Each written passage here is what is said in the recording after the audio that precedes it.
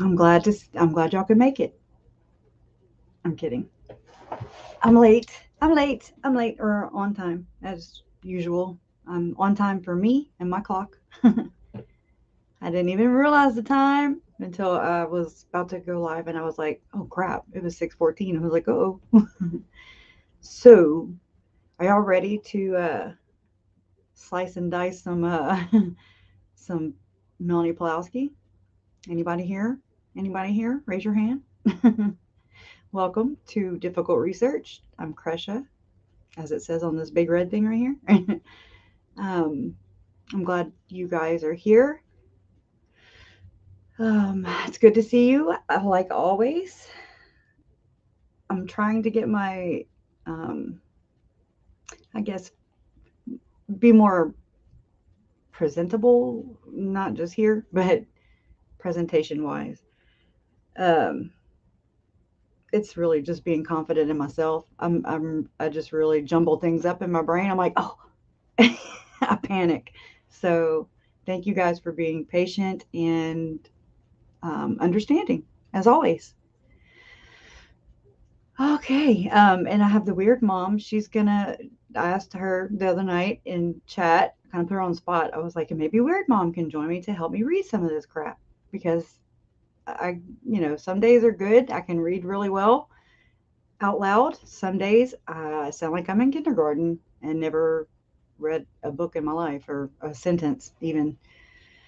It's good to see you guys here. Let me do Hey Sand Willow, hey Kathy, and Tom Vaughn, Leanne Ferguson, and Jennifer, and Trace on the Case, and Anna Soar. Did I say Sand Willow? Saying it again if not. uh, or so. Gloria Fritz, KJ in the Ray, Little Brands, Tina Reddington, my mum. Ooh, let's see. How is y'all's day? How is y'all's day? How's your day going? How's your mom and them? Oh, let's see. Okay, let me go back down here. Irene Calexico, good to see you. Hi, Jay Hughes. How are you? Philly, Nana Anna, Ron Hensley, good to see you. Lemisa Filipino Food Club, you didn't miss anything yet. Haunted, Janet, T.S. Jackson 72. Um, Good to see you guys. Donna Donald, I'm glad your mom is feeling better. I didn't know. Hey from South Carolina. Hi from um, where am I from? I'm from Louisiana. Hi from Louisiana. Glad to have you here. See, it's going to be one of those days. I'm tongue tied already, and we ain't got started yet. So I'm going to go ahead and bring up the weird mom. Hi, Teresa Fountain from Florida. How are you doing? I kind of moved everything a little bit, so my desk it does like an L shape, and so I'm right here in the corner, but it's not really a corner; it's rounded. But anyways, so it's weird. I'm trying to I try to fix it, and then I go right back to what it was. Hi, Mr. Vivian Oblivion, Director of Lighthouses. I like that. Hello from Belfast, Northern Ireland. Hoping for the right outcome with all this. And that doesn't mean just the latest Mr. and Mrs. Daybell, the whole cult, including Jeep seekers. Thank you. Thank you. Thank you. Thank you. I think everybody here in this chat wants the same damn thing that you do, Mr. Vivian Oblivion. I know I do. I know that it's something that I vowed to my uncle and to, oh my God, KJ in the Ray. Let me finish my sentence. It's something that I've vowed, oh my God, to my uncle and to my nephew JJ. And Tylee was my step cousin, but she's the same age as my kids.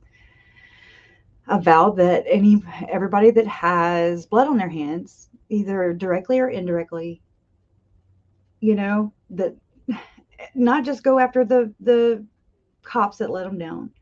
Not just go out and not go after, but just you got to fix things, right?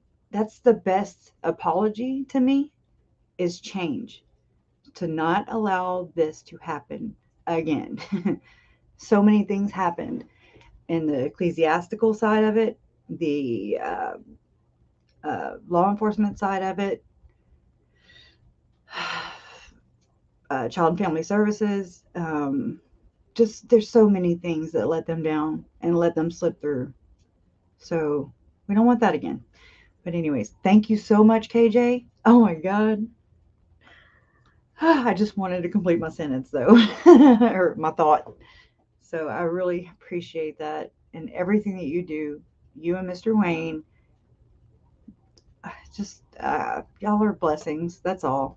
Everyone here who helps support me in my efforts and my advocacy work and whatever this is that I am doing, grieving, um, dealing with this whole weird, long, drawn out, difficult process and ordeal with all of you guys is a blessing for me.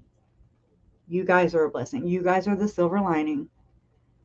I didn't expect this, and but here it is. Here you are, and here I am, and I don't know. It's the cherry on top. So it feels good. It feels really good, and I don't feel alone.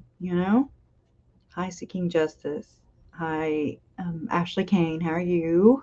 Samantha Mustard McDowell and Paisley Dreams. I already said seeking justice, but we are seeking justice. So we can say that over and over and over again. Oh, thank you, Lamisa. That's really sweet. Oh, that's really, really sweet. Thank you. Anybody else that I missed coming in, thank you so much. And thank you to the moderators. They do a hell of a job here. Everything that they do is amazing. It helps support me and this platform to do whatever it is that we're doing here. Justice through understanding, like KJ has taught me for sure. I didn't know what she meant by that in the beginning. When I first heard her say that, I am too. Yeah. But KJ said, justice through understanding. And I was like, oh, okay. Justice looks different for everybody. It's different for everybody. It's what's your version? What does justice look like to you? Justice through understanding, I think it nails it. It nails it. So thank you so much, KJ and Mr. Wayne. And yes, Kathy, yo, I have been between 5,000 and 6,000 subscribers. More, I've been at I think I'm at 5,921. And there are some that, and I mean, it's not a competition. I'm not in competition. I'm not a YouTuber. This is just somewhere I found that I was able to kind of learn, and it's where I came to watch, other creators, actually to follow the story. That's where I came. This is where I came. Thank you, Ashley. You are so awesome. Thank you. Never expected, but always appreciated. Thank you from the bottom of my heart. It means so much. Thank you. So 5,921 subscribers. And I came to YouTube because of Gray Hughes, actually. My parents appeared on Gray Hughes. I didn't know a damn thing about YouTube besides my kids always being on it. And I was like, what are y'all doing? I only listen to music. So that's what I did. And this happened, and this is where I saw a lot of things, algorithms, you type in VALLOW and boom. Before Lori happened and the murders happened, you could actually Google, somebody in your family's name and it not come up in a Google search. Now it's like, oh my God, it's done. She took that name too, and it is what it is. So anyways, so yeah, almost 6,000 subscribers. I've watched a lot of people start their YouTube channels, either right before or during. right after all this happened, and they're they're they're doing good, and so that's good. Um, I guess I'm asking. It would be nice to be elevated a little more, and I don't mean that in a. Let me try and get my thoughts. I don't mean that in a like you owe me. Nobody owes me nothing, and I don't owe you nothing. We're here, justice through understanding, but there are things that I want to do that I've not been able to do this just yet. I've not been able to do them just yet, and that is to advocate for my family members that were murdered brutally. Um, I want to do advocacy work, and I mean, just I can do it whether I have two guys or two of you in here, or I can do it if I have 2 zillion. Just saying, I'm going to keep doing it no matter what. But it would help grow the platform. It would help with how far the voice goes. That depends on you. And so I really do appreciate everybody that does come here and for subscribing, liking the videos, disliking whatever. I dislike most of the shit on here too. Just being honest. It's like I don't like the content, but it's justice through understanding. Is you got to. I make myself watch Mike Stroud. I've made myself listen to Julie Rowe. I've made myself do this because it is the least I can do for for my family members, for the victims, for all the victims. And that's Joe, Tammy, JJ, Tylee, and I said them out of order, and Charles. you know, it's the least I can do. It's my justice through my understanding. And boy, am I understanding, that's for sure. So just want to make the platform grow. Jen, my friend Jen, which she's known as the L Mom also, True Crime Unveiled. She gifted me two, what are they called? Oh my gosh, domains. She paid for the domains for www.difficultresearch.com and www.lovealwayswinsfoundation.org. That's got to turn into something. So that's me and Kathy have to get to work. Yeah, I know. Don't cuss me. But anyways, all right. So I'm going to go ahead and pull the weird mom onto the panel thing, and let's welcome her. And here we go. My camera's looking fuzzy, and there's some fire trucks right now. I hear them. Somebody's not having a good day. Pretty bad. Anyways, welcome. Oh, she came with puppies. Yes. Oh, look how Sweet cute. baby. He's cute. Yes. Or she. The puppy's cute. This is a she. She's a Okay. she. Sweet Adorable. baby. Yes, Oh, we might hear them intermittently in the background that's because, fine. It's no different than if when my kids are here or the sirens going off right now or thunder or yes. whatever. Yeah, who knows? Somebody might come do yard work. We don't know. It's just, yeah. Yeah. Well, I'm glad you joined me. Joined us. Thank you This is for the Weird thank Mom. you for having me. Always, girl. I love your insight. You have great insight. You're from Ammon, Idaho. Yes. You have a background in all this. You kind of know a little about a little. You know, Yeah. you're in the know. That's what we in the biz. Sadly. Yeah. Just saying. Yeah. At least some good can come from it now, right? That's the only option for me. Right. Positive has to come from this. Absolutely. Because it's Absolutely. shitting. It was pretty shitty there for a hot minute. Absolutely. Yeah, that justice through understanding, man, that just speaks to me. It does. It does. Yeah. It makes all the difference, or it makes all the sense in the world. Let me just say that. I'm gonna have one of those backwards, more than backwards days. I already have backwards days all the time. I say things wrong. I'm like, good God, why'd you say that? rambling sometimes, but anyways, so all right, let me share. I gotta share my screen. Girl, you never ramble. You just get really thorough with certain subjects. So, And Jason's like, you pound that in. I was like, do I? Yes. And I was like, oh, from that this angle, that angle, that angle, and every from the top. angle. And then again, Yes. repeat. Yes. Yes. And JJ was a lot like that with his repeating. He would repeat everything. I have a video even on here that I uploaded when I first started my channel. This is the first video I uploaded. No, first one I uploaded was him and Papa on the bus. Oh, And that one was sweet. yeah, and then I found a video that we had taken at my son's birthday, which was January 1st, 2019. So it was 2018 to 2019, right? New Year's Eve, da da da. Right, right, right. And JJ's singing happy birthday. We're all singing happy birthday, but all you hear is JJ, and he's like, happy birthday. And I'm like, oh.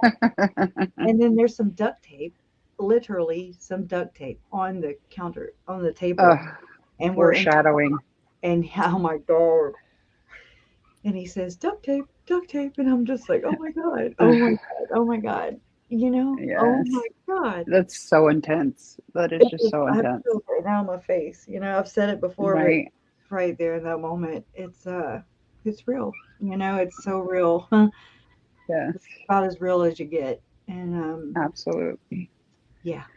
And then my uncle Bobby, which is my mom, and my uncle Charles's younger brother. He's the baby brother, and Oh, he was there. We were at his house actually, and my daughter's yeah. talking to him. You can see them in the background. And my Right. uncle's so loud. He is so loud. Okay. And she's like showing him a little bruise or something on her knee, and he's like, "Oh my God, you're gonna die." Wow. He was like, What "You're gonna," happened there? and he Cut was it like, off. he said, "You're gonna die, pulmonary embolism." And I was like, This is Ah. all in one video, and this is JJ saying duct tape, Wow. and flick the bic, And Jason was like, "No, no, no, let me have the bic." Wow. It's crazy. Final destination type stuff. Like, Gosh. yeah, the They train is can't make coming for you. movies this crazy. The train is right. It's coming right for you, and final destination. Yes. Perfect analogy. That's why I don't like riding behind log trucks. Right. Just saying. Okay. That's Yeah. I was behind a boat the other day and I was just like, I'll just stay way the hell back here in case, Yeah. Just see what everybody's doing. yeah, I got it. yeah. I will get there like 1 second later than that guy, so it'll be fine. It'll be Right? all right. Yes. Exactly. Exactly. Those red lights, man. I used to get so teed off at red lights, And finally, I got to the point where I was like, you know what? It could just be saving me from getting in a wreck right there. Or when somebody Right. cuts you off, or they get up from behind you and they pass you up, and you're stuck behind them in the same red light. You're like, well, where'd that get you? Yeah. you know, Yeah. that's just not my thing. I don't know. Exactly. I'm not a road rager. Not saying it's just it can get out of hand. A little crazy. My grandma, she was my nanny, my mom's mom, and Uncle Oh, Joe's mom. I love that, Nani. Oh, that's sweet. Yeah, Yes. she would always say twit. She'd always say twit. She always told me Look that at this twit. ain't is This not a twit word, over here. and it sure Ain't. is a Yeah. word. It's not. Now it is. It is Yeah, now. It's in the dictionary. I win. No. Yes, the things they fought so hard. You're not always going to have a calculator in your pocket. Well, guess what?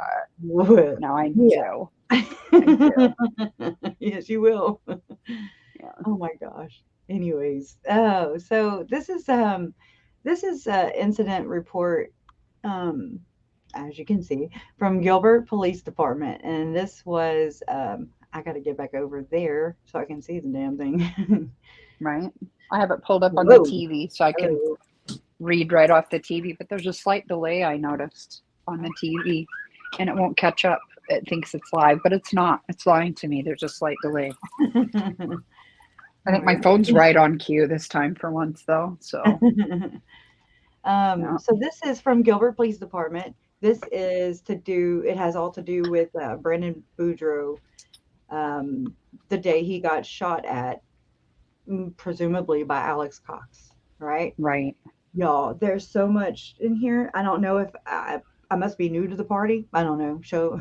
I don't know. I read some stuff the other day, and even in my live stream from Sunday, and I was just like, oh my God. And I've even read it again since then, and I'm like, holy crap. Some things like kind of just fit in, they locked in the Yeah. pieces were filled, and I was like, okay, I'm getting a bigger, better picture of this, and it's crazy. So I do Yes. have some videos already uploaded. Haha. That's what I was like, I'm going to be smarter than the tools I'm working with, right? Because that technology Yeah. kicks my butt. Yes. It kicks my butt on a regular. And so I was like, why don't I upload some of these? That way they get out of my storage. It's a win win. Out of my storage, into my Boom. YouTube account, private Yep. them, whatever, and then I can share them just right here, Yes. right here, Yes. right here. Yes. So, At your leisure. At your leisure. what? The dog? No, I Wait. said at your you can share them at your leisure. Oh. At your leisure. That was a terrible I was like, is it a attempt at an chihuahua and accent. something? Yeah, sorry. Sorry about Yeah. that. Oh man. Okay. Um, meow. Okay. Back this up real quick. And so there's a few things that I want to show you guys that when I read it. So I'm going to go ahead and show, instead of reading this first, I'm going to go ahead and show you the videos. Um, I can't talk and think. That I uploaded. No, that's not it. Here. Um, it's the one that I found, and it is video footage of the. I mean, this, and it's in the report also. That's what I'm saying. If I wasn't able to corroborate this, then okay.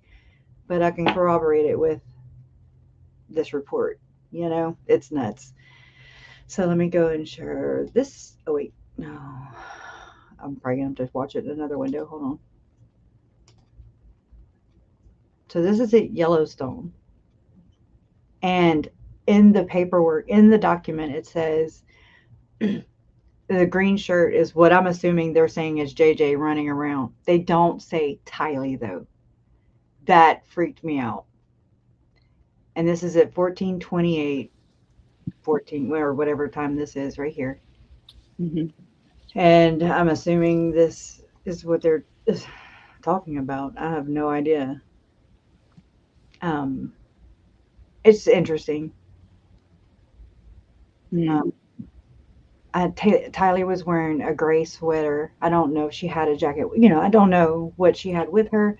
But why did they say just JJ? That's, I didn't think about it when I read it, and all those times, or a couple times for sure. And then I really read the statement, and I was like, oh my God, they didn't say Tylee's name. So what gives? Mm. Where is it? Just they made that note, or and just Maybe they just left it out because there's actually pictures of her there. right.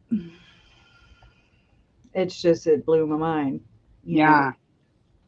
Or Don't maybe know. for some reason she just doesn't appear in the photos. Right. I want to believe In that. some I of want to them. think that, but I just. Mm, Like, was that going out or coming in? Like, it makes sense, like, for them to, um, like, mention all four of them going in, but maybe. we'd have to go over around the timeline or whatever, that of them leaving Right. his pings, Alex's freaking phone pings. Right. So I don't know. I wanted to show you guys that and just check it out again. And so I'm looking. It looks like an adult to me. It don't look like a kid. If I'm looking here, I don't see a green. And I mean, maybe I don't know. Who knows? How tall is Tylee? About 5 foot, 5'1", I want to say. And JJ, he was like up to my shoulder. I'm Look, 5'3". that's clearly only three of them. Like, when it gets to that point, you can see Yeah, there's clearly only three of 1, them. 2, 3. So where would Tylee be? Is she back Yes. here? I doubt it. looks like they're just putting on a jacket, but that's somebody walking ahead. See, it's just Mhm. weird. Um, it's suspicious for sure. They look like they just, like pushed off each other. I don't know. Right. It's hard to see, and I mean, the more you zoom in, the worse it gets. But And break. Yeah, that was, it's like huddle, huddle, and break. right, and then I mean, but it's good for its color. It's good for a Yellowstone camera. Yeah, It's a it's good state for surveillance. Yeah, that is federal absolutely. land. That is federal property. Okay. Yes. Anybody who has watched Yellowstone, y'all know about the train station, right? Yeah. Why the Yeah. hell There's a did little. Chad Daybell, Alex Cox, and Lori Damn Daybell, why the hell did they not utilize this or at least test that or push the boundaries, with the 50-mile zone of death? Right. The Google it zone of on, death. you Yeah. know, that's, Google that on Go up. into the Yeah. internet. Google that up. there you go. Anyways, Yeah. sorry, I just flashed out on you with the mic Oh, strap. yeah. Go into the internet. Google that up. Couldn't help it. I love it. I love it. I did Google that on up, and that's all I do is Perfect. Google that up, Yes. So, My hobby. anyways, If yeah. anything ever happens to me and they're like, well, we pulled up her history, they're going to be like, it took us hours, the man hours involved to go through her search history and follow the leads.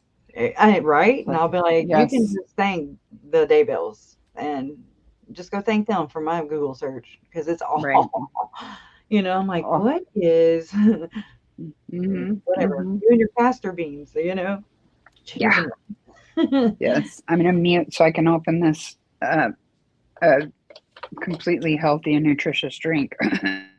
Oh, okay. Yeah. A wink, wink. Okay. Let me go here. It's right Okay. in the name. It says doctor right on it. And so it's good. It's good for me, I'm, right? I'm drinking one that's not a sugar free. So I'm a bad Mine's girl not club. It's sugar your next free. Tuesday type of day.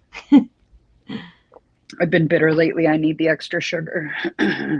So, Cheers. Here. um, Oh, and well, crap. So, I mean, I just have a few things. Hold on, just one second. okay, doke. Go back to present, share screen. I should have never turned it off. um, I don't. Okay. Boudreaux, and Thibodeau. All our jokes here are Boudreaux and Thibodeau jokes. That's before Brandon Boudreaux came into my life. They're like, so Boudreaux and Thibodeau walk into a whatever, you got an old priest, a young priest, whatever.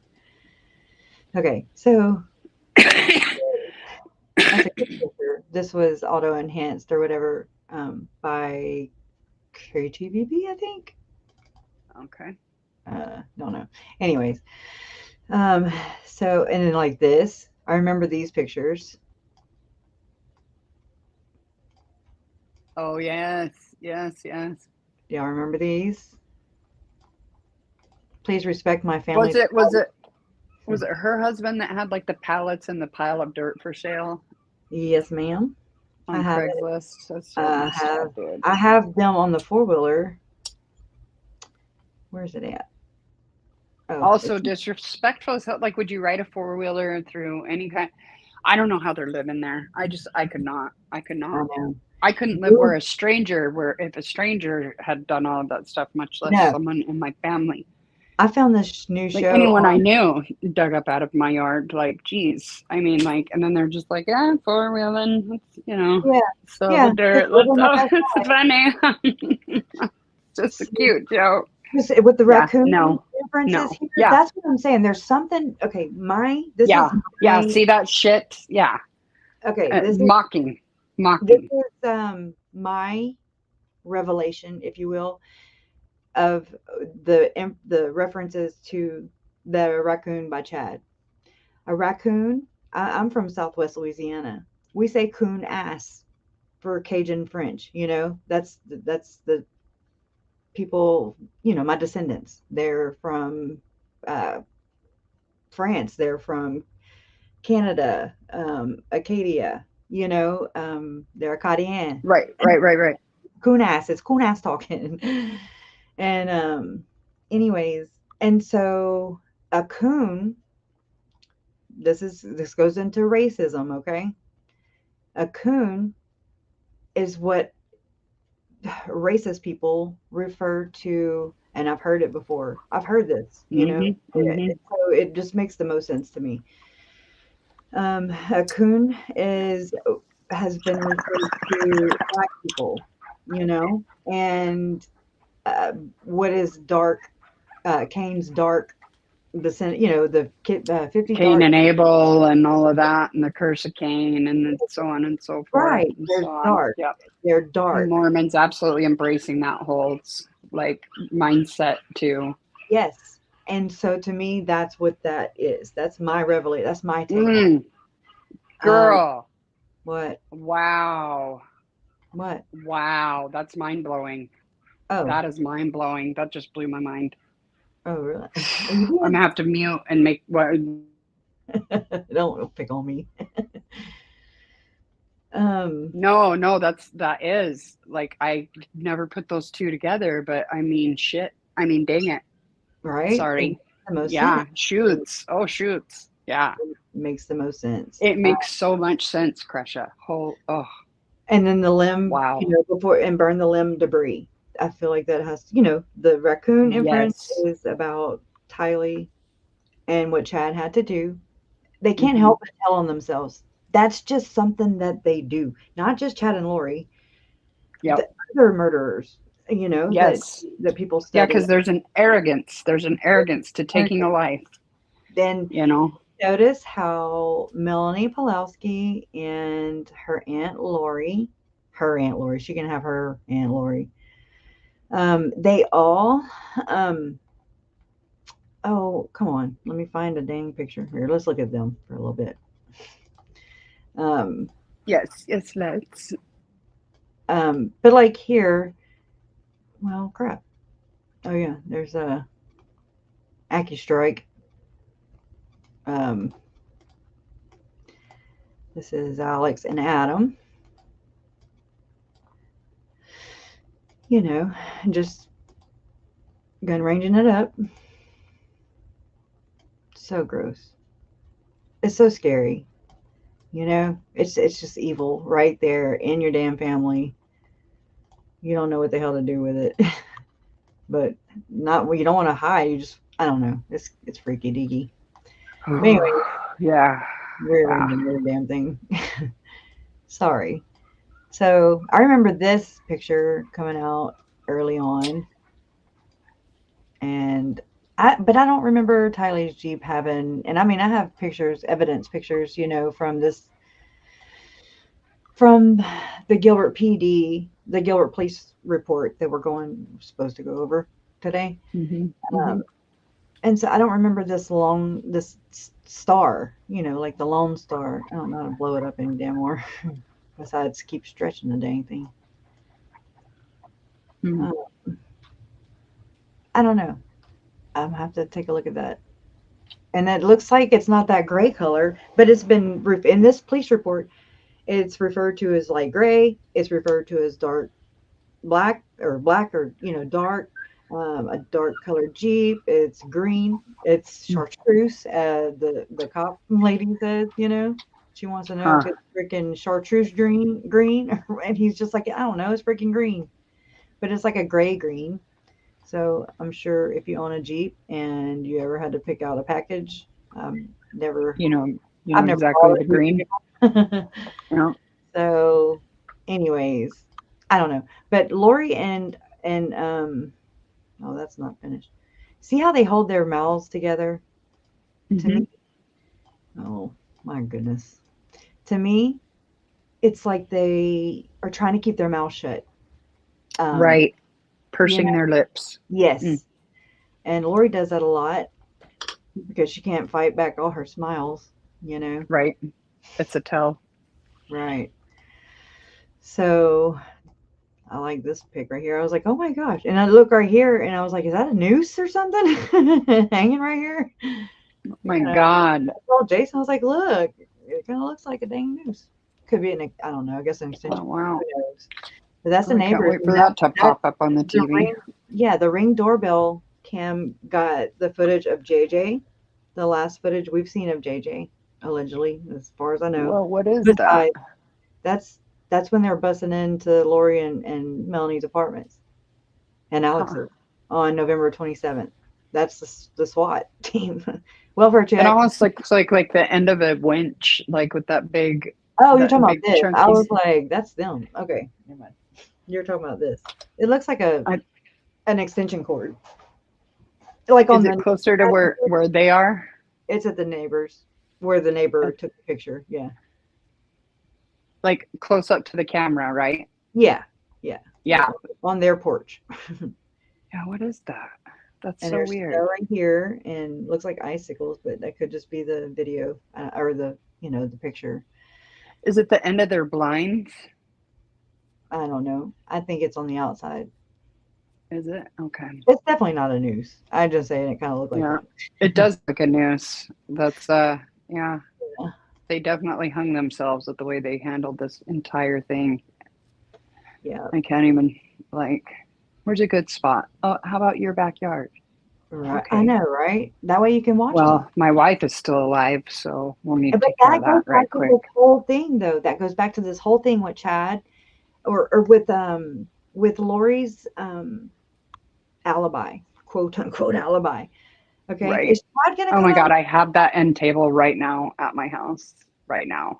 With Really? crap on it. Yes. Well, you Let me must just have look got at it. Holy shit. Dude, the hell with this case. right. I know Oh they my try to God. ruin everything.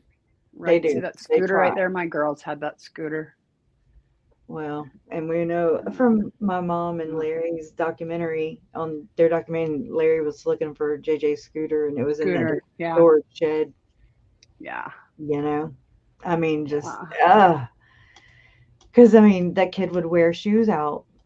From he was a mover and a shaker, man. Just A the lot one of shoe. I actually experienced that with my children. Just the one shoe gets worn out because the other yeah. one's on the board all the time. Ooh, ooh, So, yeah. yeah. Yes. Um. Bless his heart. So, what am I getting to? Now this comes off of Melanie Gibb. I mean, I'm sorry, Melanie Look at Pawlowski. that face. That's a great face right there. I know. I'm like, it looks like he's running, and I'm like, run, dude. Run, boy.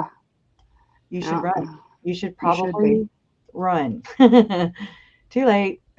You're in this to win it. So here you Yeah. go. So this says Melanie trying to look all glamorous for her big day on TV. on Dateline. Yeah. Yeah. Okay. Yeah.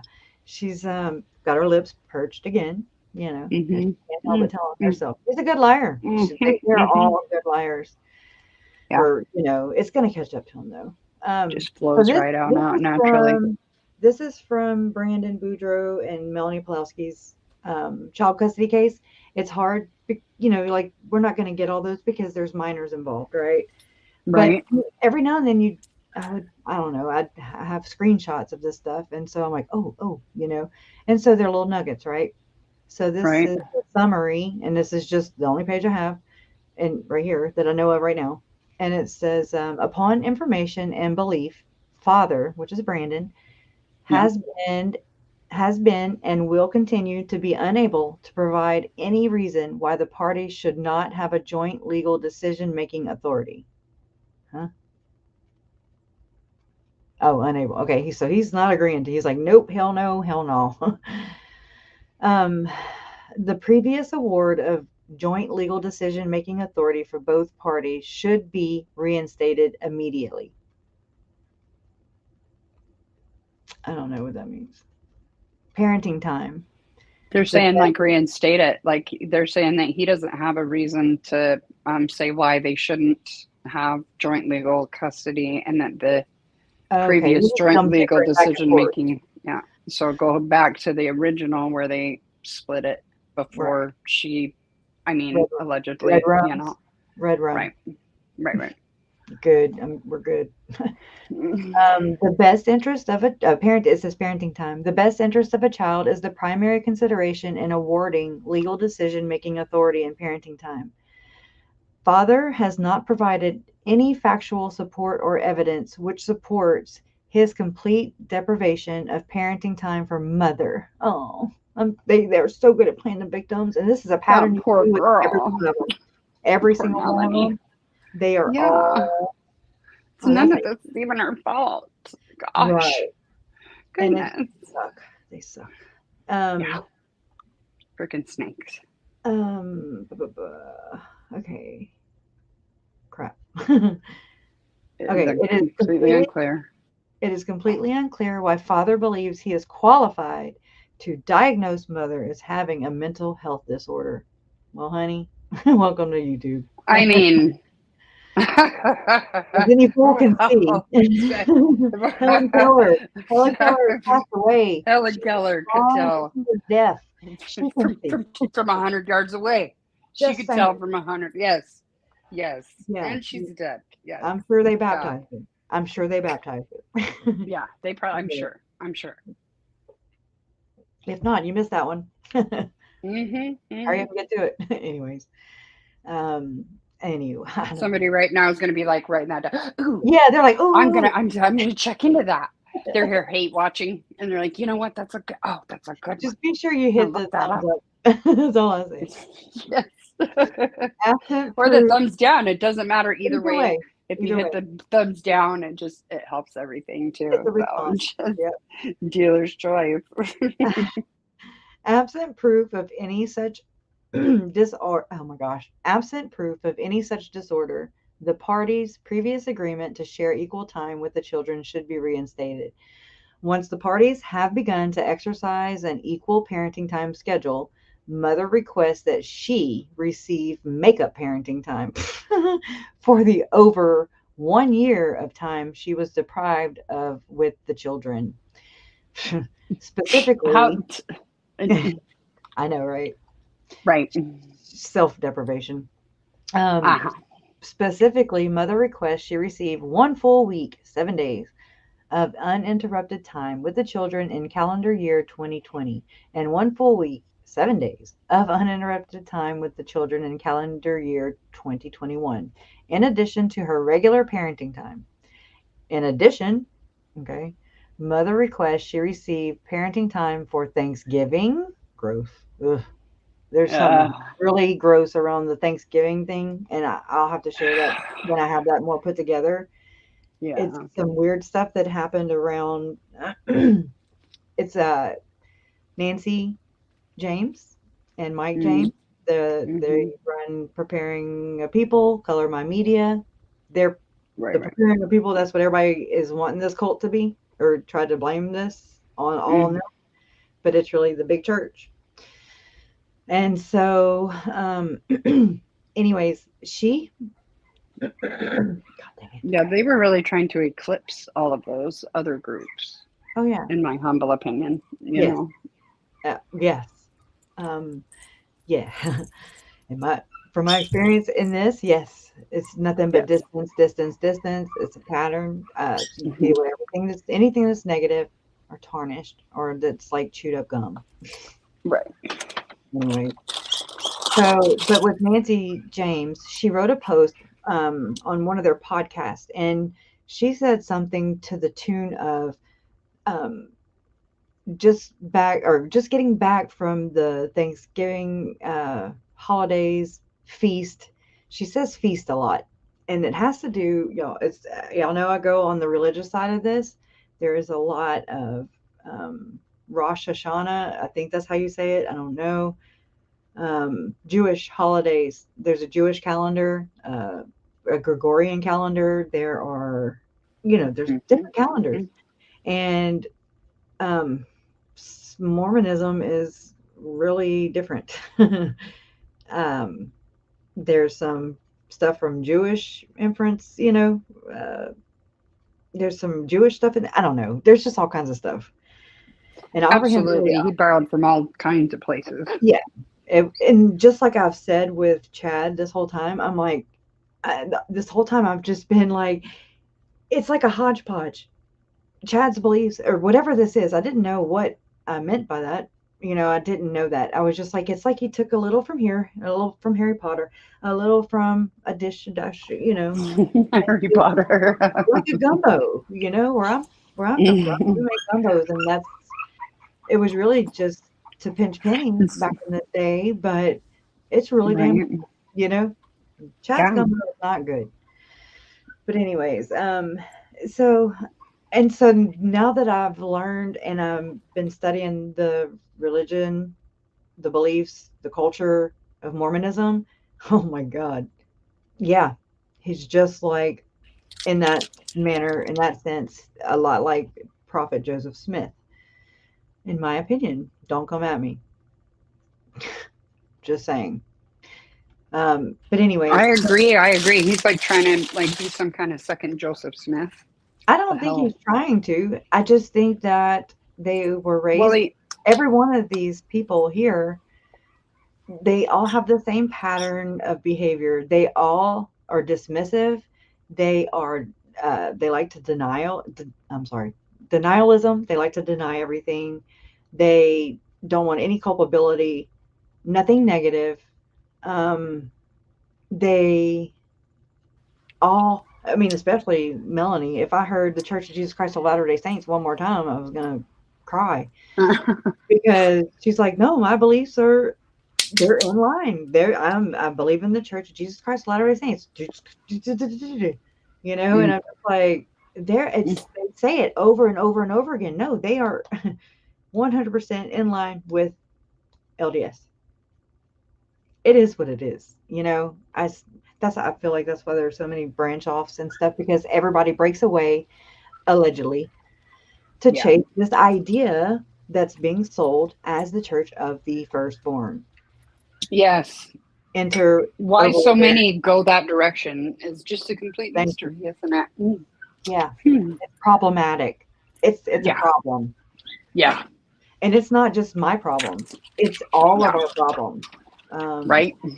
Because if they are, I've said this before, if they're pairing them off two by two, if you will, Yeah. and selling these ideas allegedly of the second anointing, which, and I dub it the celestial champagne room. Mm-hmm. They in there Mm-hmm. making it rain.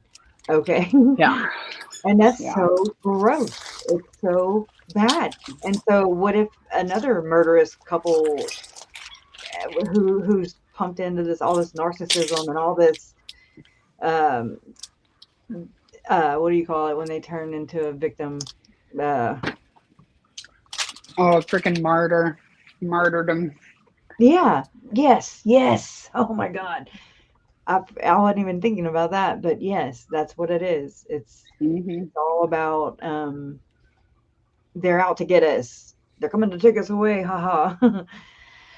Yeah, and nobody was. They said they were, and this is from what I've read, this is from what I've researched, that the church back in the day, um, the government was after them, or not after them, but they, let's see, let me go back to, like the Mormons. I don't know how to explain it very well, okay, but Right.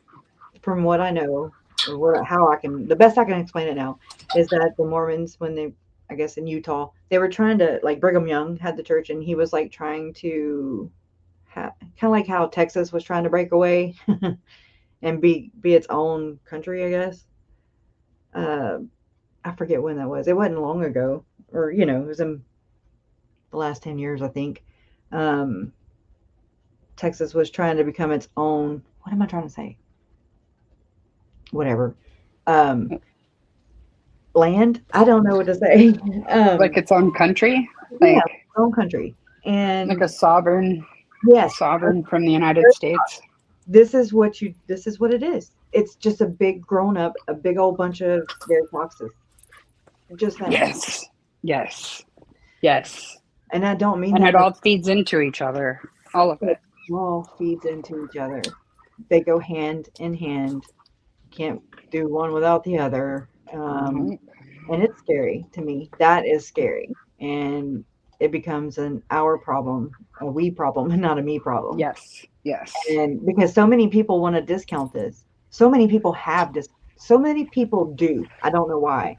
They say it had nothing to do with religion, and I'm like, are you? This is before they even came out with the religious.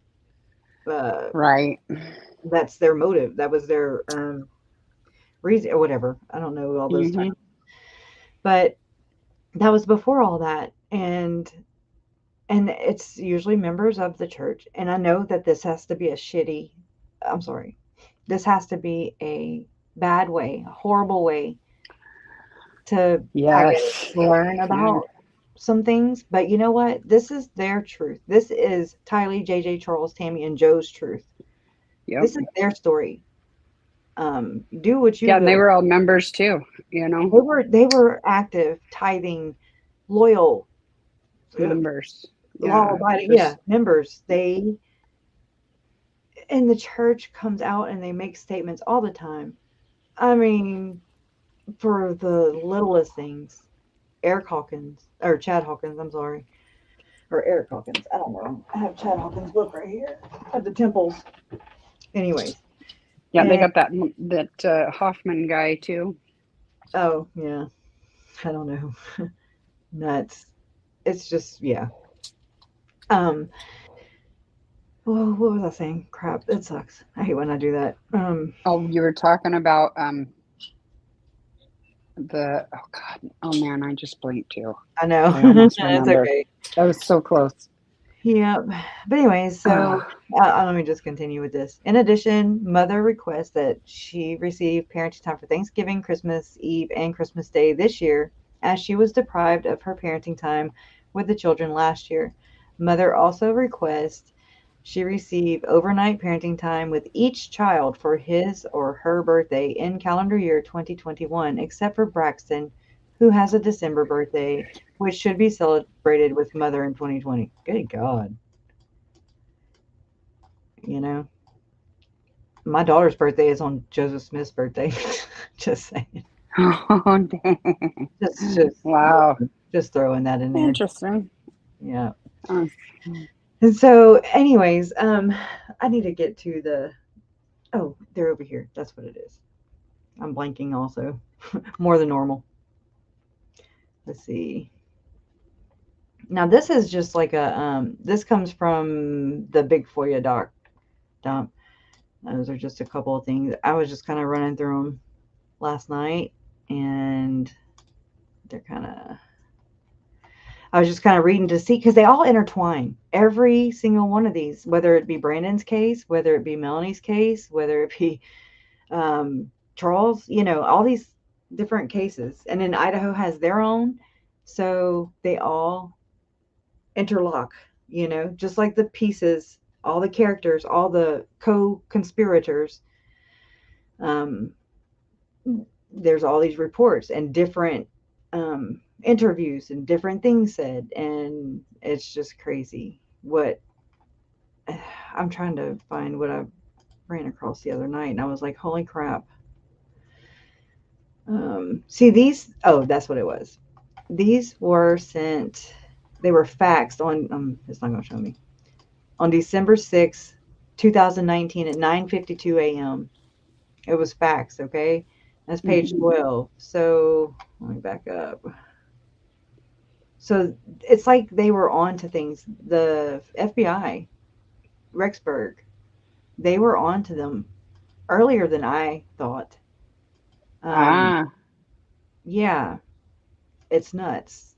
Um, why do I blank when I go live? I don't know what it is. This is not me. dude, I feel you though. I feel you. This is Like, not me in regular, normal, real life. I'm just like, right? I got it Yes. together as soon as I press end. As I soon as I promise I can go, make a sandwich. Like what? it's, it's like I can't get all the way through a train of Really thought. I sucks. promise. It's It's, frustrating. I But feel like that this, in this my right heart. here, this is page 3 of that fax or facsimile, whatever.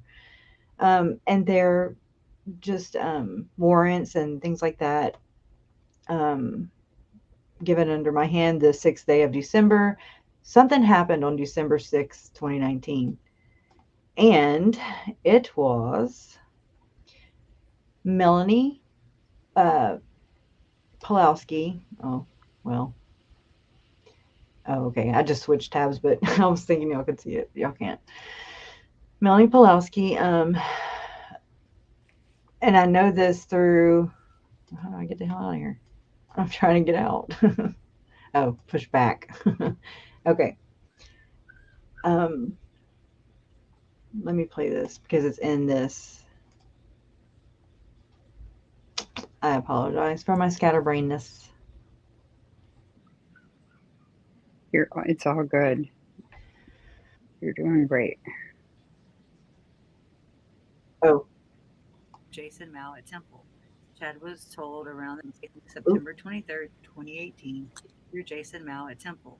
Chad was told around that time by one of the three Nephites. I think that's who they are. Melani?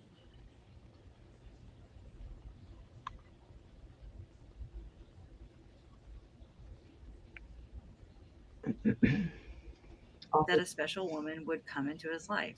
November 2018. Together at this point at the Mesa, preparing a people event time. Chad and Lori are still to each other in Temple, where they travel to another upper room, and Moroni gave Lori to Chad. The Savior was there. Moroni and Chad have been married to Lori in many other probations. Lori is their favorite spouse. Lori has been on 21 planets.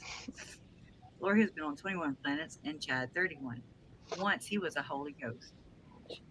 Chad 5 times on this earth, and Lori has been 4. Chad makes a portal in Lori's closet so she can visit him. Oh my God. At this time, oh yeah. At this time, Chad told Melanie he has no relationship or interest in Julie Rowe. He had Oh, what also did I do? previously said he didn't want anything to do with Is it Suzanne playing? Freeman. Lori and Chad believe they were in Yeah, charge it's still playing. for the 144,000. They make charts Oh, of who the people are and who is still to who and how many probations they've had and who they have been in past lives. This chart was on Chad's computer and in his email, so now it is public property. The 12 apostles are on this list. Tammy is on this list and was put down as being married to John the Beloved, who is also Enoch,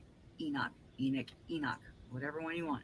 Chad calls Lori and tells her that Charles is now Ned Snyder. there's a whole Lori tells other Charles he has become a zombie. pronunciation His too. spirit has been hijacked by an evil spirit, and his spirit is in limbo.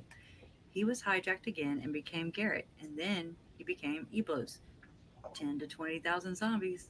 During this time, Lori is completely open to Charles, who she thinks she is. When she met Chad, she had already been translated in her mind and stopped wearing garments because they are meant for protection and she no longer needs it. Charles files for divorce and does business trips to Texas.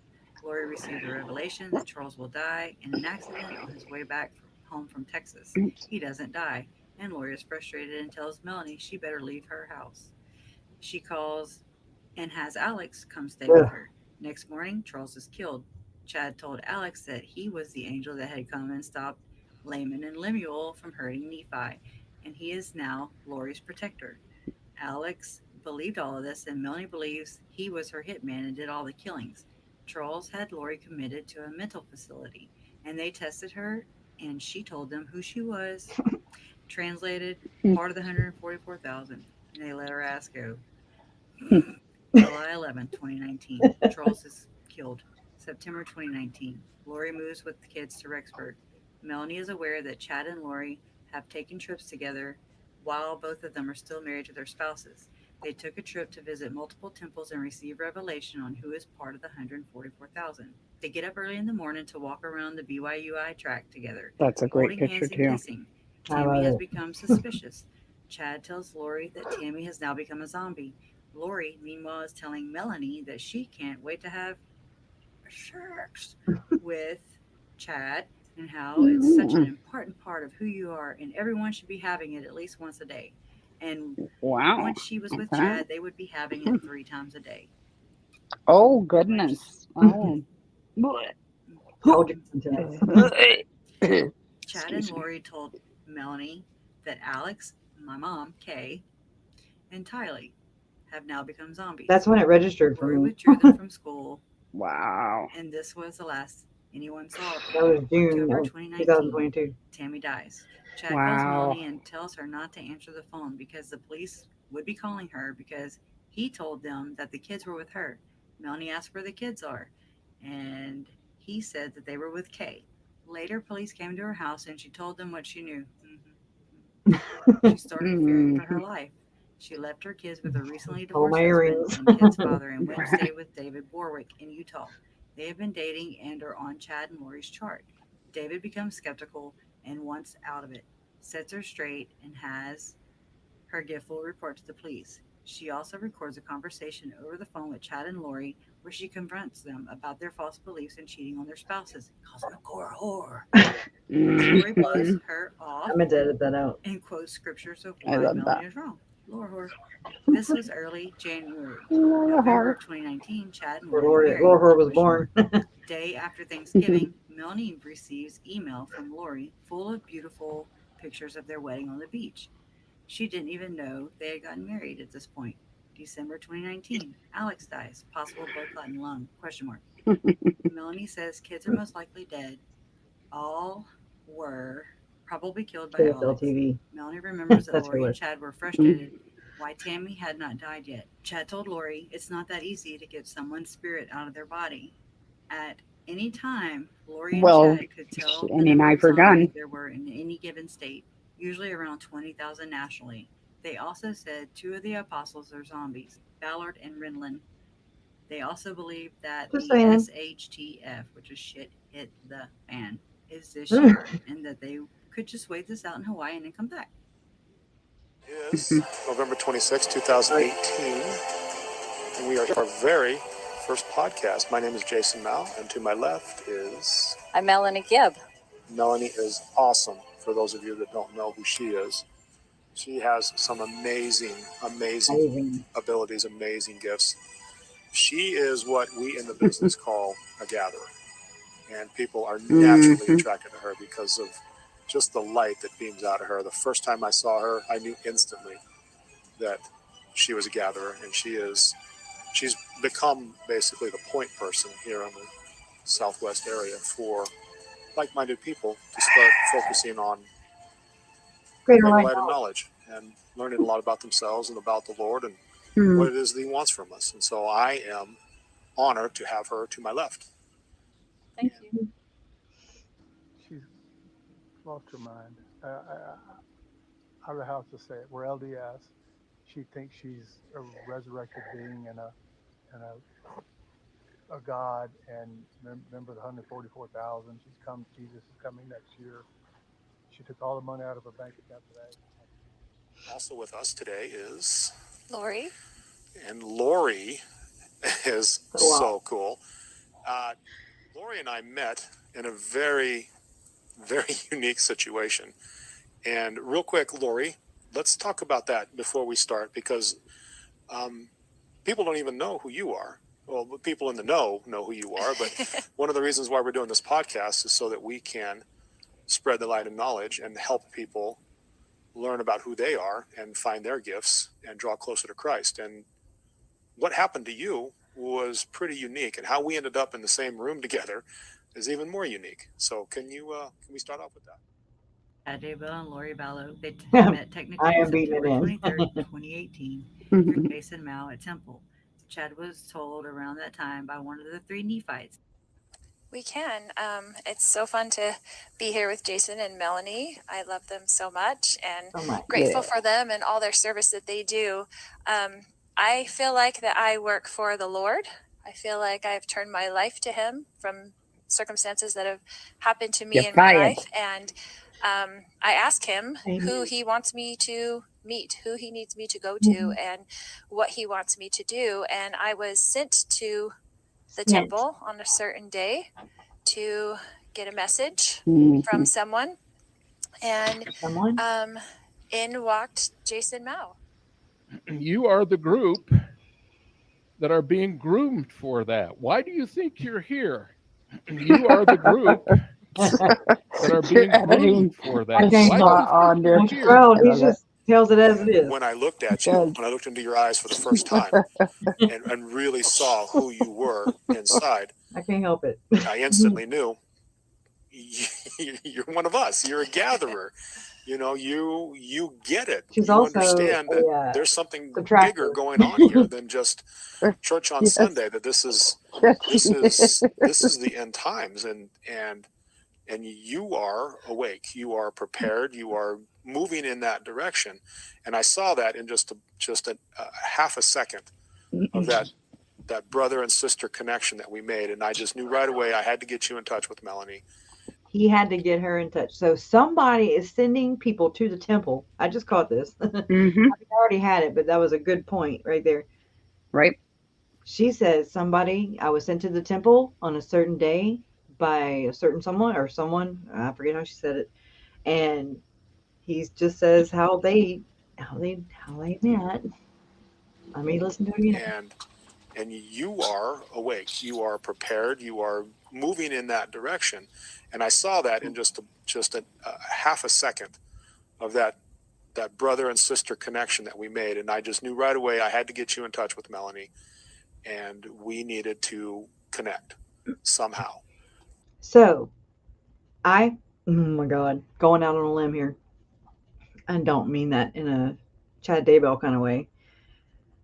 But that, to me, this is what I'm going to say it without saying it, okay? Because I can be sued and pursued and Mm-hmm. I got my Jesus card right here, okay? I've already had my Jesus card. Allegedly, yes. On my living room floor. So, to me, this is so relevant because, and these are just my opinions. These have nothing to do with anybody here.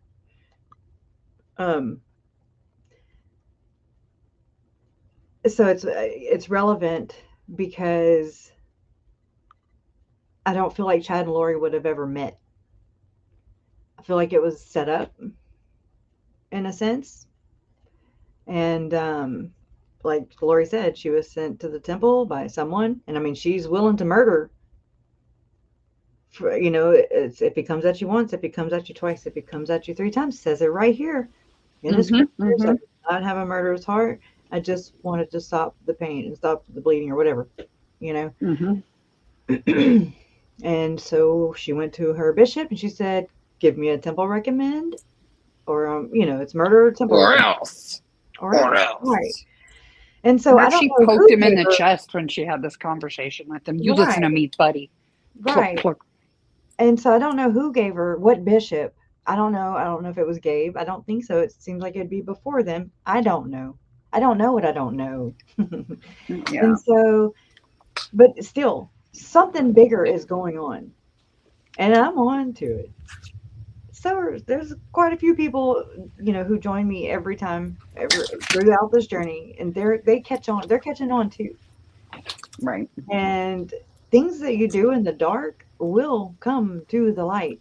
And I'm going to be leading the damn, I'm the freaking, whatever the person, I can't even say it. I can't even say it. I can't talk smack right. Our Capitan. I'll be right there leading the pack. Yes. Right. Yes. Because that's crap. That's some shady shit. And you're in the business of religion. Okay? And so people are in this and they're blind to it. They don't even know. I didn't know. Yeah. I just took things for what, for face value. It's mainstream, they said. It's mainstream. I've heard mainstream times. And so everybody has a different understanding, a different idea of what justice looks like. Well, I have a different understanding of what mainstream looks like, because that's not mainstream to me. Not on my radar, not on my watch, not on the Firefly or any Earthlife after it. Right.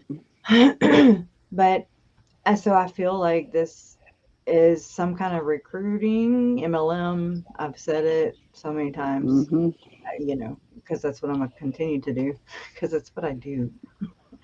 So, anyways, I know I veered way off. That's kind of, I'm led by the Spirit.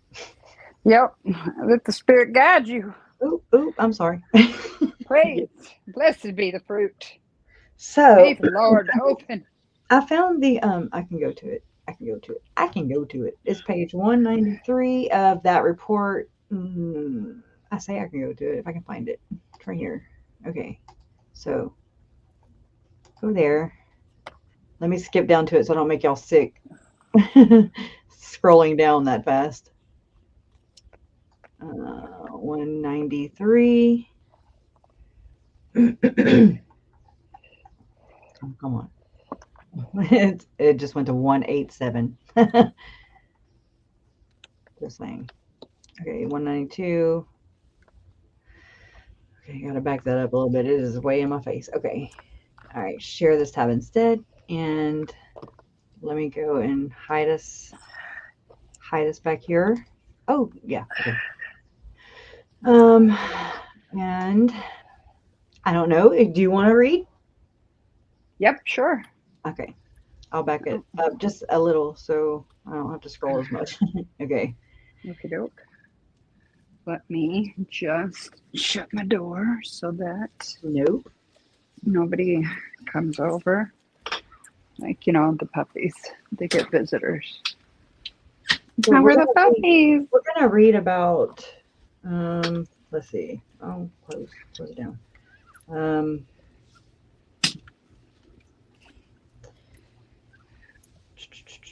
Probably about 11 pages. So. Okay. All right. Oh, shit. Just see. Sorry. A little automatic scrolly thing on. Okay. All right. Let me get sat down here. I'm going to turn this way. Okay. What do we got? The supplemental report. Yeah. All right. So the following introduction is to provide insight into the multiple investigations prior to, during, and after the attempted homicide committed against Brandon Boudreaux on 10/2/2019 that was investigated by Gilbert Police. After the initial Gilbert Police investigation, it was learned that multiple subjects with specific motivations were associated with Brandon's attempted homicide, as well as other homicides committed in other jurisdictions. Ooh, they're referring to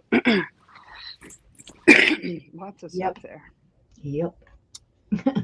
Lots Below, yes, absolutely. Oh, here, I'll move it up now. Okay. I won't move it for you anymore.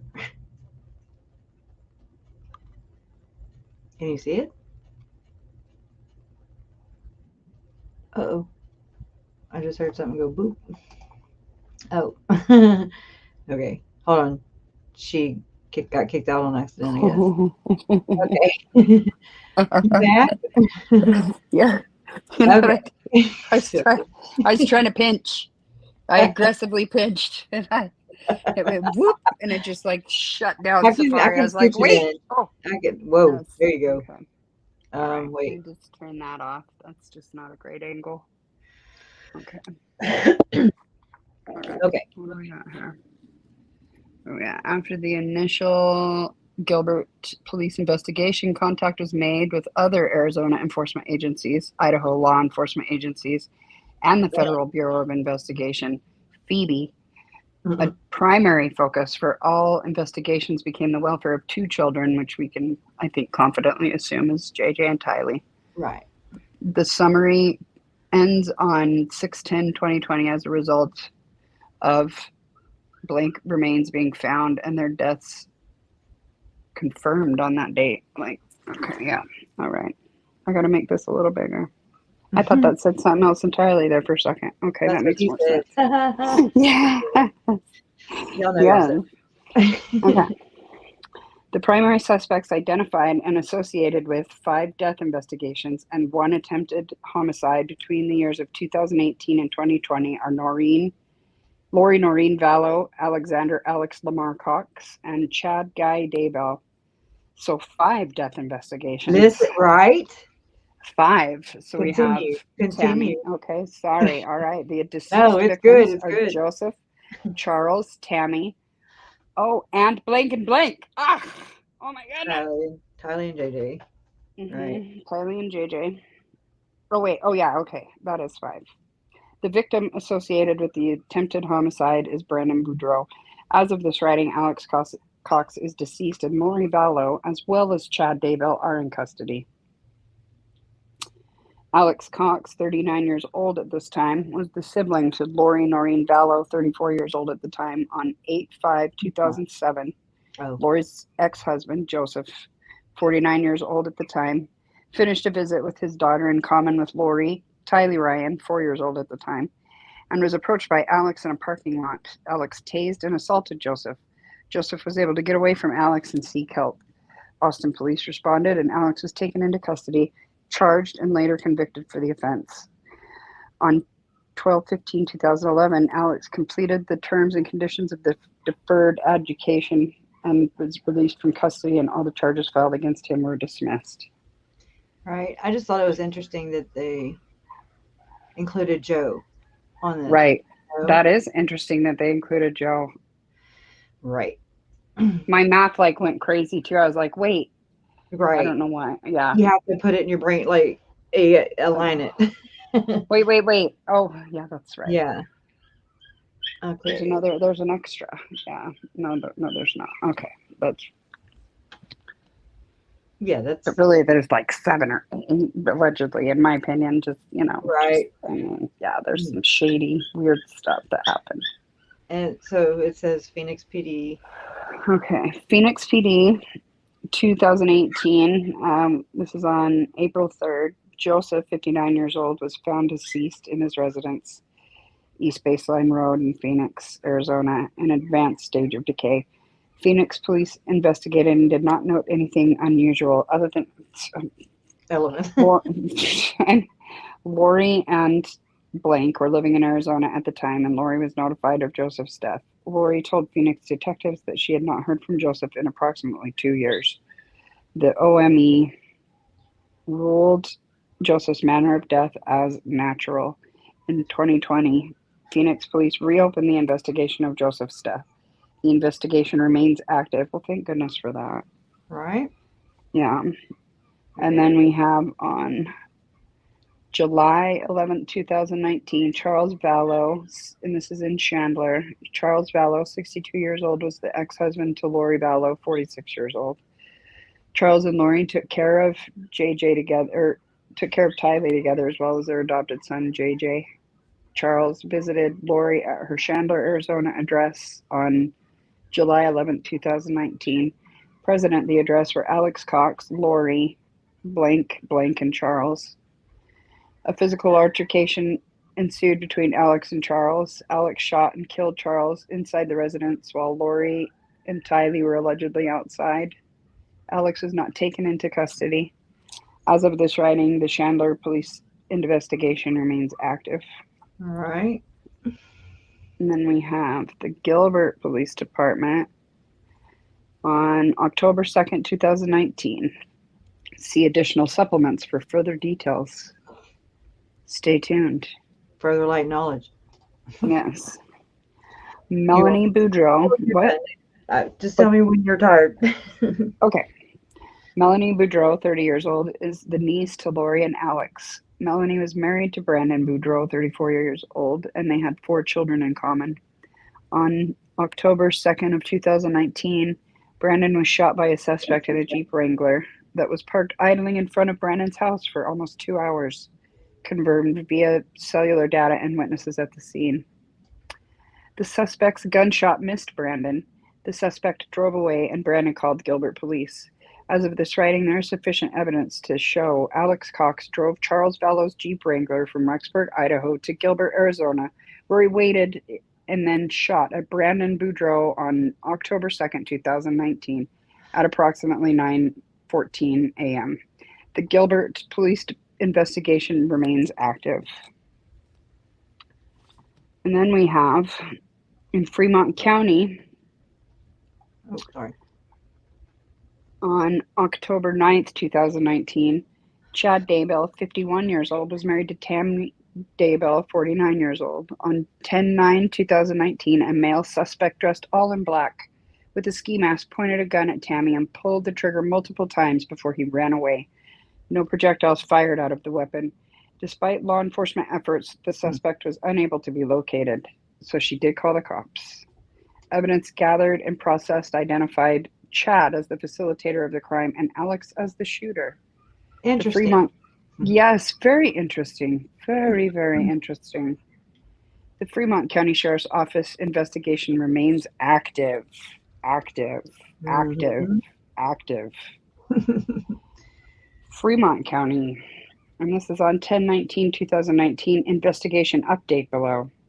On 10/19/2019, Chad Daybell called 911 to report that his wife Tammy fell out of bed and was deceased. No physical trauma was observed on Tammy, and an autopsy was not completed. On 11/1/2019, Chad and Lori VALLOW were witnessed by law enforcement holding hands and engaged in romantic behavior. Oh, hard to even not say spiritual. that. Not spiritual. Yes. Or whatever. Yes. Emotional. Right. Emma Daybell. Yes. Cops were watching and they were holding hands and kissing. That's just my opinion. Eric Biggie said that there is surveillance of this. So, oh my goodness. My goodness. That's 11/1. That's on 11/1. Chad and Lori were witnessed by law enfortement holding hands. And smoochy moochy. But I mean, he did not get a divorce. And that's the According to Lori to Melanie Gibb. She was like, he didn't get a divorce. Right? Because Chad can't get divorced. Right. No, that's not So, called what kind of divorce is that? Like what divorce is that? You know, yeah. to kill your spouse method. I'm sorry. I find it very interesting if there are divorce proceedings, because if Chad files for divorce, I feel like, no, that's against your religion. So that's why you're sealed now. Yeah, you're sealed. I wonder if the church would even let them get unsealed, because that has to be sanctioned. I would love. You can't just decide you're not unsealed. They'd have to acknowledge it. Right. Yep. So that would be funny. That would be funny. It was later discovered that Chad and Lori married in Hawaii on 11/5/2019. Further investigation revealed Lori, Melanie Boudreaux, and Alex Cox all moved to the same apartment complex in Rexburg, Idaho. Chad visited intermittently. On 12/11/2019, Tammy's remains were exhumed for further medical testing. The Fremont County Sheriff's Office investigation remains active. Active. And they were active Latter-day Saints at the same time. Just they love that word, active. Active. Yep. Yes. Holy Spirit, activate. Anyways. Activate. I know we're snapping. All right. Rexburg PD on May. Oh no, I don't know. I was trying to make that a freaking date. That broke my brain for a second. I was like, wait, what day is 298? Hold on. It's May 298. Okay. No, just kidding. It's November 4th, folks. November 4th, 2019.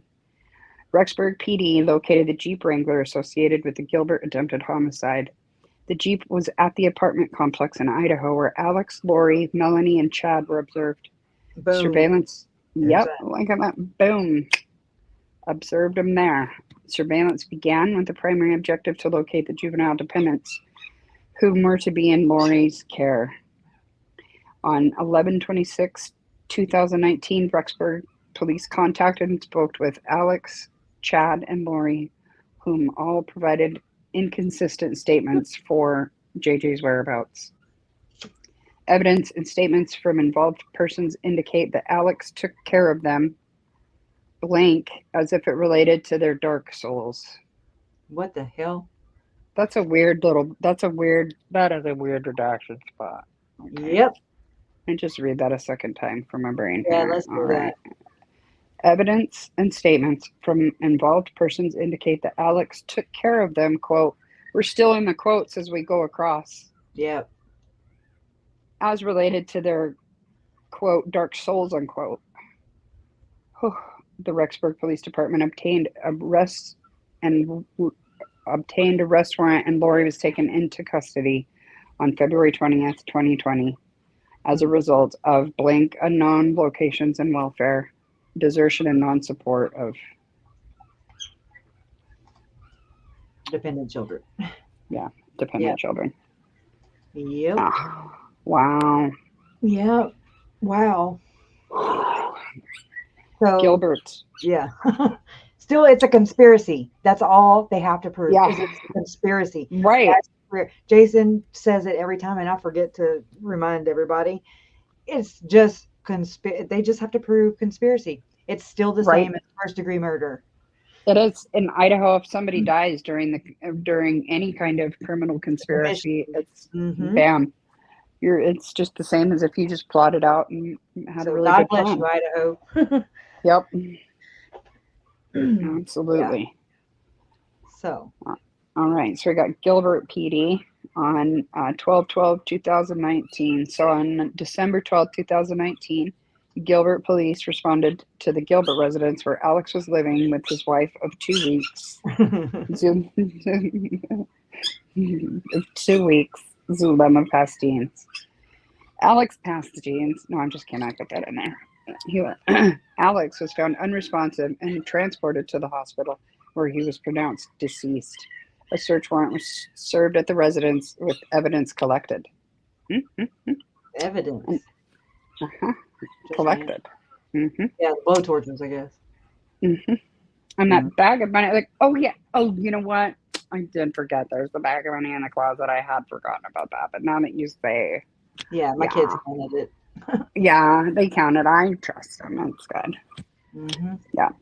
An autopsy was completed on Alex, and the results were received on May 8th, 2020, which indicated Alex died of natural causes. The investigation was cleared as a non-crime. I mean, allegedly. Too bad for Alex. You know? I know, right? Bummer for you. So now in Fremont County, we have on June 9th, 2020, the Fremont County Sheriff's Office, Rexburg Police Department, and the FBI served a search warrant on the property of Chad Daybell after evidence identified possible locations where the remains of, we can only assume, as JJ and Kylie would be located. On that same date, human remains were discovered and Chad Daybell was arrested. On June 10th, 2020, forensic analysis confirmed the remains were that of the kids. Yeah. The Fremont County Sheriff's Office investigation remains active. Criminal charges are pending in the respective jurisdictions as the individual investigations are concluded. And now, this was as of, I think this was 2021 when they did this report. 8/4 of 2020. Wow. Is when, Imagine having that as your reason that she doesn't need any custody. She's fine. Exactly. This is my proof. Exactly. Like, what a bizarre and crazy life. I mean, Brandon was over there minding his own business. You know what I mean? Like, paying Melanie hundreds of thousands of dollars. Yeah. In their divorce settlement, and he's over there plotting. Just saying. Yeah. She's in this. Let's keep going because we got it covered. 11/23/2020. Additional information added. This is Ryan Pillar. Yada yada yada. Body worn camera. No. No, why not? Keep that thing on all the time. I know, right? Yeah. Charles VALLOW. Okay. Injuries. Okay. None. I don't know what that's all about. Okay, so this is what day? What day was this? 11/23 reported. 2020. Okay. Okay. Okay, so it's got Uncle Charles's credentials and stuff. Okay. Supplemental report, right? It's 10/2/2019. All right. Just let me know because I'll jump in whenever you want. All right, ready. Okay. Okay, narrative. On October 2nd, 2019, I was assigned as the lead investigator for the attempted homicide of Brandon Boudreaux. Motives and involved persons were initially unknown. As the investigation continued, the number of involved persons, investigation leads, and suspects increased, as well as the discovery of multiple victims and locations in which crimes occurred.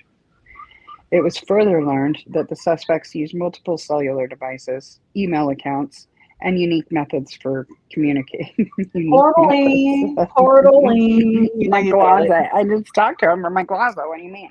Right. Doesn't everybody? I mean, Just saying. yeah. As a result, numerous search warrants were drafted and evidence gathered.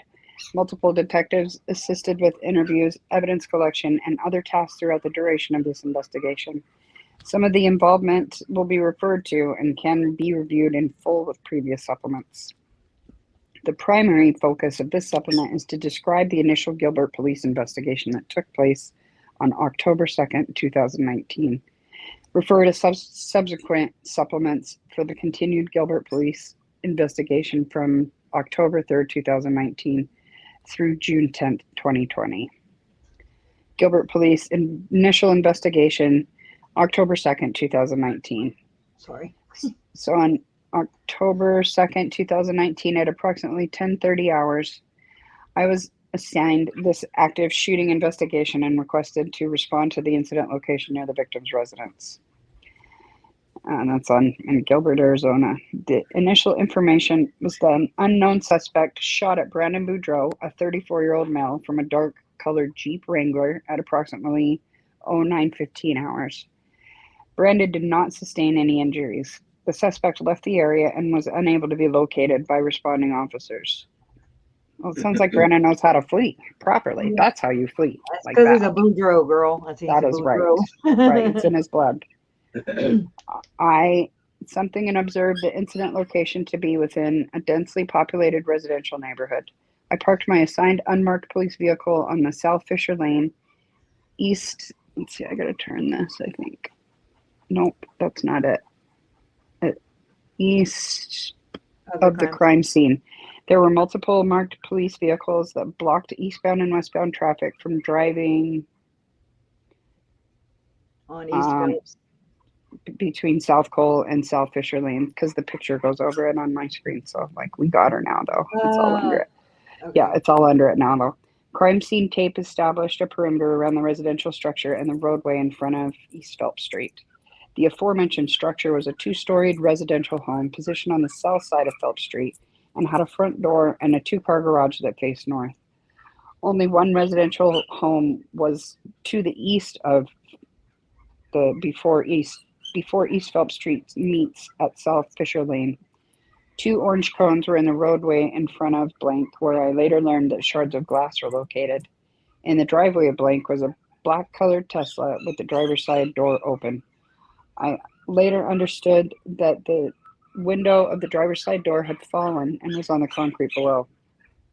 I remained outside of the crime scene while assignments were provided to assisting detectives and patrol officers. As the case detective, my first task was to talk with the victim, Brandon Boudreaux. I observed three males seated across the street from, I'm so sorry they're being so loud. It's okay. From blank outside of the crime scene tape and upon grass landscaping. I confirmed with the initial patrol officers that Brandon was one of the three males. I walked to their location and introduced myself to Mark Bell, 35 years old, Christopher Pierce, 39 years old, and Brandon Boudreaux.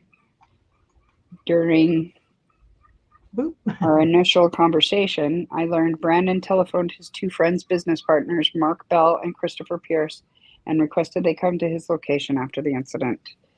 Neither Mark nor Christopher were witnesses to the shooting. After learning this, I explained that my investigation process to follow and requested Brandon speak with me. Brandon agreed and followed me to my police vehicle. We entered the vehicle and I turned on the air conditioning. I advised Brandon the conversation we had would be recorded.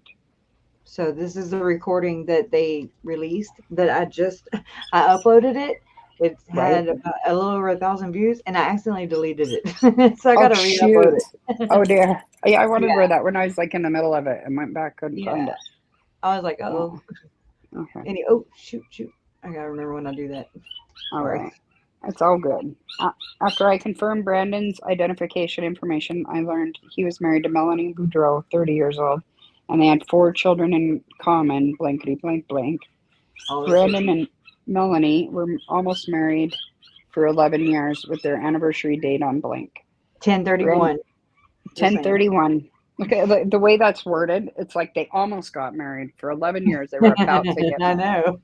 Yeah, So, she left and packed up the U-Haul with her Uncle Alex on what would have been their anniversary, 1031. Wow, And, yeah. Oh, and wow. that's when Rich Robertson went and stuck a tracking device on the U-Haul. I'm sorry. Right. That last time too. Yeah, and then didn't Zulema also talk to Lori on Halloween, and she was like, well, what about, taking the kids trick? Oh yeah, I forgot, to pretend that I still have children. They're happy and safe. Right. Yeah. Yeah. So check this. Go. Brandon and Melanie were in the final stages of their divorce which Melanie asked for earlier in the year. The divorce paperwork was not yet finalized, but Brandon expected their mediator to have it completed soon. Brandon and Melanie shared custody of their children 50-50. Melanie moved to a new address and Brandon moved into a rental home, the aforementioned address. Brandon only lived at the rental home for approximately 1 week, and the only people that knew his updated address were Melanie and a couple friends. I asked Brandon to tell me what happened today. Brandon woke in the morning at his new house with his children. Brandon had custody of his children over the previous night, and they were to go back to Melanie after school. The children got dressed and ate breakfast. Then Brandon loaded them into his Tesla SUV. Brandon and his children left the house at approximately 7:25 hours and drove to the blankety-blanking school. Brandon then drove to Melanie's house and dropped off Blank to Melanie, the baby. Brandon lastly dropped blankety blank. Then Brandon drove EOS Fitness to meet his friends Mark and Chris to work out. Brandon finished his workout after approximately 1 hour and then drove back towards his residence. The shooting. Dun, dun, dun. Chapter 2. Right? It does. At approximately 1300 hours. Is that how you do that? No, I don't think so. Anyway, 9:13 a.m. Brandon drove northbound from Pecos into his neighborhood. Is it Pecos? Anyway, Brandon. Yeah. Pico. Right. Okay. Enoch. Enoch. All right. Brandon turned westbound onto East Phelps Street, where his residence was located, and observed an olive-colored two-door Jeep Wrangler parked on the south side of the street facing westbound. Brandon noticed the Jeep had a Texas license plate and did not have a wheel affixed to the back of the vehicle. Brandon prepared to turn into his driveway when the back window of the Jeep opened up and a gun pointed out toward Brandon. A single gunshot was fired from the front driver's side window of Brandon's A single gunshot was fired and the front driver's side window of Brandon's vehicle shattered in place. The glass did not fall from the door frame. Brandon did not see the shooter and described the gun as having a large barrel that appeared to have a suppressor on it. Brandon accelerated westbound away from the Jeep and called 911. Brandon turned northbound on South Cole Drive and then westbound away from the Jeep and then called 911. Oh, wait. Did I skip back up? Yep, I did. Then he stopped his vehicle while talking with the 911 dispatcher. Brandon observed the Jeep drive the same direction as him, but it turned eastbound and then southbound away from the scene. Brandon turned his vehicle around and returned to his residence where he met with the responding officers. Brandon parked in his own driveway and opened his driver's side door. As he did so, the driver's side window fell from the door frame and onto the concrete below. Brandon looked at his vehicle and observed a bullet hole at the top of his front driver's side door and realized someone truly tried to shoot him. Right? Nuts. Can you imagine? I've empathized with this. Yes. Like, what the hell? It just sounds like the worst day ever. Right? Oh. Right. It really sucks. Now this is getting into some good parts. Right. Investigative leads, chapter 3. Chapter 144. Chapter 768,448. Yeah. Yes. In response to my questions, Brandon did not have negative business dealings, negative relationships, and could not think of anyone who would want to hurt or kill him. The only suspicious activity Brandon could think of involved Melanie. Brandon explained how Melanie and he had a healthy marriage until late 2018, when Melanie began spending more time with her aunt, Lori VALLOW, 46 years old. Brandon told me that Lori was part of something different, quote, something different, unquote, with regard to, quote, some religious thing, unquote. Lori convinced Melanie that Brandon was homosexual and needed to divorce him. So it wasn't the temple and the G meter. How about that? Yeah. Lori told Melanie that she prayed about the issue and God answered and confirmed that Brandon was homosexual. They're trying to get in the closet and they're trying to push him out of it. Right. They're deeming people dark, gay, anything Right. that's sinister, and that's where I think that this is how Lori is justifying, for sure. This is how they're justifying it by their spirits in, being possessed. She didn't kill, or they didn't kill Tylee. They didn't kill Charles. They didn't kill Tammy or JJ. Right. They killed the zombie. Right. That is a technicality. That's that technical thing that I'm talking about, that it's semantics. It's just like, it's skirting that line. I mean, so literal. These people are so literal. It's unreal. Yeah. Yeah. So exactly. That's my theory. I agree. I'm sorry, I just coughed in everyone's ear. I need to switch over so to the sorry. other screen. I can pause. Mute myself so I can cough too. So go on. As a result, Melanie told Brandon she wanted a divorce. Brandon tried to reconcile and prove to Melanie that what Lori told her was untrue. Brandon and Melanie went to mediation, but it was unsuccessful, and Melanie remained adamant that she wanted a divorce. Brandon and Melanie initiated divorce proceedings in early July 2019. Brandon went on to explain that Lori was also in the process of a divorce with her husband, Charles VALLOW, in early 2019. Brandon did not know Lori well, but heard she exhibited suspicious behavior and was warned by Charles and Lori. He was warned by Charles that Lori was trying to manipulate Melanie. On July 11th, 2019, Lori's brother and Melanie's uncle, Alexander Alex Cox, shot and killed Charles in Chandler, Arizona. Brandon did not know the details about the homicide, but was suspicious that it was orchestrated by Lori and Brandon. Oh, by Lori. No, I'm sorry, Brandon. I'm so sorry. Okay.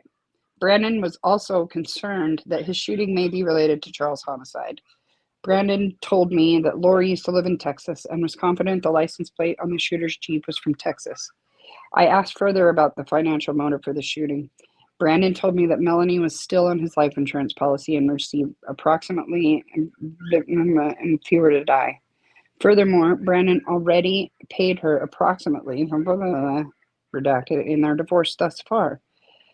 3 blankety-blank calls were attempted from Brandon to Melanie. Melanie did not answer. In response to my questions, Brandon told me that his residence had Nest surveillance cameras, however, they were not activated. Oh, that sucks. Brandon also said his big old blankety, big old blank. Brandon agreed to remain on scene for the duration of the investigation. I provided Brandon with my business card and report number and encouraged him to contact me if when needed and as the investigation continued. All right, next chapter. Scene evidence / canvas. After my initial interview with Brandon, I spoke with Detective Biggs and Detective Ferreira and Detective McDermott, who were in the process of an initial neighborhood canvas and evidence collection. Refer their supplements for full involvement. Detective Biggs explained his observation of the damage to Brandon's vehicle and its consistency with a bullet hole. Detective Biggs further explained that his initial canvass and contact with 2 independent neighbors, Robert... I don't know. Abitamarco? Abitamarco, that is, and Timothy Deloche. Deloche, it's probably sh.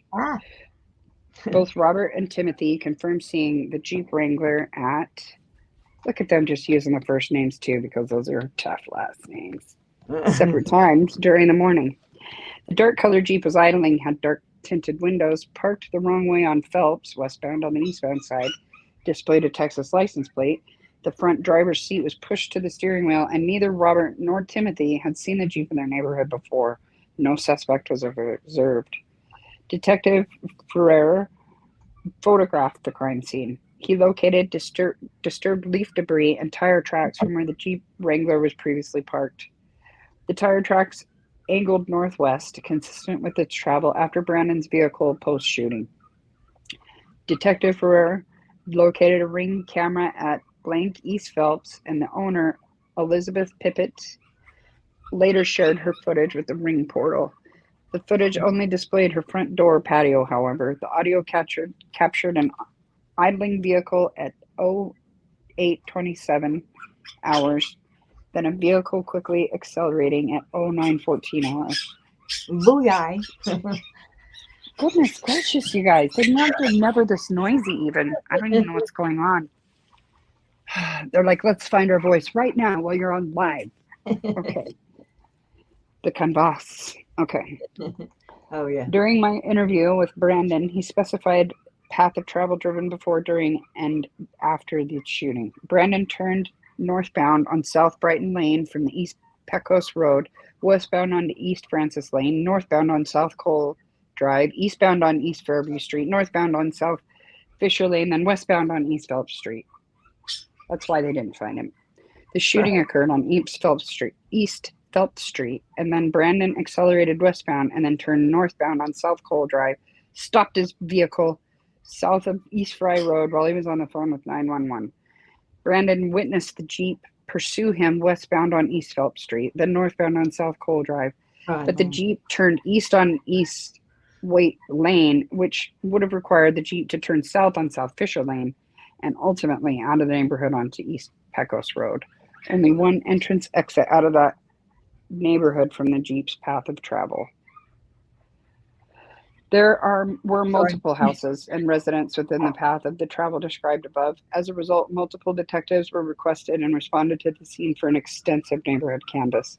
Refer to each of their supplements for their full involvement. Officer Robb documented in her initial narrative that Samantha Raybuck, blah, blah, blah, East Phelps, heard a loud bang earlier in the morning that came from the area of Brandon's house. Samantha looked out her window, southbound, and observed a dark-colored Jeep Wrangler parked faced westbound across the street. Samantha witnessed the Jeep speed westbound on Phelps moments after she heard the loud bang. Detective Young documented that he contacted Lynette Mendoza, who had a Ring camera affixed to her address, blah, blah, East Fairview. The camera directed at her front patio, but captured footage of Fisher Lane from Fairview Street. Upon review of the footage, Brandon's black-colored Tesla was observed at 09:13 hours, turning northbound onto Fisher Lane. Seconds later, a loud bang could be heard. The timing was consistent with Brandon and the witness statements. Booyah. Another one. Detective Manning documented that he contacted Ashley Taylor, blah, blah, blah, East Fairview, who said that she heard a loud pop near the time of the shooting. Detective Lockhart documented that she contacted Shad and Marzena Roberts of South Fisher, who said they heard a loud pop near the time of the shooting. Detective Lockhart also contacted Viola Avia on East Fairview, who said she was working from home when she heard dogs barking followed by the sound of squealing tires at the time of the shooting. Squealing tires. A lot of corroborating evidence. Multiple detectives and I completed a line search from the front of Brandon's residence and followed his path of travel post-shooting. The goal was to locate any fragments or whole projectiles that may have fallen from his Tesla's doorframe when driving away from the shooting scene. No fragments were located. A metal detector... It's like Tammy, when he shot at Tammy. Right. A metal detector was also used and met with negative results. Brandon's Tesla was transported to the Gilbert police property and evidence building for further analysis. However, no additional evidence was located. Do you know ice? You can make bullets out of ice. And if you have like all of the equipment to make bullets, you can do that out of ice. And then there's nothing left to be found. You can do all kinds of, you can do anything that you want to do. Anything. You can do anything. Right. Oh, wait, that's a whole nother song. Do all things through Christ. Right. So obviously you can use Yep. them as a Right. as a motive, Yep. or I forget. Yes. I don't know those terms. Motive, and then there's like three parts to. I don't know. There's the MO, then the. I don't know. Let me shut up. Right. Right. Ah! Yeah. Okay, sorry. I smell what you're stepping in. I smell it. I do. Okay. Do I need to go down or? Okay, No, yeah. I I think think. you're good. Let me see. Where was I? Okay. To Right find here. any fragments. Okay. All right. Metal detector. Okay. Oh, right Brandon's Tesla was transported to the Gilbert Police Property and Evidence Building for further analysis. However, no additional evidence was located. Brandon's Tesla was later returned to him. Brandon provided his smartphone for consensual download. here. Consensual. At least The they had. phone's data was later impounded as evidence, and his phone was returned. Dun, dun, Conclusion dun. at the scene. Yeah. All right. Right. After the viable evidence was collected, I ensured Brandon had my business card and encouraged him to contact me as needed. I told Brandon that I would contact Melanie for an interview. I also told him I would contact the Chandler Police Department to inquire about the homicide investigation that involved Melanie's family members. That's not her family. Right. Exactly. Can't have them. It's her family members, not the same thing. Right. Yes. I concluded my contact with Brandon and the scene was cleared. I like this. All right. Yes. Subsequent. Yeah. Do it. No, Subsequent supplements will document the interview with Melanie Boudreaux and the investigation process from October 3rd of 2019 to June 10th, 2020. That's when the End kids. of supplement. Yes. Yes. You're doing so great. Thank you. Okay. And so this is 12/5.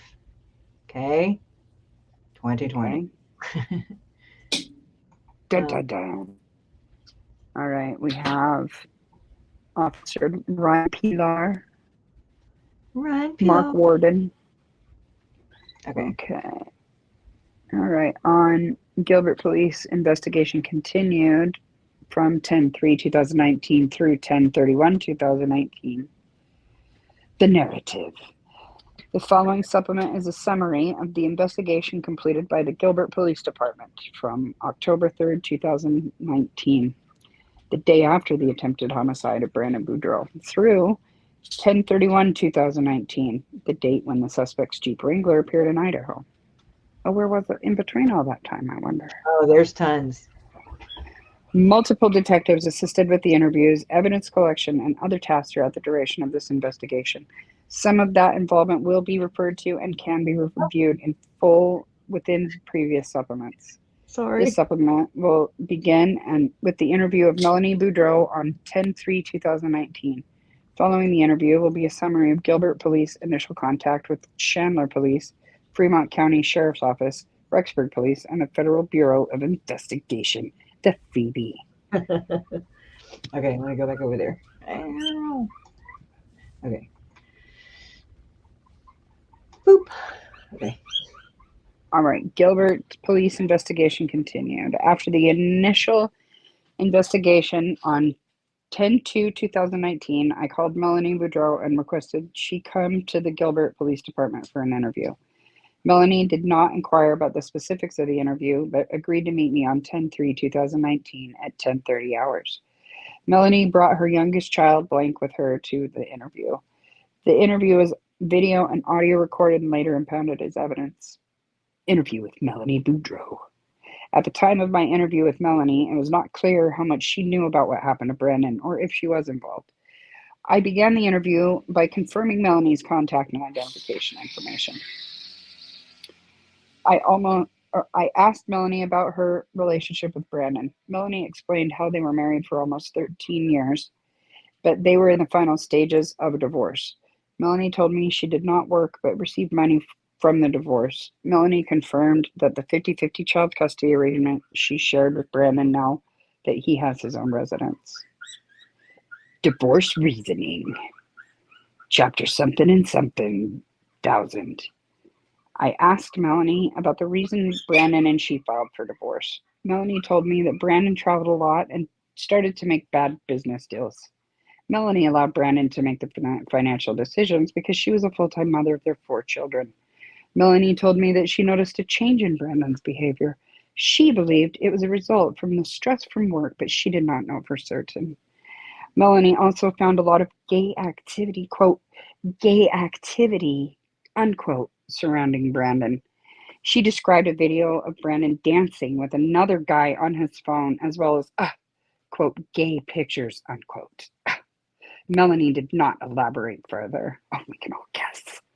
I asked Melanie if Brandon had a history of homosexual behavior, and Melanie said no. Melanie told me that at the time she confronted Brandon about the issue, he became defensive. Anytime she confronted Brandon about the issue, he became defensive. Melanie told me she suspected Brandon used illegal drugs as well. She believed Brandon used ecstasy because it was a because it was a, quote, gay drug, unquote. It was a damn gay drug. Tell all your friends, Yes. someone ecstasy. Okay. You and me. All right. Oh my goodness. Got hella good music though. I'll just say that right now. Yes. Oh, Melanie did not have evidence or experiences to substantiate her suspicions, but said Brandon wore sunglasses a lot. Oh my god. That was her reason. Melanie acted more confident. Lost a lot of weight. I wear my sunglasses at night. Just saying. Because I'm fabulous. They are stupid. Oh my god. Stupid. I can't believe and that. Morons. Because he started to work and he was confident. He acted more. Those sunglasses made him feel confident. Like when you get new shoes, you can run faster. I guess if you get new sunglasses, you can come more out of the closet, I guess, or something. He might have went and ate at Aunt Lori's, and she might have been dosing up his smoothies, you know? Right. His diet supplement or something. That's why he lost weight. What a oh my god. Dipshit. Yes. Oh my Lanta. Oh my god. Oh, okay. All right. Ooh, I laughed so hard I got sweaty. Okay. Oh, I can't wait to this part. She knew she was not crazy. Go ahead. Yes. Melanie confronted Brandon about her suspicions in 2019 while on a family trip because he's probably looking good in a swimsuit. And she was like, oh my God, you brushed your hair. Okay, I'm going to shut up. Oh, hell no. All right. Yeah. Brandon was adamant that he was not homosexual or used drugs. Brandon told Melanie she was crazy and suggested she seek a mental evaluation. Or drugs. Right.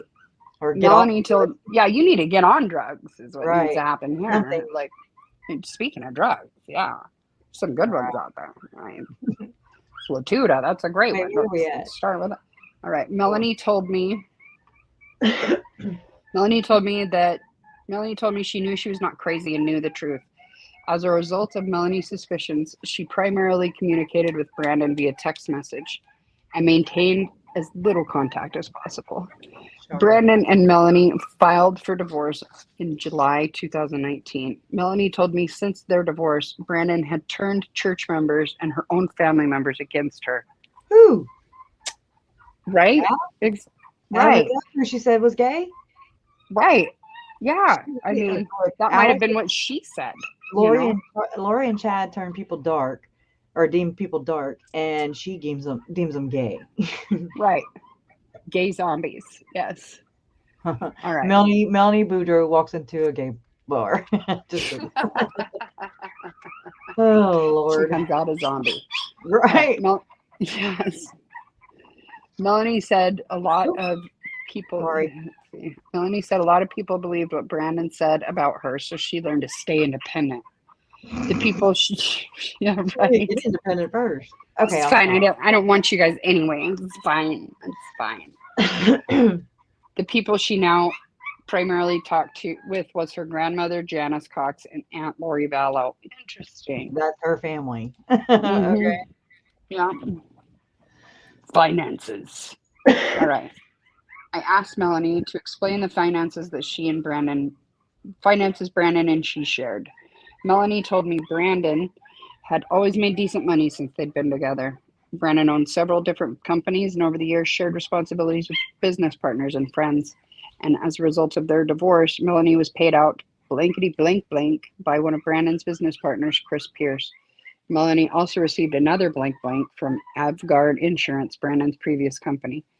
Melanie went on to tell me that Brandon also paid her blankety blank monthly for child support. Melanie told me she was not concerned about money despite not being employed. It doesn't sound like she needed to be. Damn. Melanie confirmed she was also on Brandon's life insurance for approximately blankety blank. Melanie was supposed to get herself life insurance with Brandon as the beneficiary per their divorce mediations, but had yet to do so. Do you know, like, that's maybe why they had her around. They needed money for their little movement, you know? So. Yeah, I had myself muted. I'm sorry. Yeah. Right. I asked Melanie to tell me about her day yesterday, October 2nd. Melanie told me Brandon dropped off blank at her house in the morning. Melanie could not remember what she did after she took custody of blank. Melanie told me sometimes they went to the park, sometimes the gym, and other times the mall. Melanie could not remember for certain what they did yesterday. Melanie said she remembered ordering groceries online, then made dinner and went to bed. I asked if she communicated with anyone. Melanie told me she received multiple phone calls from Brandon, which was not normal. Brandon sent a message to Melanie explaining that he had had a bad day and wanted to check on their children. Melanie did not reply until 06:52 hours, and that the message that the children were okay, and she hoped Brandon had a better day. Scrolling. I had myself muted. And I went over the 74-page MESA report for the computer tampering, and those text messages are in that report. So know that those go hand in hand. And I mean, he got shot at. She's planned them, and we're here. And here we are. Here we are. Otherwise, Melanie could not remember if she talked with anyone else. I told Melanie that someone tried to shoot Brandon yesterday. Melanie did not have a change of expression and stayed quiet. I asked if she knew anyone who would want to hurt or kill Brandon. Melanie told me Brandon had a lot of friends and spent time with people she did not know. Melanie then told me Brandon had a history of doing business with her uncle, Charles VALLOW. Nope. Melanie, never, really? Like, see? It's not her uncle, first off. That's my uncle. Her uncle. Oh, yes, her uncle. Yes. I'm like, never mind. Yeah, but it's not her uncle. Let me keep it's her family's family. It's not the same. First. Yes. Melanie told me about an open investigation by Chandler police that involved Charles and her aunt Lori. Melanie and Charles went to Lori's house and was threatening to hit her uncle Alex Cox with a baseball bat. Charles then tried to hit Melanie's younger cousin, we know that's Tylee, with the bat. As a result, Alex pulled out a gun, then shot and killed Charles. Melanie said the homicide was justified as self-defense. Charles and Brandon used to communicate regularly. Melanie tried to tell Brandon not to talk with Charles because Charles cheated on Lori. Since Charles' death, Brandon tried to tell Melanie that Charles was murdered by Alex, not in self-defense. Melanie felt Brandon was trying to put a wedge between her and her family, Alex and Lori. Melanie explained how Lori was someone she could trust and felt very close to. Per my request, Melanie provided me with identification information for Alex, Lori, and Blake. Melanie was unsure if Lori, Alex, and Blake lived together. Melanie believed Blake was in college or something, but did not know where, so we know all those Blakes were Tylee. Interview conclusion. Melanie denied knowing the specific location for Lori or Alex. She told me that the last time she saw either of them was approximately 2 weeks before Lori moved. Could you go feed them, please? Just get it. Thank you. All right. Thanks. All right. Now they're really going to meet. Okay. She told me the last time. Okay, Melanie said Lori had an autistic son who was with her and was unsure what school she wanted him to go to. I asked for any viable phone numbers, addresses, or contact information that could help me reach them. Melanie said that she would not give that type of information. Wait, am I in the wrong spot? No, something dinged for me. Some clicked? Okay, okay. Yes, okay, Melanie denied knowing the specific location for Lori or Alex. This is oh my God, October 3rd. Okay? When she was their neighbor. No, not yet. October 31st is when she moved, but she visited. Oh, she visited. Right. She had to have signed her lease by then. Right before, after JJ was murdered, after Tylee was murdered, she visited 9/26.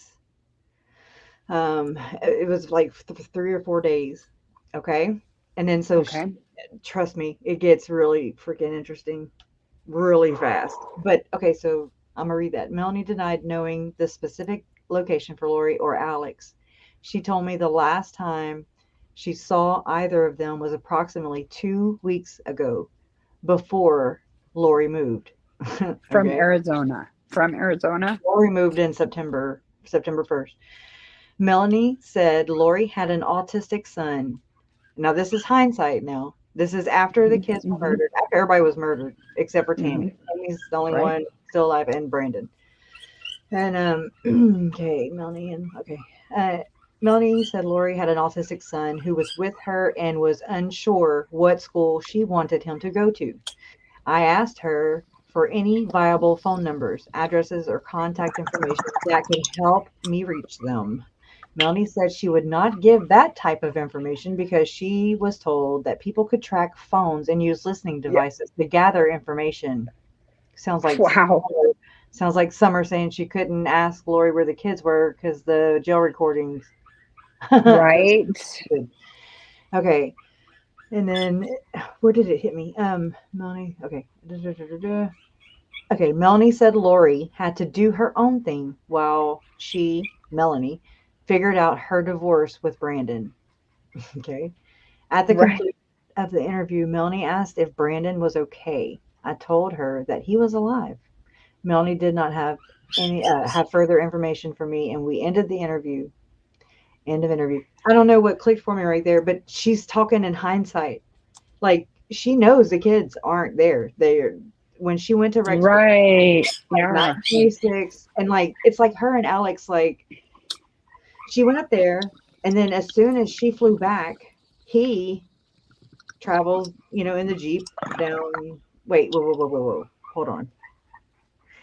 They had already conspired. Right. Okay, hold on. I gotta put it in my head. Oh my God. Yeah, I have to do that thing too in my mind just to make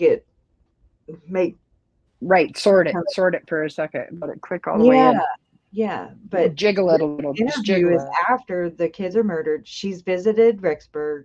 She's planning on moving to Rexburg at the end of this October month. Bull. Already signed her lease. Yeah. Already, yep. Already got moving plans. Put that. And when did that stuff make it out to the curb? 10/31. So that was like a day. Yeah. Well, no, this interview was on 10/3. No, I mean the day that she put all the stuff out on the curb is the last day that she was there in her place. Yeah. Right. Yep. Yep. Yeah. Okay. Go ahead. Oh, okay. Wait, I gotta scroll back down because I muted for a minute and. Okay. Quaffed. Do you want? Oh, I gotta go move it up too. Okay. All right. Where are we? The following summary will be separated by the dates of importance as it relates to what was learned and tasks completed by Gilbert police detectives between 10/4/2019 and 10/31/2019. 10/4/2019. After my interview with Melanie, suspicions about her involvement increased. Blank at both Melanie and Alex's Alex Cox's last known addresses. Gilbert police. 10-9. Okay, so 10-9. Oh, crap. 10-9. Okay. Let me try not to move it too much. Okay. All right. Gilbert police detectives had a meeting with Chandler police detectives Moffett and Coons. We discussed the specifics of the Chandler police investigation for Charles VALLOW's homicide. I learned the following individuals were present at the homicide: Charles VALLOW, Lori VALLOW, Alex Cox, Tylee and Jaden. Yep. Alex shot and killed Charles within Lori's residence as a result of inconsistencies with physical evidences and statements. Go ahead. Sorry. The investigation is ongoing, and the case was cleared as a justifiable homicide. I also learned that Charles' dark-colored Jeep Wrangler was the crime scene. Photographs were taken of the Jeep during Chandler's investigation. Per my request, images of the tires. I'm going to make this a little bigger on my screen. Hold on just a second. Dark tinted, my old eyes. Dark tinted window and wheel affixed to the back of the vehicle. I'm just going to, should I reread that? I made that sound all fucked up. I mean, messed up. Sorry. I'm sorry, Kay. I heard mucked up. Anyway. Yeah. That's what I said. Okay. Upon review, I observed the Jeep Wrangler had a hard top, 2 doors, stock tires, dark tinted window, and a wheel affixed to the back of the vehicle. Furthermore, the Jeep had a Texas license plate displayed on the back bumper. I was told blank was the primary owner of the Jeep prior to and after Charles' homicide. Alex, Lori, blank, whereabouts are unknown at the time of our meeting. 10/10/2019 and 10/11/2019.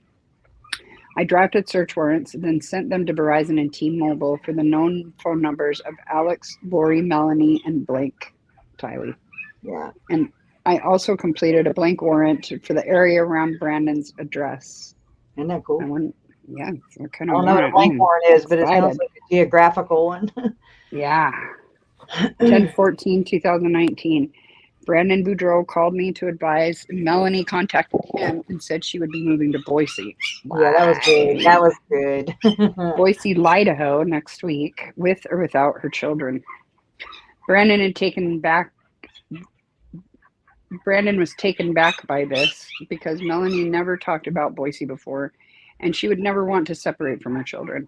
Furthermore, Melanie still had a rental agreement through July 2020 at her Gilbert residence. Now, this is where she went back to the same house that she had rented. Just know that where her and Ian got served, that body camera footage we got, right? That they served her at that park where she was walking her dog. Yeah. And, so just saying, she left her rented house to go move to Rexburg next to her Aunt Lori, where she did not see any kids, or heard any kids. She just thought they were all doing their own thing. Right. And so that's nuts. Wow. Yeah. I'm just saying. It is weird.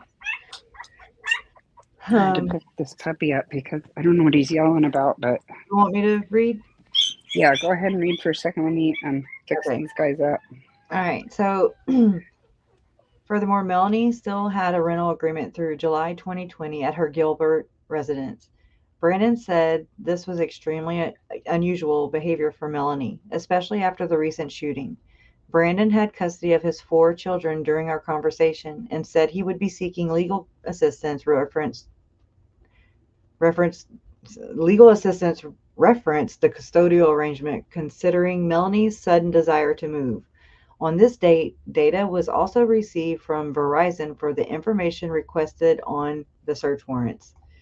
10/15/2019. Information gathered indicated blank previously attended blank in Gilbert. Contact was made with the school resource officer who confirmed blank disenrolled in August of 2019. Other possible locations were searched for blank and the Jeep Wrangler, but were met with negative results. Brandon called me to advise he retained legal counsel and learned he was still legally married to Melanie. As a result, they had equal custody of their children, and Melanie had the legal right to leave the state with them if she desired. That's scary. Brandon told me he would not return the children to Melanie as originally scheduled for tomorrow. I wouldn't either. I'd have hauled ass too. 10/16/2019. Brandon contacted me to advise that he learned Melanie was still on his financial accounts despite her agreement to remove herself in August of 2019. Now, this is in that 74-page Mesa, Arizona document that I read. Brandon had message correspondence with Melanie on 10/7 when she agreed to remove her name from his accounts. That's where the computer tampering charge comes in. As of this date, Melanie was still on Brandon's accounts. As a result, Brandon transferred the funds to a different financial institution. He's smart. Melanie contacted me for the first time since our initial interview. Melanie told me that she tried to take her children out of school early today and learned Brandon did not take them to school. Sounds like a copy and paste from her Aunt Lori, Uncle Charles, like, yeah. Oh my God. Okay.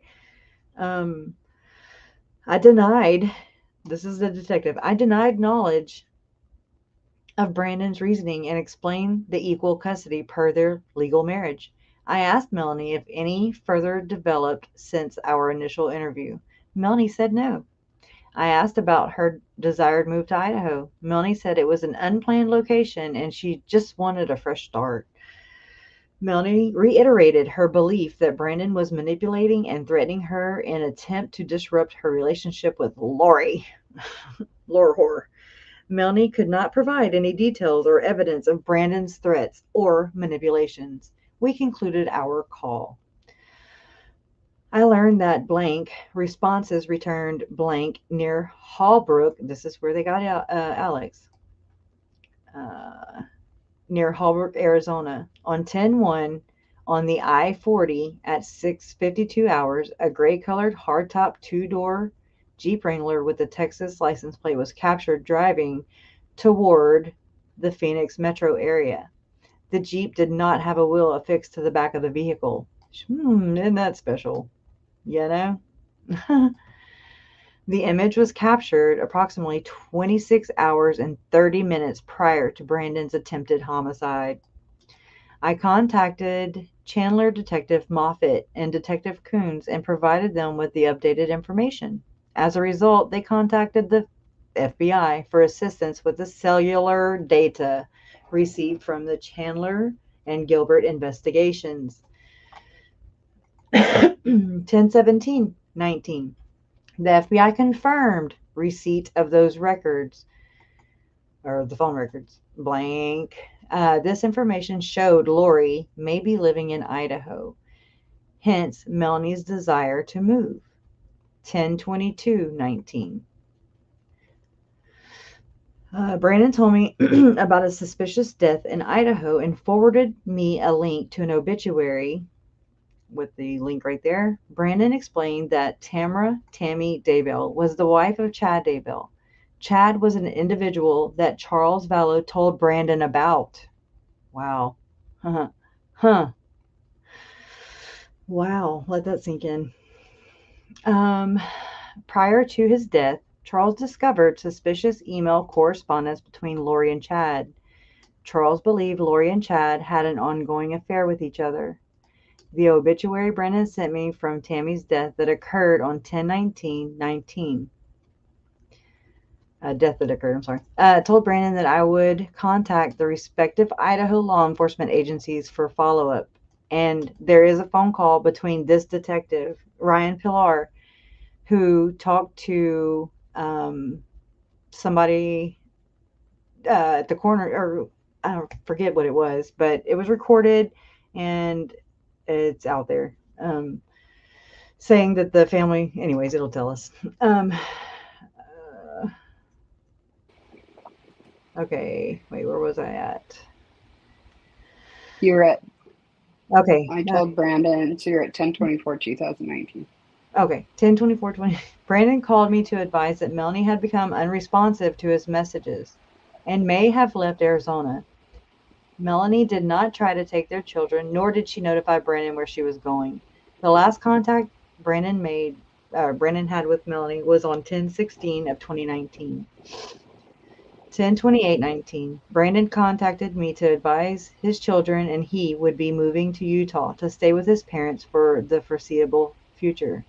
10/29/19. I established contact with the Madison County Sheriff's Office and inquired about Tammy Daybell's death. They did not have record of Tammy. Wow. Oh, okay. And referred me to the Madison County coroner. I contacted the Madison County coroner, who also had no record for Tammy's death.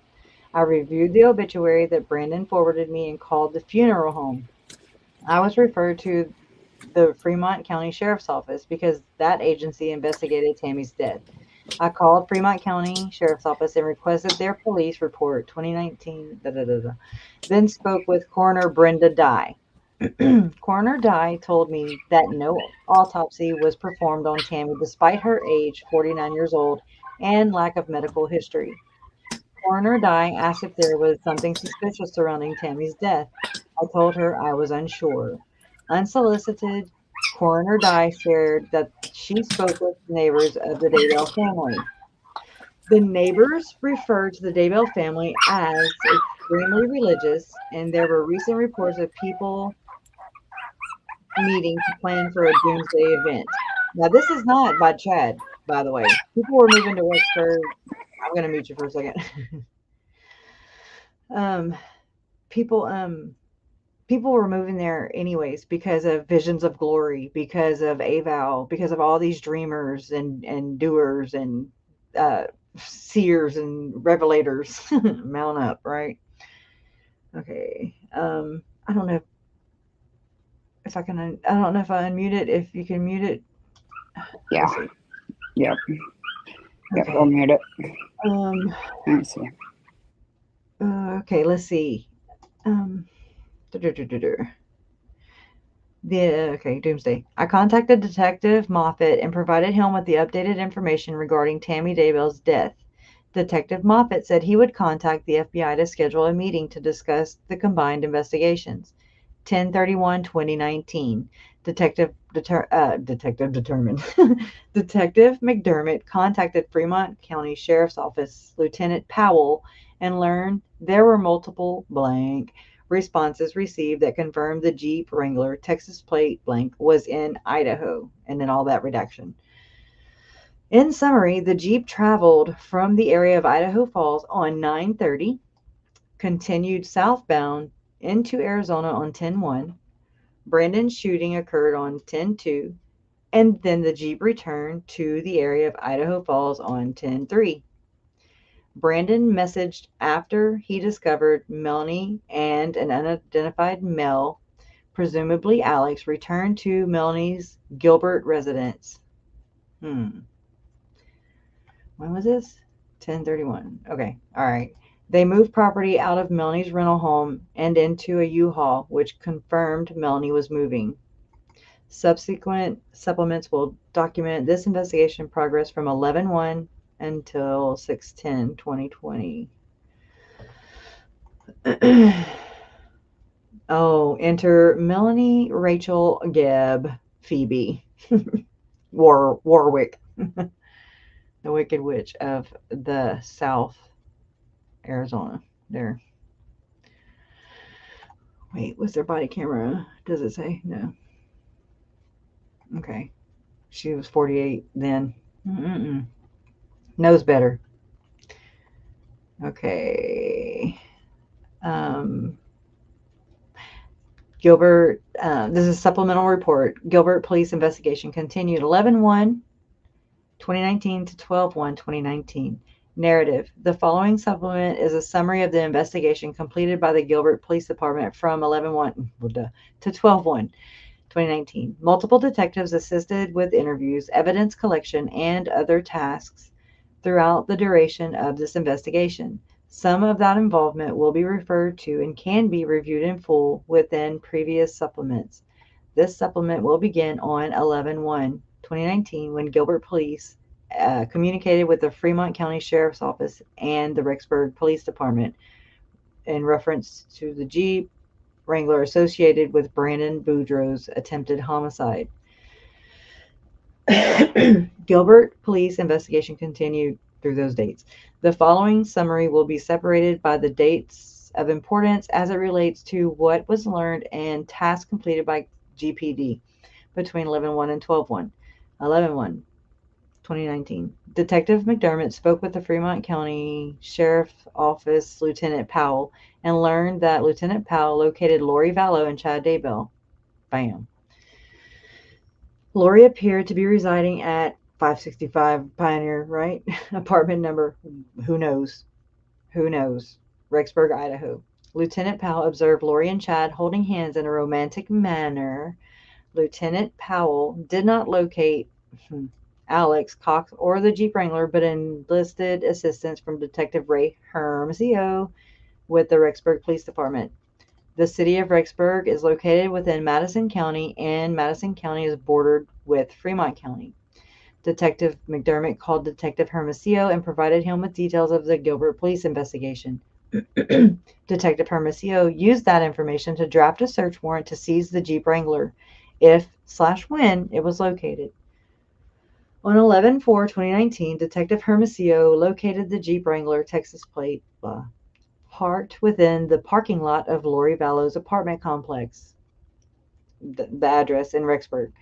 The Jeep was towed from the scene and impounded in a secure law enforcement lot used by the Rexburg Police Department. No persons were contacted, nor did anyone follow up about the Jeep's status during or after the tow impound. So, I mean, people are dispensable, vehicles, computers, just, oh well, Jesus take the wheel. Anyways, 11/5/2019, Detective McDermott interviewed Claudia and Brandon Ewell. After it was learned Melanie, Boudreaux, and Alex went to the Ewell residence on 11/1/2019 to locate Melanie's children. Melanie told the Ewells that the Holy Spirit told her the children were there. Well, again, that's another indicator that her Holy Spirit is not in it. It does not possess her. She does not have the gift of discernment or the Holy Spirit. Sorry. The Ewells told Melanie that her children were not there and denied knowledge for their location. Despite their conversation, Melanie was like, oh my God. And she went and got her uncle. No, kidding. Convinced the Ewells were helping Brandon hide their children. Oh my God. Melanie ultimately left the Ewell residence with Alex in a white-colored Kia SUV, which was a Kia Telluride.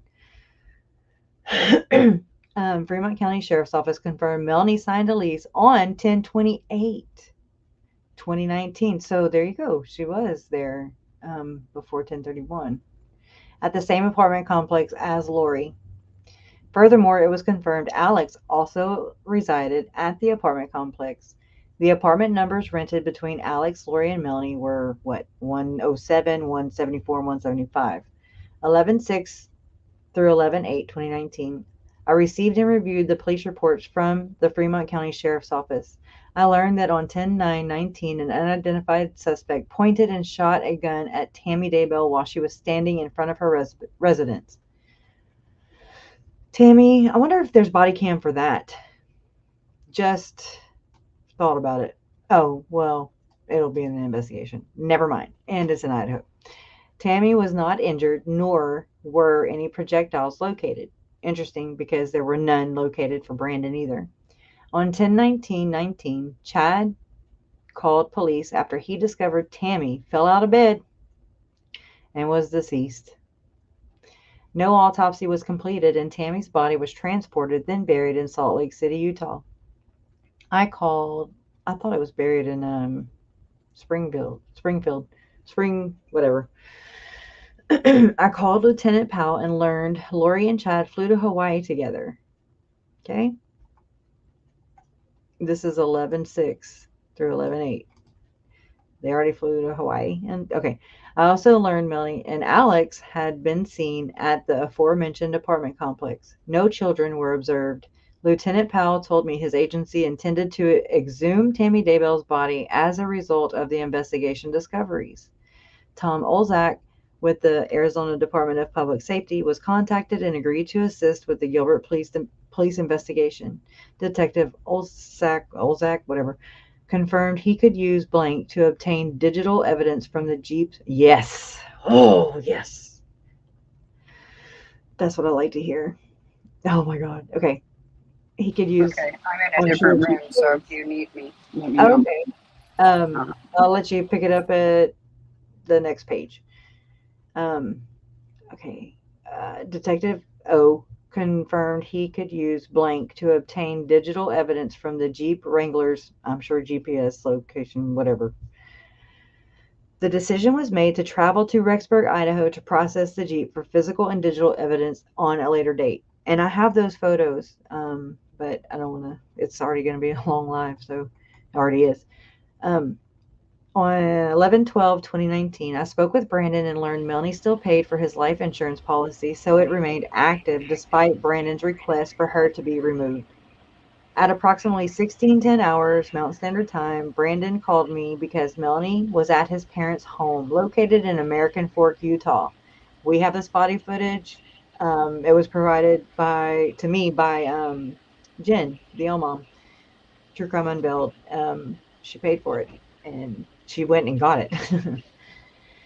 Melanie demanded Brandon's parents turn over her children. Brandon was in Arizona during the incident while his children were at the American Fork address. Police were called and responded to the American Fork address, but Melanie was gone prior to their arrival. I later spoke with the American Fork police officer Burdine, whatever, and explained the ongoing investigations in Arizona and Idaho. Officer Burdine agreed to contact me if further developed. 11/14/19, a trip was finalized for 11/18/19 to fly to Rexburg, Idaho to process the Jeep Wrangler. I spoke with Brandon, who informed me that Melanie and Alex returned to his parents' home. American Fork Police responded and investigated the incident. Officer Burdine later called me and advised Melanie that she was not getting no damn victims advocate, and he could and to shut up. Anyways, Officer Burdine later called me and advised Melanie was taken into custody and booked for trespassing. That was the best ever. Alex was interviewed, but provided he wasn't. That's not a damn interview. Anyways, Alex was interviewed allegedly, but provided few statements, and and was released from the scene. Okay, you go. Okay. Let's see. Something. He was moving to an undisclosed location with his children as a result of Melanie and Alex's actions. Brandon agreed to maintain his phone number and email address for future correspondence. On 11/18/2019, DPS Detective Olzak, Gilbert Police Crime Scene Technician Leichik. What is DPS? I don't know. Department of something services. Yeah. I don't know. DPS. That's. I don't know. Yeah. Oh, look, my mom's name. All right. Right. Those difficult names to pronounce, and I traveled to Rexburg, Idaho via a state of Arizona plane. Once in Rexburg, we met with Detective Hermosillo, Detective Powell, and other law enforcement officers. We were escorted to a private bay where the Jeep Wrangler was stored. Via a search warrant, CST Leichik photographed and processed the Jeep for biological evidence and gunshot residue. Once the vehicle was processed for physical evidence, Detective Olzak removed the blank as evidence to be transported and analyzed in Arizona. Once all of the evidence was collected and the investigation was discussed with the Idaho agencies, we left the private bay, returned to the plane, and flew back to Arizona. On 11/20/2019, Detective Olzak called to inform me that he processed the blank and there was no viable data returned on the device as a result of its stock design. Data. Oh yeah, like the little black box thing, probably. Yeah. Yeah. 11/20. Right. 11/22/2020.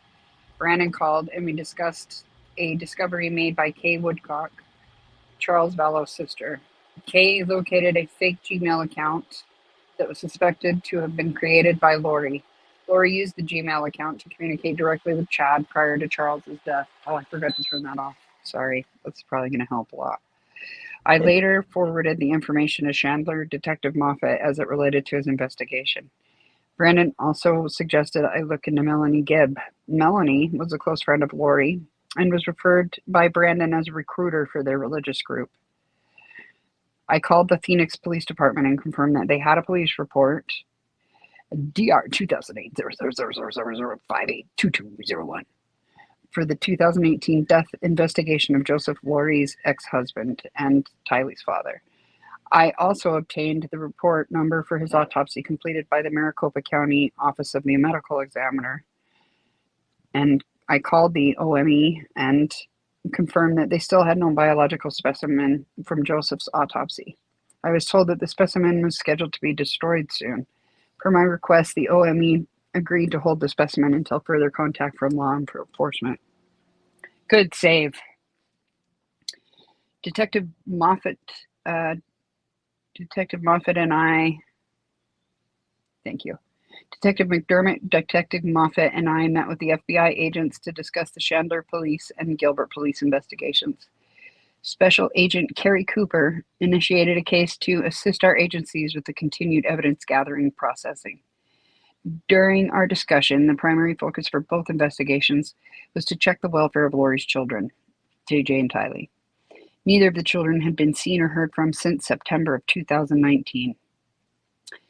On 11/26/19, I spoke with Brandon, who received information that Blank may be at her brother Colby. Oh, it's probably Tylee may be at her brother Colby Blank apartment in Mesa, Arizona. Colby was also the biological son to Lori. Brandon also told me that his divorce with Melanie was finalized as of 10/22/19. However, she was still on his life insurance. Brandon was seeking assistance with removing her. I contacted Detective Hermosillo and updated him about the welfare concerns for Blank.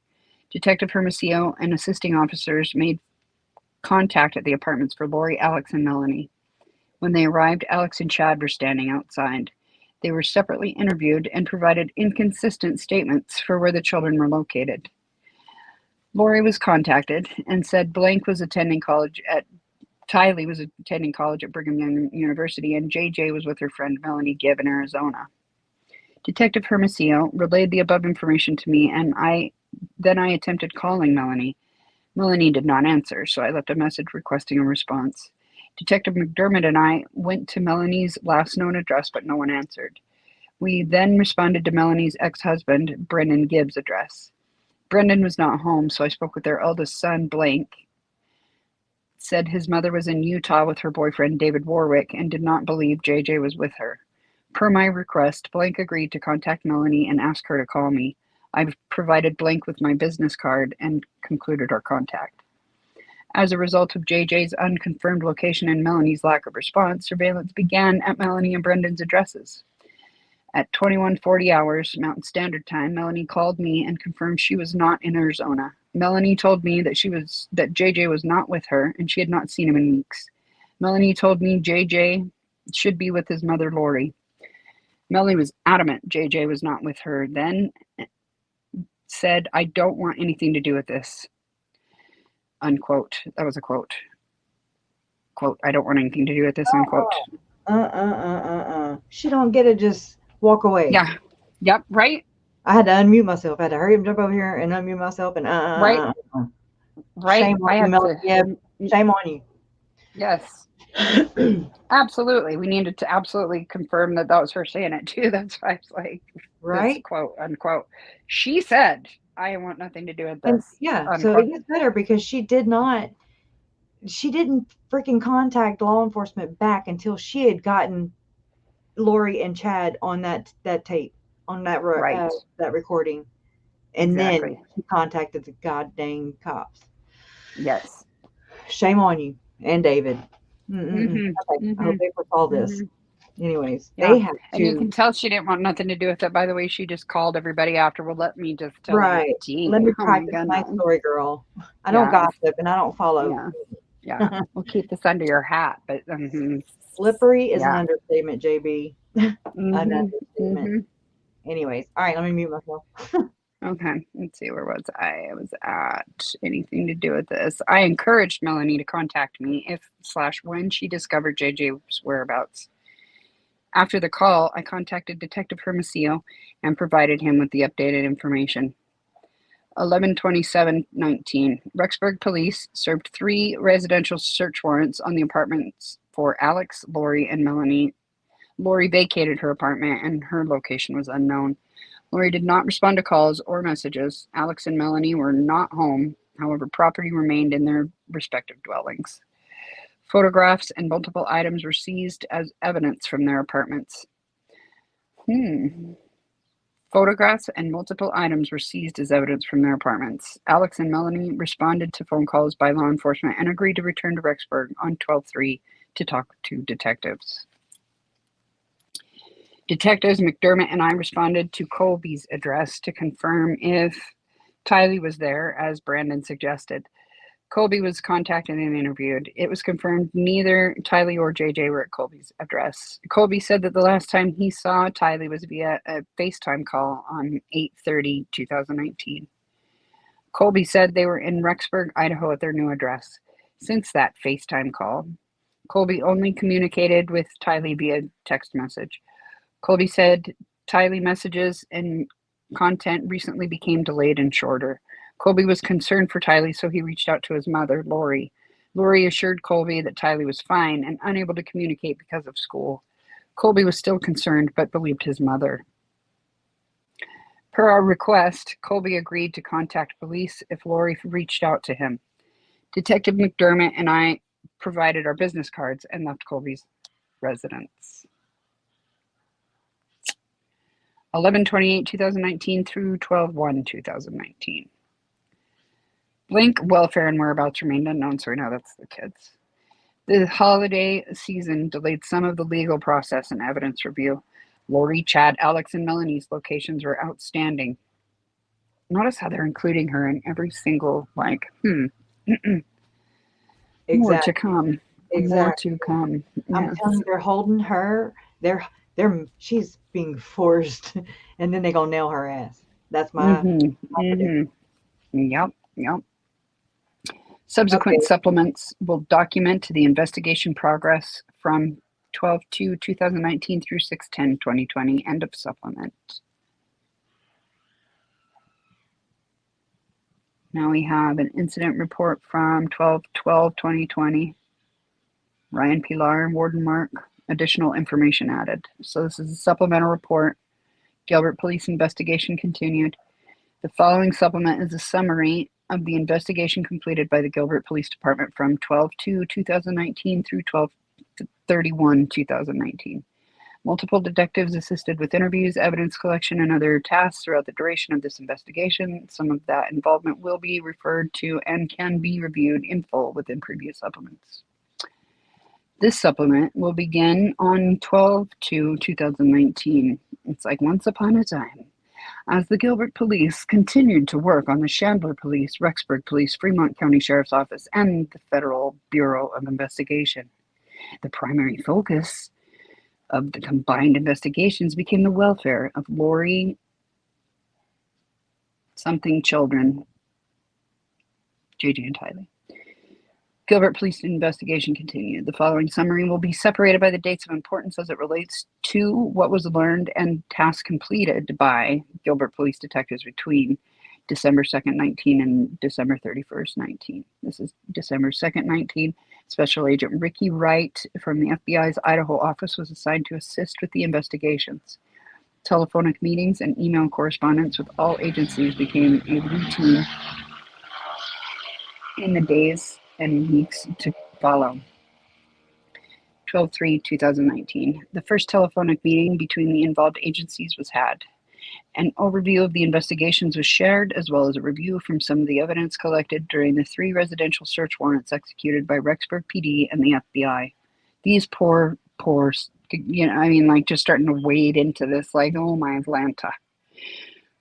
It's a lot of stuff. If it was suspected that Chad Daybell and Lori VALLOW recently married There was additional information gathered that indicated Melani Boudreaux and Ian Pawlowski recently married as well. At this juncture of the investigation, the suspect's motives and the welfare of JJ and Tylee remained unknown. I was tasked with drafting search warrants to request historical information for the known phone numbers associated with Brandon Boudreaux's shooting. Large redaction. I received an email from Brandon that was discovered and forwarded to him by JJ,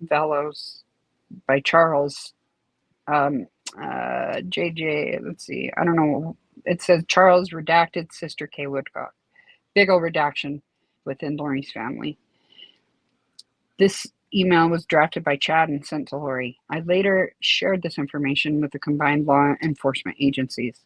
I reviewed the surveillance blank from Melanie Gibb's address.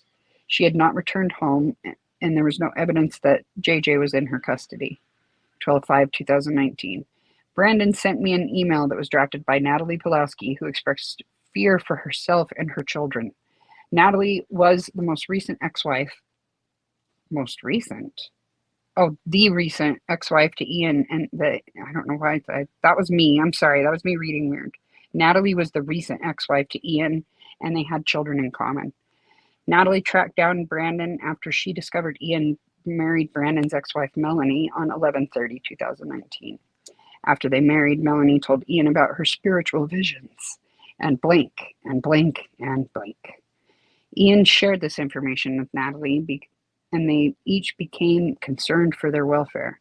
Ian and Natalie requested to speak with law enforcement after learning about the criminal investigations in Arizona related to Melanie's family. Natalie and Ian were both located in Rexburg, so I called Detective Hermosillo to advise him of my contact with Brandon. Rexburg police and the FBI met with and interviewed Natalie and Ian later that day. It was learned that Ian and Natalie divorced in August 2019.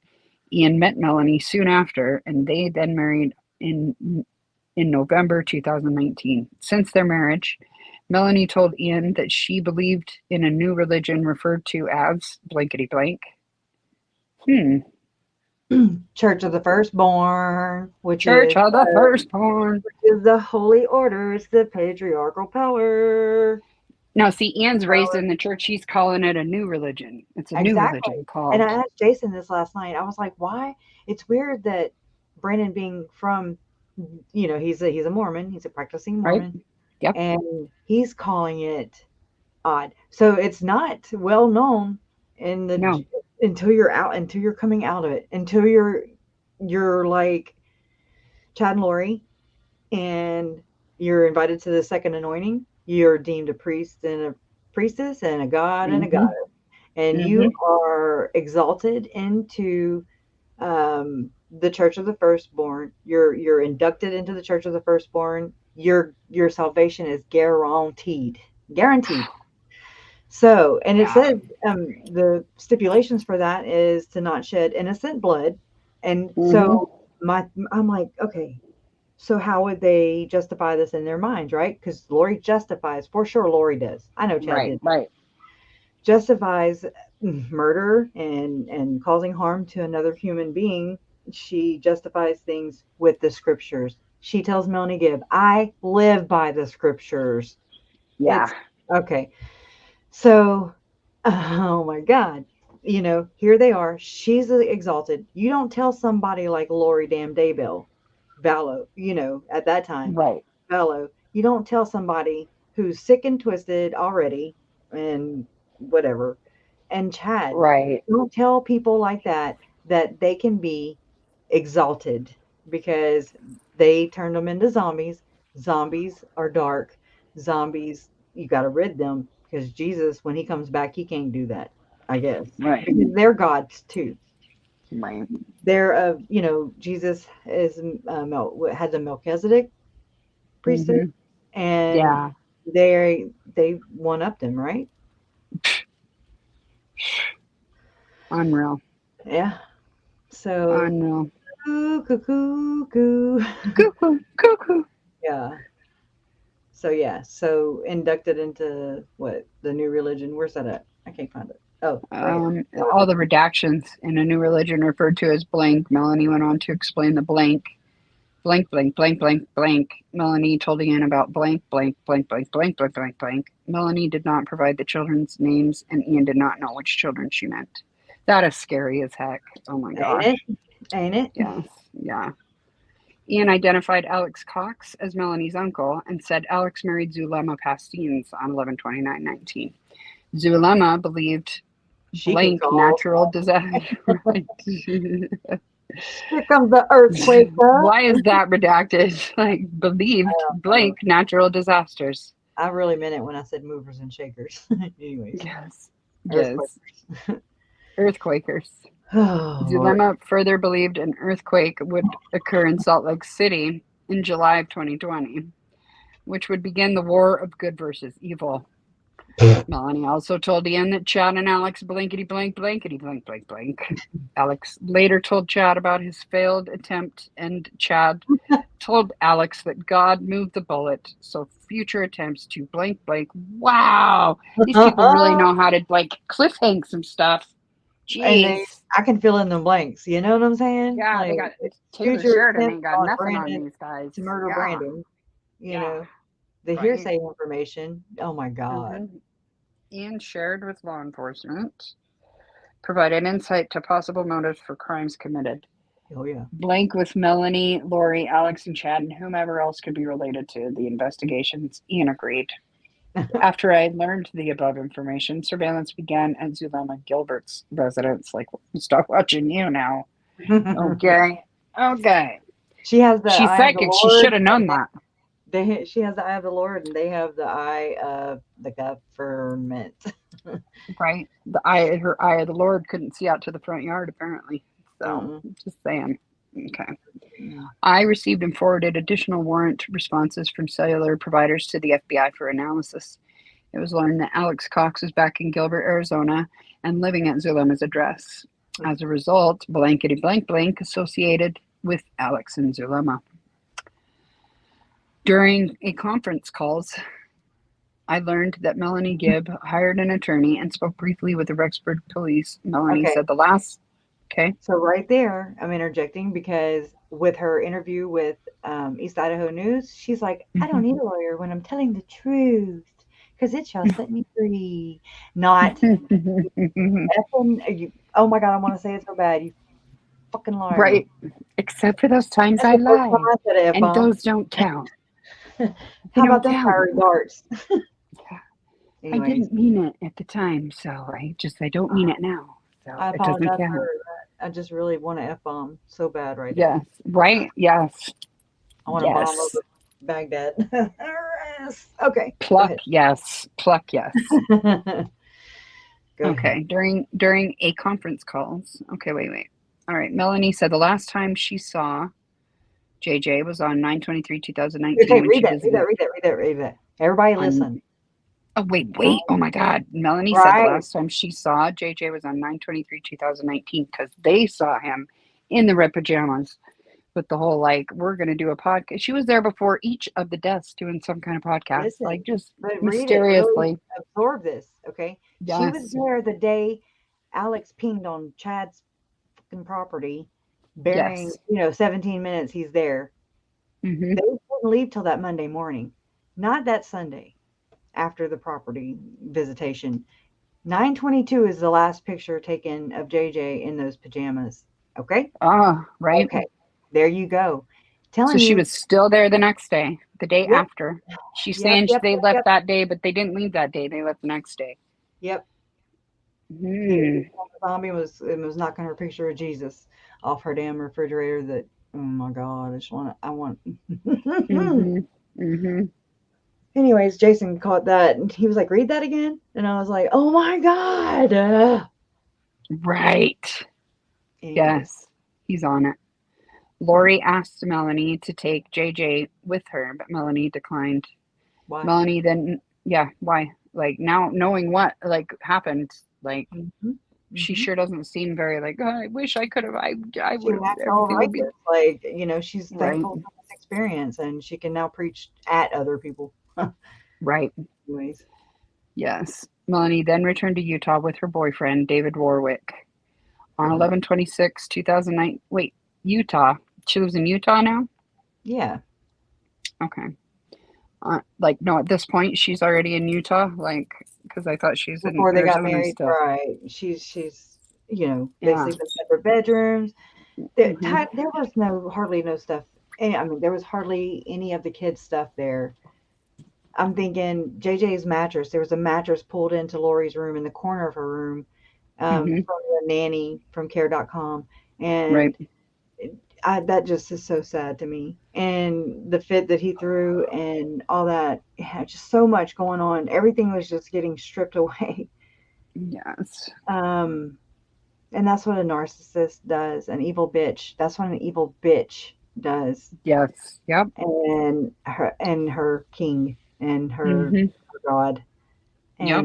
And then go themselves in their Yep. portal. Yep. Anyways. All Sorry. right. No, girl, get it out. Better out than in, I say. All right. Let's see. They requested Melanie to say JJ was with her boyfriend if anyone asked. Melanie refused. Mhm. For a minute. Yeah. After the fact. Until Melanie was did. right. She refused when she realized there's no way for her not to get dragged into all this. She was in it. That's why. I've always Yeah. suspected that. Yep. Hands on. Yep.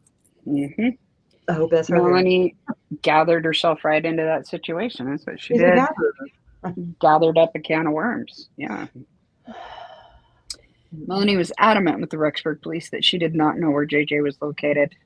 Rexburg provided Ian with a blankety blank with Melanie to Wyoming. Ian was blank, blank, blank, blank, blank. And then when Ian blank, blank, blank, blank, blank, blank, Ian still did not have the names or specifics for what Melanie meant. And we don't either because. All right. Now the dates are really important. Okay. So now we have 12/7/2019. Redacted, Alex drove to the U.S.-Mexico border during the morning and returned that afternoon. It was unknown why he went to the border. He had to go get some Cialis and get the pee up. Yep, get that pee going. Oh, Lord. All right, Rexburg police called and advised me that Melanie was concerned about Lori and Chad as a result of her asking them about JJ's welfare. Yeah, right. Melanie said that she would be returning to Arizona soon. I agreed to contact Melanie to schedule an interview. On 12/8/2019, Gilbert police began blank blank. I called Melanie, who told me that she broke ties with Lori and Chad. Yeah, right. Melanie agreed to right. I'm mad. Screw those guys. Swear. Melanie agreed to meet for an in-person interview when she returned to Gilbert from Utah on 12/16/19. Now we have 12/19/19. Gilbert police blankety blank. Some of the items discovered were pieces of mail addressed to Zulema, Lori, Charles, and Alex. I wonder if this is Melanie, Tylee, or Zulema, Lori, Charles. I bet it is Melanie and Alex. Yeah, not this Melanie, but yeah. Okay. Melanie. Chad. No, that's Chad. Melanie's and Melanie. Chad. Oh yeah. Yep, Chad. Yep, you're right. Gilbert police now. Yeah. Why are they redacting Chad right there? This is like unnecessary redaction. Just to make us, guess. Yeah. All right. So then we got 12/10/19 through 12/11/19. During a conference call, it was learned that JJ was last witnessed by Lori's neighbors in Rexburg on 9/17/19. A child neighbor was observed playing with JJ's toys outside on 9/23/19, but JJ was not present. Oh my God. Blank had not been witnessed at Lori's address. Tylee probably had not been witnessed at Lori's address. Oh, okay, sorry. Ian continued to audio record his time with Melanie. According to Ian, Alex called Melanie and told her that he would not be returning to Idaho. Chad also contacted Melanie and told her not to fight for the custody of her children because he had a prophecy that the children would return to her. Oh. Melanie believed Chad and maintained her loyalty to Lori and him. 12/11/2019, the Fremont County Sheriff's Office exhumed Tammy Daybell's body from her grave in Salt Lake City, Utah. The preliminary results from her autopsy reported her death was traumatic asphyxiation. Or something. Something like that. I can't remember. Brandon and Melanie had a court hearing in Mesa, Arizona for the custody of her children. Melanie did not appear and Brandon was awarded temporary custody. 12/12/2019. Gilbert police responded to Zulema's address after Alex was found unresponsive in the master bedroom. Alex was transported to the Banner Gateway Hospital where he was pronounced deceased. Zulema provided an initial statement but asked for a lawyer before detailed information could be gathered. A residential search warrant was drafted and searched at the residence. Multiple photographs were taken and Zulema's smartphone. Alex's smartphones and medications were collected as evidence. Smartphones. Smart ones. Smart. Plural. Okay. Boy, there was a lot of them. And medications were collected. Medications. Yes. Medications. As evidence. Medications. Yeah. Meaning, we now know why you went to Mexico. Yeah. Cialis and rash cream. I'm kidding. Go ahead. Right. Yeah. It was learned that the medications were purchased in Mexico by Alex on 12/7. There were multiple firearms, ammunitions, and a duffel bag with blah, blah, blah found during the search. That was like a bunch of cash. Yeah, that's what was in that redaction. A letter was found in Alex's truck dated November 24th, 19. The letter was drafted by Patriarch Chad Daybell to Alexander Lamar Cox, which described Alex's spiritual history and his role within it's redacted, but the Church of the First Martyr. In the 4-page document, in the terrestrial kingdom. In the 4-page document, Chad explained how Alex would soon move to the terrestrial kingdom. Oh, just kidding. No, celestial. The celestial kingdom. Anyway, it's redacted. I'm just gonna hush. Stop it, Jamie. Quick. Okay. His election was made sure. I bet. His right. Election was made sure. Yes. And so Chad encouraged Alex to embrace what was coming because he would become a patriarch you would become a quote patriarch in your own home quote during his next life. Is this the first time you're hearing this? Because I didn't hear this before. Kind of. I remember hearing his patriarchal blessing. Yeah. Right, but not like all this detailed stuff. This patriarch in your next home. I don't remember patriarch in your own home. What? He just doesn't get to be a patriarch in this life. He's in Zulema's home, I guess. I don't know. Right, and what Zulema's like the matriarch. Like, how does that? She's carrying around the priesthood because she can make tornadoes and stuff. I mean, yeah, that's okay. Both their phones were forwarded. I'd be salty. Analysis. That's good. Okay. All right. Then 12/13/2019 through 12/16. During a conference call, information was exchanged about Alex's death investigation as well as what was learned in Idaho. Detective McDermott interviewed blank friends, blank and blank, who also confirmed they had not seen or heard from blank in months. I think that's Tylee. Alex's autopsy was completed, and in the preliminary results were his death was natural as a result of blood clots to his lungs. Additional toxicology tests were requested. I wonder if there's an initial autopsy and that's cleared, and this additional toxicology is not. Right. Because I don't know how that works. Right, because they've released what they want to release at this point. Exactly. It's not like we have everything. Kind of like Chad and Lori do. Right. Pick and choose. So 12/17/19, during a conference call, it was learned that blank phone was used in October, November, and recently on December 3rd in Kauai, Hawaii. That's spelled incorrectly. That just hurts me. Okay. Fremont County SO learned that Chad was to receive a substantial insurance payout because Tammy increased her life insurance policy before she died. Lori and Chad were using new phone numbers and believed to be in Hawaii. Ian told Rexburg PD and the FBI that Melanie said that she would go to prison or die before turning against Lori and Chad. That statement was not recorded. Bummer. Chandler Detective Moffat and I interviewed Melanie Gibb at the Gilbert Police Department. During our interview, Melanie was forthcoming about her close friendship with Lori and Chad until recently. Melanie confirmed Chad believed he had had a spiritual experience and was close with God. As a result, Chad could see blank in people. If someone blank, use your imagination. Okay, Melanie denied. That's right there. That's him demon people, zombies, not Yeah. just Lori. We always hear Right. Lori. It's both. Right, of that's him. Yeah, both that's of him. them. Anyway. If someone, something, and be able to see the something in people. Yes. Yep. Melanie denied knowledge about the attempted homicide against Brandon, but said Lori, Chad, and Alex saw Brandon blank. Melanie. Okay, wait. Did I skip down? Let's see. The attempted homicide against Brandon. All right, I got to start over on that. Melanie denied knowledge about the attempted homicide against Brandon, but said Lori, Chad, and Alex saw Brandon blank Melanie. Did not know where blank were. Melanie described blank as always angry and did not talk much. Melanie was told by Lori that blank went to BYU for college.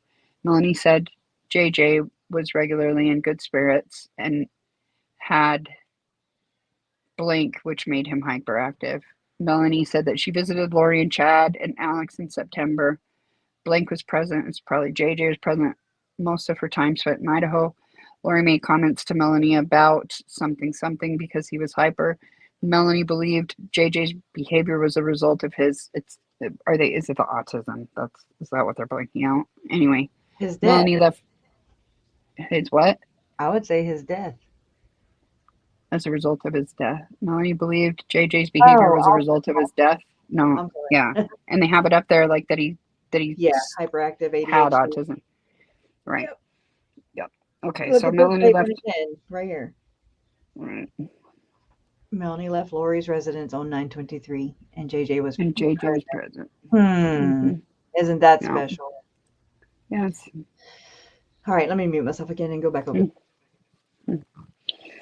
Okay, Lori asked Melanie to take JJ with her, but Melanie declined. In response to our request, Melanie agreed to be interviewed again when needed, and said she would assist law enforcement however needed. Later that day, Detective McDermott and I contacted Lori's sister, Summer Shiflett. Summer denied knowledge for where JJ and Tylee were located and had not seen them in months. Summer believed both children were in the care of Lori. Summer was protective of Lori and believed Kay Woodcock was using law enforcement as a tool to gain custody of JJ. Summer was encouraged to relay to Lori that law enforcement simply needed to confirm that JJ and Tylee were not in any danger and that their welfare could be confirmed in person or via email or via video call. I provided Summer with my business card and we concluded our contact. I later spoke with Lori's mother, Janice Cox, via phone. Janice was confident that JJ and Tylee were well and in the custody of Lori. Janice did not have further information, and I requested she pass my name and contact number to Lori.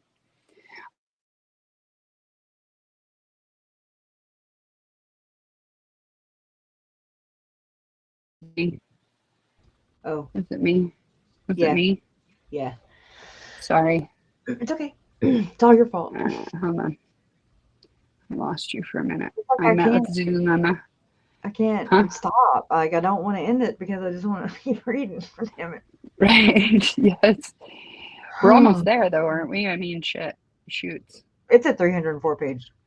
There's a lot of that. Yeah. 217 or 250. You can dip out whenever you want, and moderators, y'all can dip out. I can do it. It's just anybody can dip out, dip back in. All right. It's all good. I'm good. So, okay. I have nothing better to do. All I can do is just sit here, Yeah. Or crutch to a new location and sit there. Right. And then crutch back to another spot and sit there and look around there. So I've looked around all I can look around. I've been like this for a month now, so I'm bored to death. So heck yeah, I'm in. Let's I'm in do for it. the win. All right, I'm muting myself. Okay. I met with Zulema and returned her smartphone because it was used for her work. Zulema did not have further information, nor did she want to discuss the investigations. The GSR, gunshot residue, kit that was collected from the Jeep Wrangler was forwarded to the Phoenix Police Department for analysis. This was delayed as a result of miscommunication for which criminal lab processed such a request. 12/19/19. The Rexburg Police Department officially entered blank into NCIC as a missing endangered juveniles. That's JJ and Tylee. Chad and Lori retained legal counsel and were told to provide proof of the children's welfare was alive and in good health. If they refused, a media release would be made. Per their legal counsel, Chad and Lori's statement was that blank, blank, blank. Lies. 12/20/19. Rexburg Police made an official media release requesting any information for the welfare and location of JJ and Tylee. On 12/21/19, the Kauai Police Department became involved with the investigation and confirmed that Lori and Chad were living on the island. Colby called Detective McDermott and expressed concern for his siblings, JJ and Tylee, after he watched the media release for their welfare.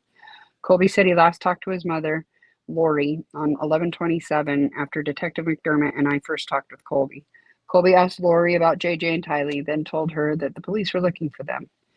Lori told Colby that JJ and Tylee were fine and that she would communicate and cooperate with law enforcement. Lori never attempted any contact with police. I have to turn this on because I'm sweating to death. Sorry. Okay. Colby also told Detective McDermott that he recently came into possession of, I didn't go fast enough. Evidence gathered thus far, okay. Into possession of Lori's, oh yeah, that was important. Okay, came into possession of Lori's Nissan Rogue in Arizona, blank. Evidence gathered thus far confirmed Lori previously used the Nissan during the time frame when blank went missing. As a result, Detective McDermott facilitated the tow and impound of the Nissan as evidence. The Nissan was later searched and processed by the Gilbert Police Crime Scene Specialist Scott, and then it gives his number. During the processing of the vehicle, distinct stains were located in the back passenger area of the vehicle. The stains were confirmed to be blood. Oof. As a result, Detective McDermott facilitated the tow and impound of Alex Cox's Ford F-150 that was still parked at Zulema's residence. I have that body cam as evidence. I have that footage on my channel. And only like 1,000 views. It's weird. Right? Yep. Anyways. Oh my gosh. Yeah, okay. 12/23/19. Detective McDermott contacted Colby and obtained the story for how he came into possession of the Nissan. In response to questions, Colby did not believe the blood in the Nissan came from his family. Colby and his family provided voluntary buccal swabs for exclusion and future DNA analysis. During their contact, Colby also revealed that JJ previously had a service dog. After Charles was killed, Lori returned the dog to the business from where it came. Oh, that sounds so tame, as if she didn't put it in the paper and try to sell it first. But right. The trainer had to, say go and compensate the dog. Right.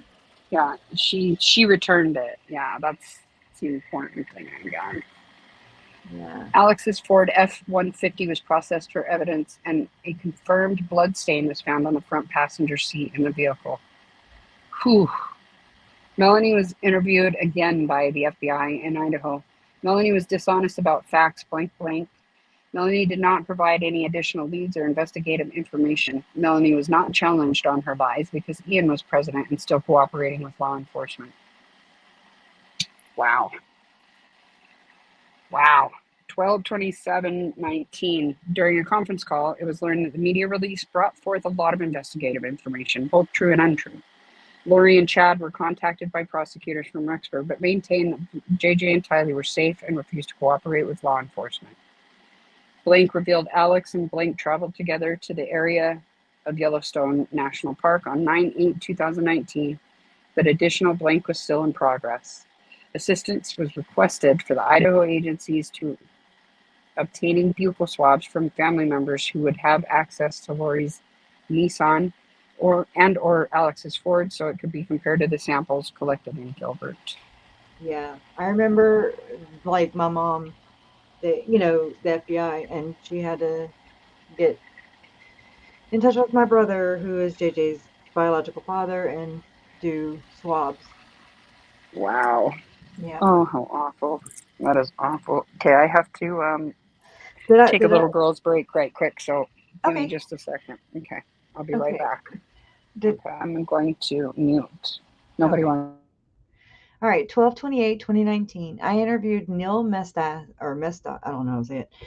Who was the dog trainer for JJ's service animal? Neil and Lori emailed him.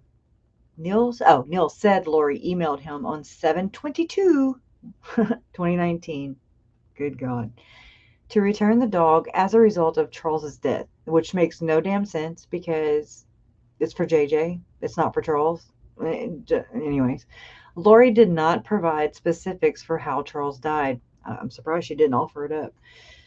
Neil agreed and picked up the dog on 8/15/2019 and recalled seeing both JJ and Tylee in good health. 12/20. Oh, I just bit my cheeks. 12/29/2019. Additional warrant results returned then were forwarded to the FBI for analysis. A lab request was completed, and the biological evidence from the Nissan and Ford were forwarded to the Mesa Crime Lab for analysis.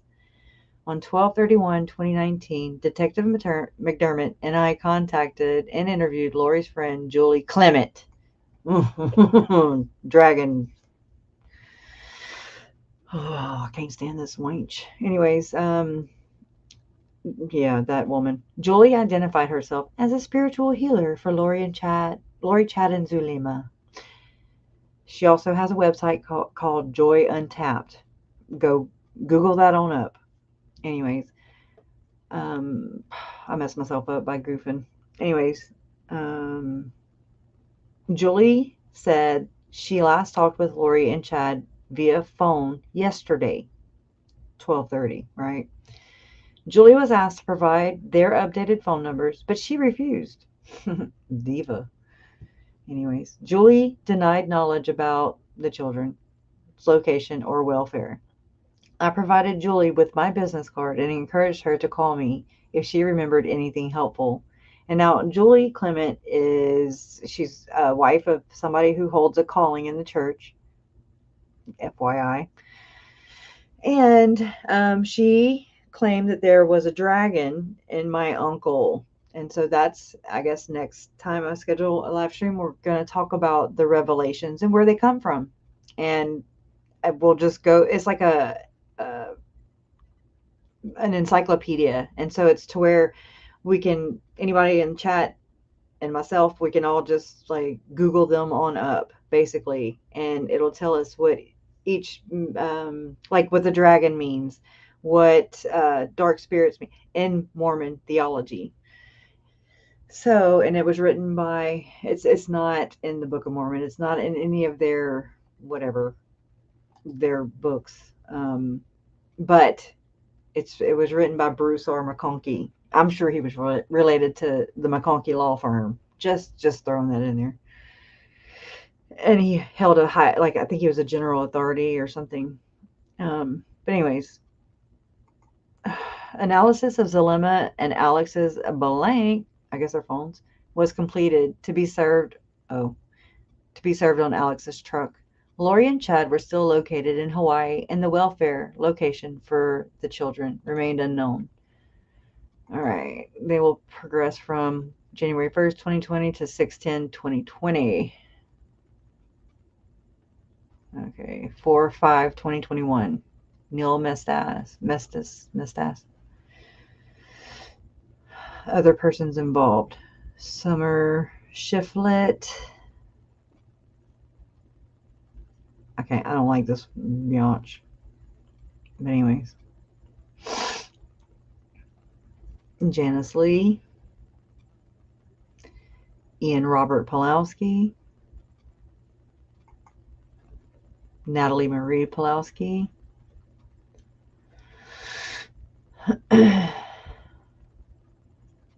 Clifford Brendan Gibb. Yeah, I have some screenshots from his brother-in-law. He was straight throwing Melanie Gibb under the bus. Oh my God. Thor. Oh, I'm sorry. David Dale Warwick. There you go. He has dreams and visions, yet this is the funny part, y'all. This I have to laugh because they want us to believe. They think we're stupid. First off, they think we're freaking stupid. And I know I look rough. Hold on. Let's see. They think we're stupid, and we're not. I'm not stupid. I know I'm scatterbrained and I have ADHD. I have things like normal people. And he had dreams and visions, David Warwick. And so you're telling me on 9, whatever, when they spent however many nights at Lori's apartment to go podcast, right? Look, what do you think we're doing right now? We are podcasting, so to speak. You can do it. I'm here in Lake Charles, Louisiana, and you are everywhere else that you are. The weird mom is in Hawaii. We're podcasting. You ain't got to drive there, is what I'm saying. Anyways, so, and Thor Furuseth, they need to press him a little more, in my opinion, but that's just me. Close to portal time. I'm sorry. Okay, so David has, according to Melanie Gibb, she wakes up because she's sleeping, wink, wink, next to her boyfriend, David D-I-C-K, in my opinion, Warwick. And he has a bad dream. He has a nightmare. And she says that she's telling Rexburg detectives that he has these bad dreams. And anyways, she goes on to say that his heart was beating. I was like, well, there's a plus. That's a plus. His heart was beating, and it just affected him really bad. Right. And so Melanie Gibb, this is the funny part. Melanie Gibb says she gets up and she goes to Lori's door, and she don't know if she knocked. She can't remember all those details because she conveniently can't recall stuff. Conveniently, in my opinion. And why is she beating or trying to get a hold of Lori in the middle of the damn night? Why?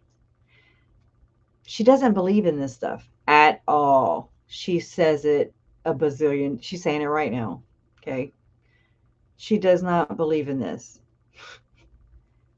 But she did. She did believe that Lori held priesthood powers because Lori took part in the second anointing, in my opinion, which is a secret ordinance at the Church of Jesus Christ of Latter-day Saints. They own stock in Google. Okay. So they kind of tend to, keywords. Anyways, that's a whole nother story. So Melanie Gibb, her boyfriend, who she's sleeping with in the same room, in dead children's and about to be murdered children's bedrooms, podcasting, some kind of casting, raising their arms to the square, casting out demons. Okay. And she gets up. David has a bad dream. She gets up. She goes and tries to get Lori, for whatever reason, if she didn't believe in them, to do what? To say some kind of blessing for her boyfriend? Okay. For what? He's a patriarch in this religion. He is head of, guys are before women, basically. She was all in, Janet. Yes, I agree. And it's like I can shout it from the damn mountaintops. And a lot of people, they just don't think so. And I do. I've always thought that. I've always thought that her and David and more. There was also a conference going on that weekend from the Fern Foundation. Yeah. I believe it was, what comes to my mind is, you ever seen Eyes Wide Shut? That music, it's weird. It freaks me out. I'll catch a panic attack. I've watched it one time recently. I was like, oh, hell no. It's gross and unbelievable. And it is for religious purposes. That's what they did. That's on their indictments, obviously. It's going to be interesting to see how they do battle this out in court. When everybody, I would say, aside from John Pryor, maybe Archibald. I don't know if he's Mormon or not. I don't know. But I see a lot of shelves breaking. That's all. And yeah, it is what it is, So anyways, knocks on Lori's door, tries to call her mom, because she's Phoebe, right? And she doesn't believe in Lori and Chad's stuff. Not 100%. You can't really believe 100% in something that's not true, says someone who belongs to the Church of Jesus Christ of Latter-day Saints. Sorry. I don't know. She double talks a lot. And I don't know. She got really nervous in that interview also. I don't know. I don't like her. I don't like her at all. I really pray to God there's a trial. I hope nobody pleads. I want to see these people. I want to see Melanie Gibb look me in the eyeballs. I want to see David Warwick. I want to see Julie Clement if Her Highness don't refuse to come testify or whatever. I don't think she's a witness, but still, these people just opt in and opt out at their convenience. And I think a lot of the thing is they are guarded by like-minded people. And it really sucks. It pisses me off. And it's sad. It is so sad. Good night, Janet. It's sad because so many times the church interjected, sent out letters to the ward members in the surrounding, state, Heather Daybell, okay?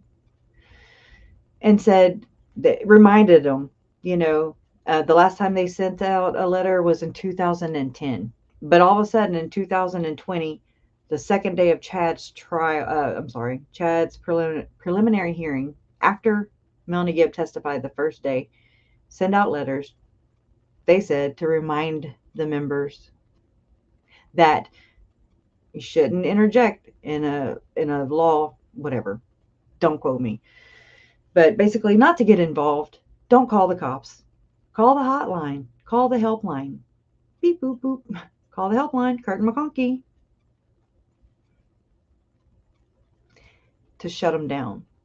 To stop people from coming forward. To stop people from looking for kids, for children who belong to this religion.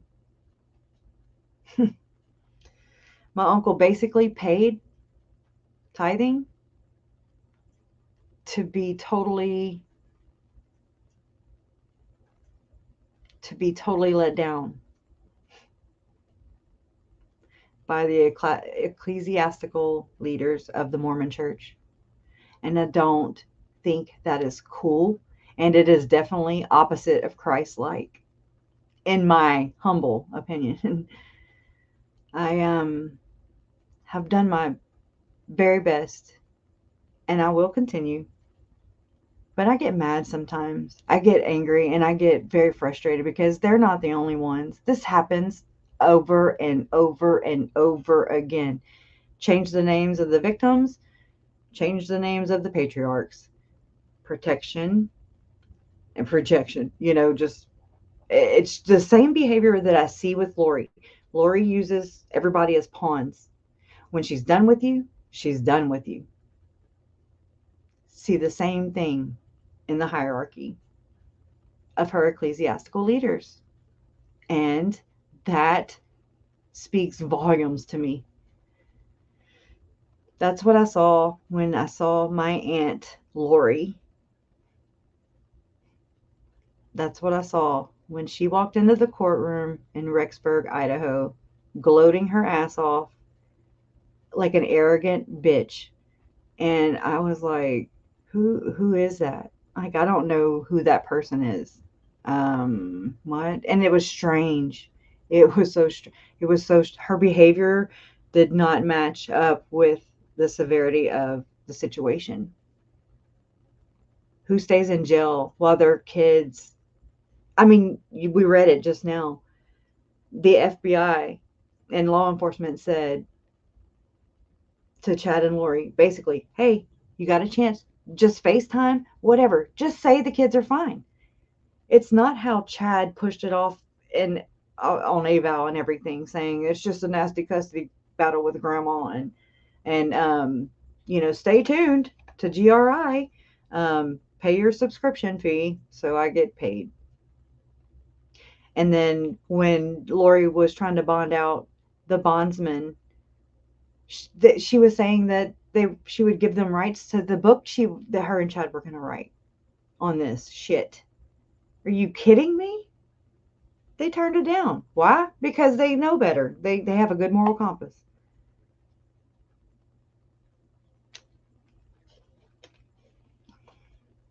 Or the rule of 2 witnesses when a child has been sad by a church member. Sorry, but I don't agree with how they handle anything. It's not how God would handle it, that's for sure. And it's same with Jehovah's Witness. It's same with the Catholics. It's same with organized religion, in my opinion. And Boy Scouts of America, Girl Scouts, it is gross. Tom Cavanaugh he's retiring soon, is an attorney who has gone against the Church of Jesus Christ of Latter-day Saints.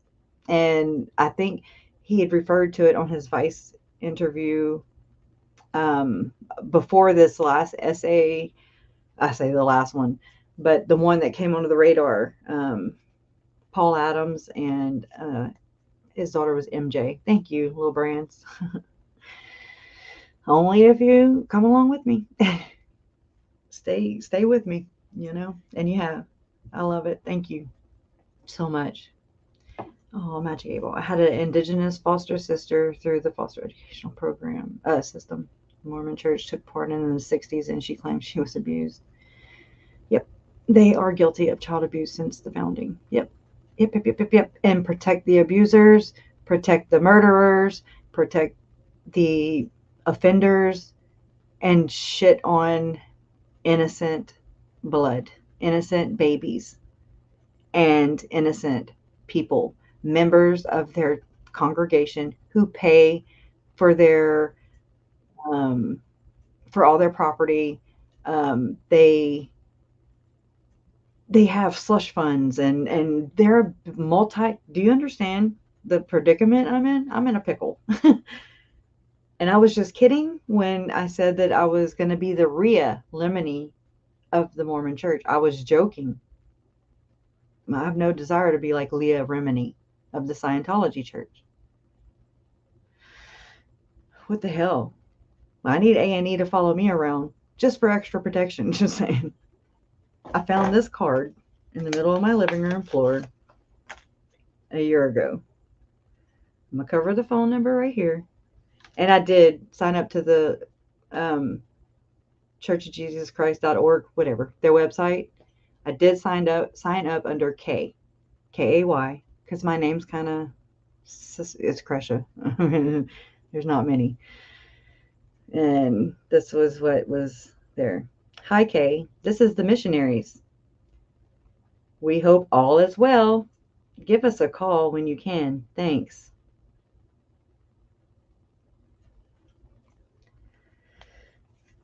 Oh, crap. Sorry. Jesus. Middle of my living room floor. I was sleeping, taking a nap. Thank you, Jay Hughes. Jason left to go bring the boys to go meet their mom for her week with them. No kids were around. I saw it the next day. I was like, what is that? I could see it from the kitchen, middle of my living room floor. We're not windy like Rexburg. Rexburg is windy. Oh my God. There's no explanation. I mean, first off, we don't have a temple here. This is an hour and 15 minutes away from me. It's a 409 area code. It's from Port Neches, Texas. And yeah, I got a gun that day, or that next week. So, but yeah. Anyways, I don't know. I just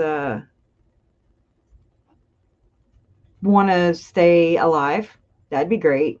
But I know that people will die defending their religion and will kill. Blood atonement is a thing. They don't just say it just, to invent words. It existed. It still exists. And that's it. Yeah. And they don't come out here at all. I've never seen a missionary ever. I've lived It's here just so creepy. 44 years. 44 years. And I've seen commercials. Compassion. Pass it along. Back when I was growing up on Saturday mornings when we'd watch cartoons and whatever. Stalking. Pass it It's along. alarming. It's alarming, and people will stop at nothing to silence victims. I see it in my Uncle Charles, y'all. I don't know. Yeah. Oh, tithes. It's hard to say. Tithes. Tithes. Tithing. It's the law of tithing.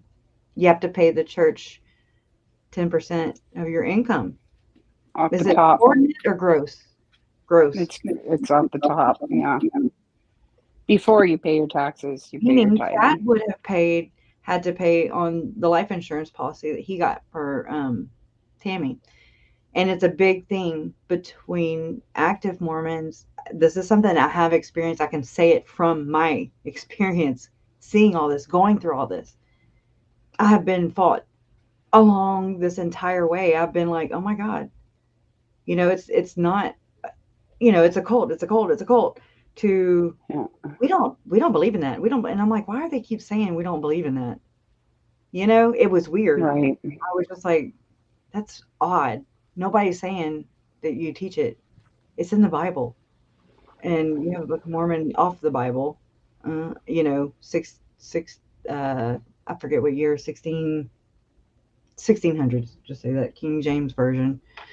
Oh yeah, after the Council of Nicene, all that. Never heard of Moroni ever. I didn't even know my Uncle Charles was Mormon. Okay. Wow. It just wasn't a topic for us. He never said, "Can I interest you in a Book of Mormon?" Right. Never. Have you heard the good news? Right. And I mean, it's not saying, oh, Mormons are bad. I'm not saying that. That's ridiculous to say or to think or to assume. Right. That's like saying we're all bad because Chad and Lori did what they did. That's not how this works. But exactly. Come on, people. You don't hear that with other religions, though. Like when this stuff happened with the Catholic Church, nobody was going around going like, "Oh, Catholics are bad." Like, I'll be in their asses. The priests that did it. They're all shitty. Just okay. Yeah. It's like when I fuss at my kids and say, Leland, you shouldn't be doing that. Well, Silas is doing it. Oh, okay. Well, then that makes it better. Okay. Yeah. In that case, cancel each other out. So we're good. No, y'all are both being shitty. Same. Yeah. For Catholics, for whomever, is hiding behind the guise of Jesus, hiding behind God. That's dangerous. Right. That's a dangerous people. That terrifies me. Right. Eyes wide open, big time. That's the scariest part about it. And I've been like, I have been inching my way this way. I was wanting to, as I've been investigating, as I've been researching, and I've done some research, y'all. Y'all don't know, or maybe, I don't know. It would blow your mind. It's just hard to cram all that stuff. I didn't grow up with this, I know this is how I was introduced to the Book of Mormon, was through my Uncle Charles being murdered. Wow.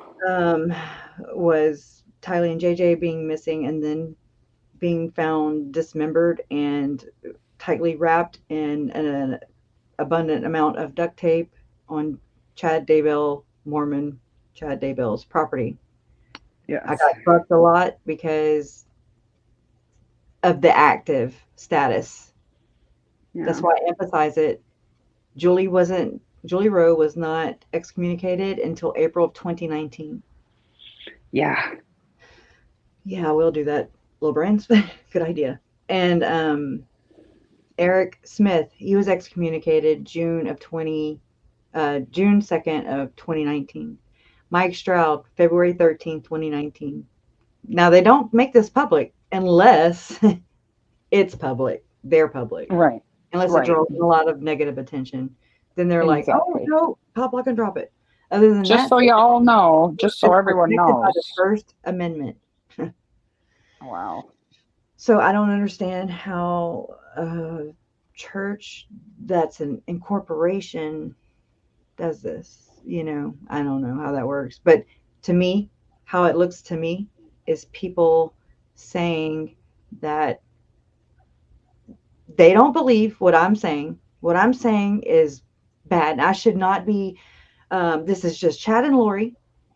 It's isolated. That's it.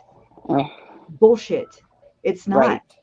It's not. It's not. And I hate to be the bearer of bad news, but then again, you're welcome.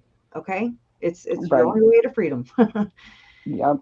Some form of something pops its ugly little head up just every so many years, just like a curse or something. Yeah. But like it's a pattern. It's a pattern now. What you allow is what will continue. And I'll be damned. No, my family's blood was spilled, not because they wanted to, but because people are selfish assholes and they didn't care. Everything is expendable. Everything. Right.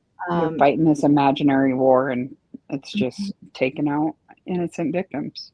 Yep. And then as soon as you call them out on their bad behaviors, just like Joseph Smith, character assassination. What happened with Joe Ryan? It's like a cookie cutter, and you're just like, but 2 by 2. 2 right. by 2. Right. It's nuts. And it's like, I've been kind of like cautious. I don't want to hurt anybody's feelings. That's not what I intended. That's not what I set out to do. I still don't intend on doing it. That's not my mission. Right. Mine is to tell the stories of Tylee, JJ, Charles, Tammy, and Joe, because they're not here to tell it. And that church did not do anything to protect it. If anything, they enabled it and emboldened it and empowered it. Right. And I'll be damned. I'll be damned over my dead. You better unalive me, because over my unalive body. Right. And that's not a challenge. Please don't take it as a damn right. Right. Don't come at me with your damn just sword. To clarify. Your musket. Right. Yeah. Don't come at me. Just fix it. Repair it. But I don't think that's gonna happen. I hope, but that's, anyways, all that stuff, all intermingled with the church not making a statement. That blew my mind. My first Zoom I did with Jen, just her and I've still never released it because I say and so many times. I'm like, And I was just so scared to say, and I mean, still at that point, I didn't know that was that was August of 2021. 2021? Yeah. I learned about the second anointing around September of 2021. Musket. Tina Reddington, you calm your little butt down. But, and so I knew about the second anointing, but then I think I mentioned it. I know I mentioned it on Web Sleuths with Jen. But I really still didn't know about it. I was kind of like testing. I wasn't sure. It sounded just like it though. I was just like, wait, exalted. And the more I've read, the more I've learned, the more I've researched, it is what happened. I can't prove it because they're protected behind the First Amendment and a couple others. Yeah. You know, and they're not going to come out and say, "You're right, got us." Yeah. We'll change. Oh, dang it. Because that polygamy was supposed to be changed so that they could become a part of the United States and get what? Bleed the beast, government funding. Right. Okay? And not have to pay taxes. Ta-da. And not be considered a business. Yeah. Right. And so when I see a pattern of countless comments, people who will defend an institution and put an institution before human life, before a child's life, before children's lives, babies, their own, like-minded people, then, oh shit, hold all your pearls. Yeah. You know, that is that's ballsy to me. That's scary. That makes a scary person, scary people. You're pumping out 2 by 2, basically. This narcissistic person. You know what I mean? Like, I'm not saying everybody, but Melanie Gibb, David Warwick, Zalima, Chad, Lori, Alex, Melanie, Ian, they're all the same. Nobody stood up for these damn kids. And then all the peripheral people, Julie, Jason, Eric, Nancy. Right. You know. They're all like, oh, you know, carry on, you know, because they can. Because they get to. Well, I don't get to just flip it off. I can't. I'm not afforded that luxury. That's a freaking luxury. And I'm not afforded that, nor is my family, and nor is what? There's the title of my book. What? What did I say? I say all kinds of stuff all the time. I say celestial champagne room. That's what I say. Celestial champagne room. No. They're like, it is. It's very like, it's luxurious. It is. You're exalted, girl. You are one. You're in the know. You're one of us, girl. I knew it. Brother and sister. We had that like-minded people You're golden. Look, you're literally surrounded by gold. And protected. And protected. Yes. And, you know, Chad held callings in the church. And like-minded people, right? Yep. Right. It's better than zombies. Yep. And so he was a clerk, so he had a lot of information. He had access to a lot of information in member files as a clerk. And people's like whether they're paying their tithing or not. Tammy is being the woman, the wife, the mother. She was doing a lot of genealogy. Everybody does. That's what they all do. Yep. That's when I figured out. I was like, I never did do my 23andMe. I still have 2 of them because one's for me, one's for Jason. I was like, oh, we ain't turning that in. I know where that goes, in the vault, in the freaking side of the mountain. I'm good. I'm good. They already tricked LDS, pimped out my family. I'm just saying. Oh, my whole lineage. That's a whole other story for me. That I feel so violated, spiritually, mentally, physically, in every way, shape, and form. Violated by people who don't know me. And but they know more about me than I did them. That's for sure. So I Right. found a text, and it was from my mom to me, and it was just a little exchange. I couldn't see because it was while I was looking for something else. So I just want to run across everything. I'm like, oh crap, but I'm doing this. Right. And Yeah. so Yeah. I could see where she texted me back, and she said, and this is November of 2021, a screenshot. She says, "You shouldn't quit. It's your mission. Just don't become translated, and please don't deem me a zombie." With a little emoji, and I was just like, "Oh my god!" You Oh, know, yes, I mean, absolutely. uh, It is. when did this? When did It why? is. When did this happen? And what the hell? When did this life happen? It's not the cards you asked for, but you're playing this hand like it's the one you wanted, like 52 card you're pickup, kicking ass. 144 Yeah. card pickup. Right. Like I thought I was here to play poker. What the Right. hell? Boo-ray. Anything. Mm-mm-mm.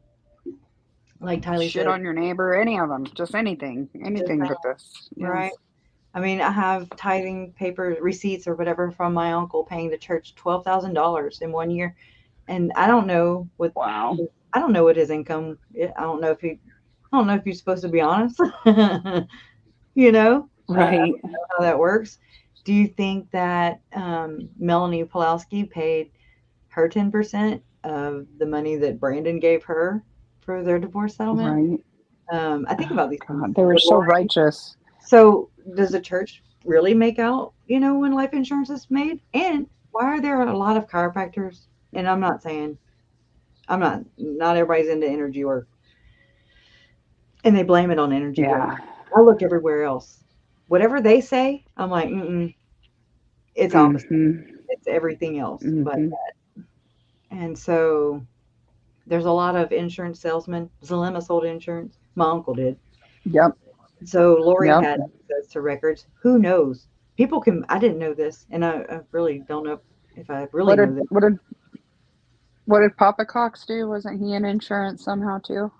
Yep. Maybe I'm imagining that. No, you're Or right. was he? He did. Yeah. He did. Yep. Um, just it blows my mind, blows my ever loving mind. So it's business. It's business, and money is the root of all evil.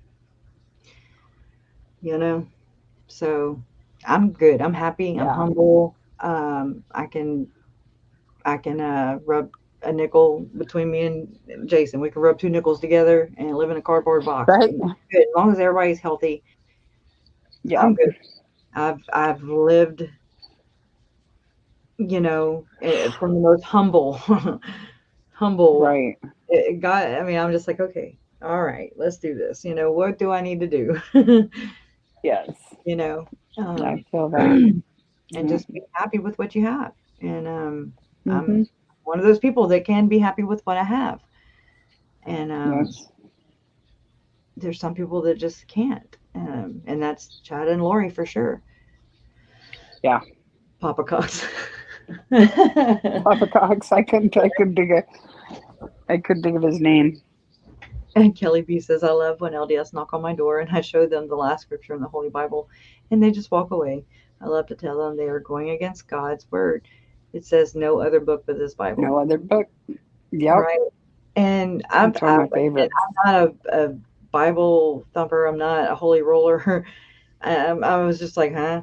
This happened to me.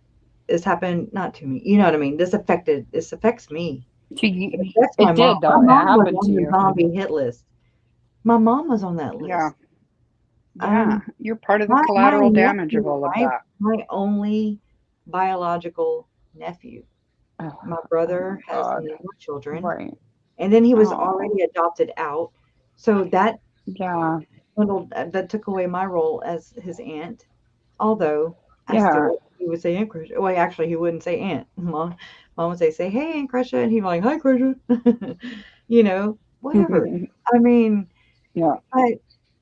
and he was taken away from my brother twice, once via adoption, twice via murder.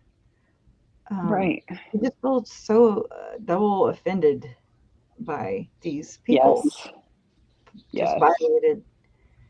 And I think that sucks. Yes, this whole situation sucks, but again, love is going to win.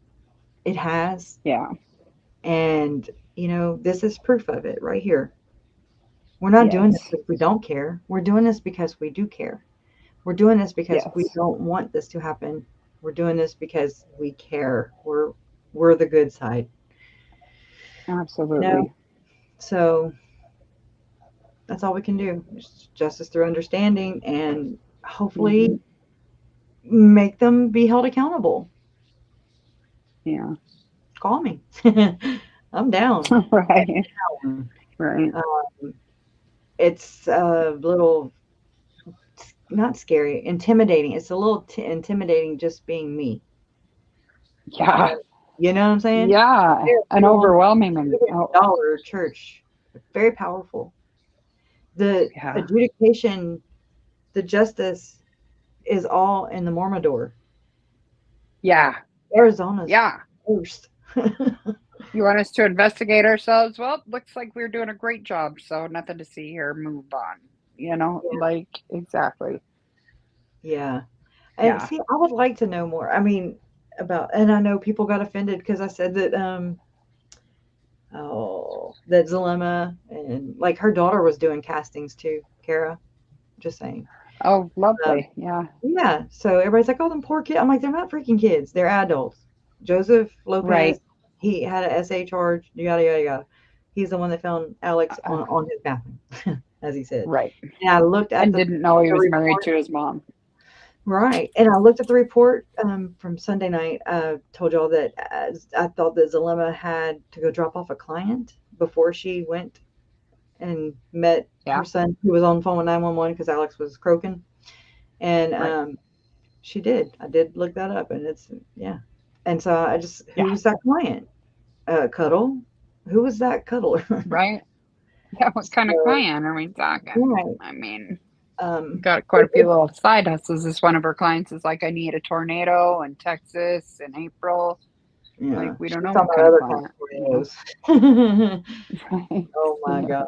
Anyways, she got all the tarps, but anyways, but I thank y'all for everybody who's been here with me throughout this process, throughout this crazy freaking time. It's been challenging. It's been frustrating. It's been enlightening. And it really does help me so many ways to fill in the blanks, to fill in what they're not going to tell me because they don't. They haven't. Even ex-Mormons who are in this niche or whatever. Thank you, Kelly B. Thank you for being here week in and week out. But, John Dehlin, okay? I love John Dehlin. I like watching him. I love watching Radio Free Mormon and Bill Reel. And I watch all kinds, Mormon, not Mormon. I watch general conference. I watch speeches. I've watched. I do it because I care. Yeah. And I want to know for myself. I want to make my own opinions. That's what I've done. And it's not just buying it at mainstream. Okay? Mainstream. Right. My ears perk up. I'm like, what you call mainstream? Right. Might as well just call that corporate stream. Stream. And so the other day I felt so validated, and I'm going to try and find it while I talk, and we'll end on this. And let's see. You've checked out the newsletters, obviously, right? I mean, from whom? There's a newsletter that comes out once a month. It's not a newsletter. It's like what is it? I don't even know what to call it. Ensign? Somebody help me. That's Mormon. I can't. Well, there's the Ensign. Well, yes, the Ensign puts out an article, and each month that article has to go in the little newsletters that is taken around by the by each of the visiting home teachers, like for the different wards. Okay. I'd be interested. Now, I'd be interested to see if we could get our hands on some of those.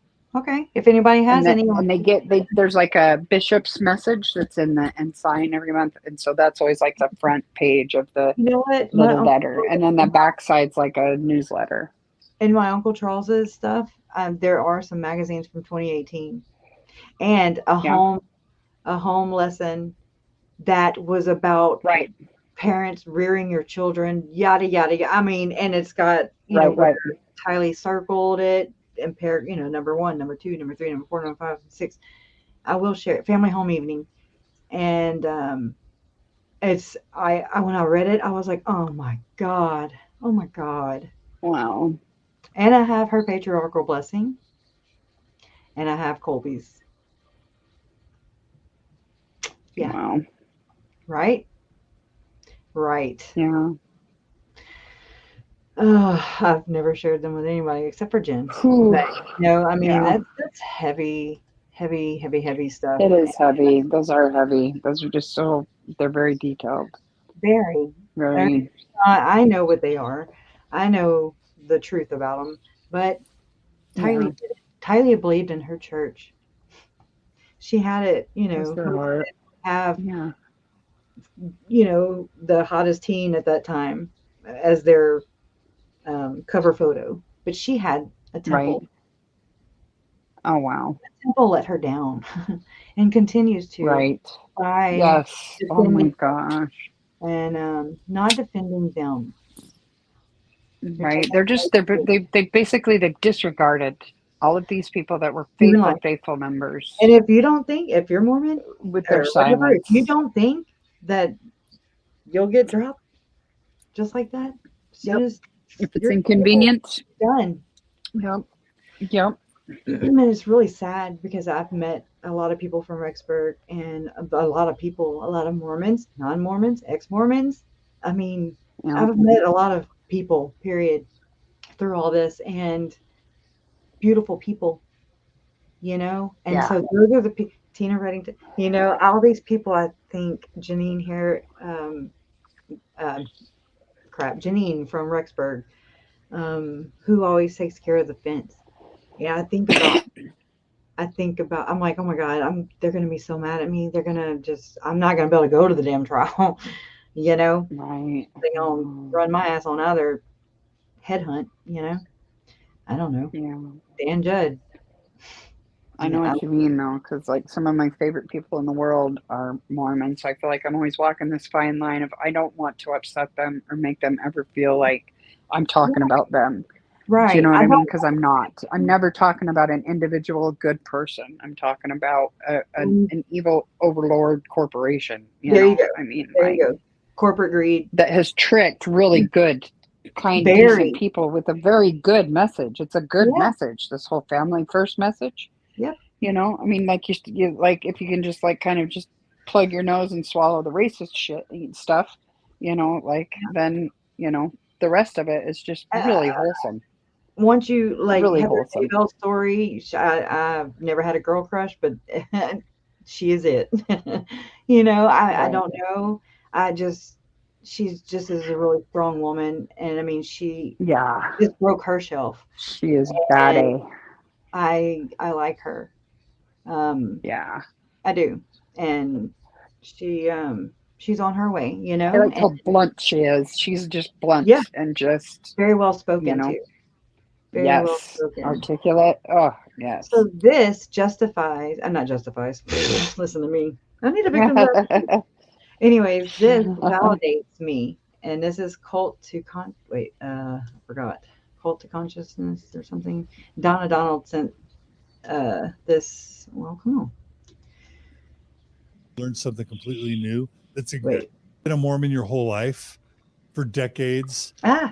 Going to BYU, going to gazillion hours of church, learning everything you can, and then you learn something completely new that's incredibly shocking and even revolting that was kept from you. And the second anointing is just that. So Orthodox Mormons or never Mormons, if you don't know, there's a super secret temple ordinance called the second anointing, which has been around since the time of Joseph Smith. And it's basically how it happens is you're called, by your stake president. Hold up though. This is where this doesn't just happen to higher calling people. This happens to Chad and Lori's. This happens to Jason Mao. Mm-hmm. This happens to like-minded people. Okay. Right. So I still think he's been in the church.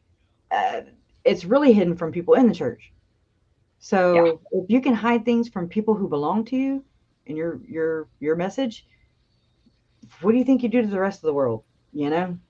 Right. So keep that in mind. I have a theory by one of your about church that. leaders, and they say you and your spouse show up at the temple on a Sunday morning at 8 a.m. and don't tell anyone you're coming. Okay, right there. I'm sorry.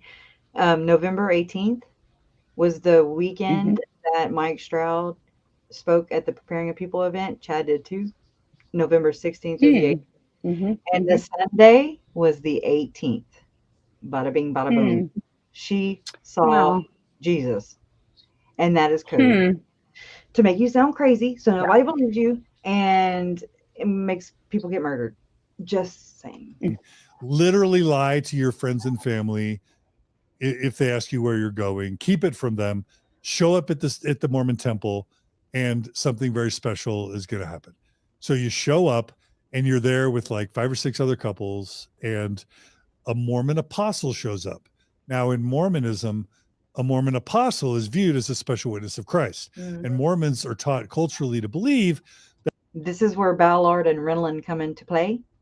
Ballard, he accompanied Tom Phillips and his second anointing way over there in England, and Hans Matzen, I think. But others, you can go online, look, just Google second anointing, and you can go read accounts, because a lot of people haven't come out about this. Okay. So you kind of have to piece things together, but we're doing it now. When John DeLynn did his, I think with Hidden H2C, that was November of 2021. Nobody said the second anointing then. I was shouting it as loud as I thought I could, as loud as from the rooftops, as loud as I felt safe to shout. I was still like, oh God, and people are saying no, it's not, no, and I'm just like, I'm very confused by that at that point, but I'm getting it, and knowledge is power, and they mess with the wrong theology. that first presidency and the quorum of the 12 apostles, the 15 men that run the Mormon church, are all special witnesses of Christ, which means they talk to Christ. Right, directly. They've met Christ, they've spoken to Christ, and that's what we're all led to believe. So this person who knows Jesus on a personal level, one of the top 15 leaders of the church, is there, meets you at the temple, invites you in, and basically performs this holy ordinance for and with you and your spouse, even if you're basically promising you that you are going to become a God someday. You have arrived. You are not only going to make it to heaven, you're making it to the celestial kingdom, and not just the celestial kingdom, which is the third highest tier of heaven, but you're making it to the highest level of the celestial kingdom, which is the third tier in the third tier, where you're going to become exalted and be made a god and a goddess to rule over your own Mormon planet or planets someday. Allegedly. And so they do what's called the second anointing. And they basically anoint you and your spouse with oil. I guess they put oil on your head, and they anoint you with hand. I'm a little rusty, but they also wash your feet. The apostle. And this is where Lori got her priesthood powers, because only a woman who has gone through a second anointing gets the matriarchal. She gets her power. That's all that woman talk, all that warrior. That's where this comes from, right here, from the church. Yep. I gotta go. Let me. Okay, so it didn't go away. Okay, hold on. Okay. I'm sorry. Get back over there. the representative of Jesus washes your feet, and I don't, like, I'm rusty on the details, but there's feet washing involved. And eventually I think the wife and the husband retreat into a room where the wife washes the feet of the husband. Yeah, that right? checks out. Yeah. Yeah. But I'm pretty sure the apostle washes the feet of the couple. Man. Oh, I think. You guys can go look it up. Yeah. Tell me I'm wrong. I don't care. Enough of what I've said is right. Yeah. That I'll stand by it. And the point I'm making is that, why is this horrific? Well, number one, it's horrific because it's a super sacred ordinance that has been withheld from the general membership for over a century. Yep. But number two, it turns out that it's narcissist. That it's this elite privileged ordinance where, like, once you get the second anointing, then like your leaders ask you, hey, it's almost like a multi-level marketing scam. It's like, right. Who do you recommend that you think should also be?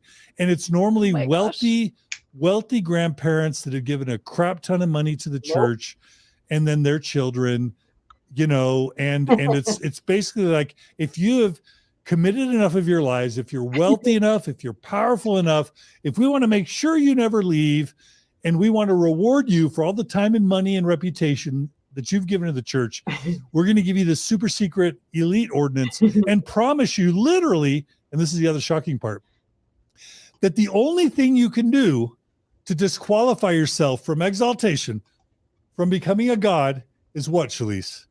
Is it murder? It's murder. I'm surprised it's not sexual sin. No.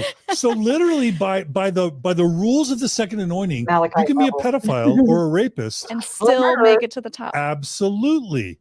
What do you think it does to the psychology of a human? Makes them murder. To tell them they're basically superiority complex. Can do no wrong. As long as you don't murder, you're good. You're Gucci.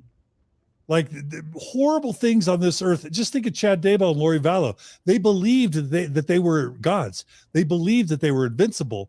So they kill their spouses and children thinking there's going to be no consequence because they've got God's power on their side. Like, trust me, I have a psychology background.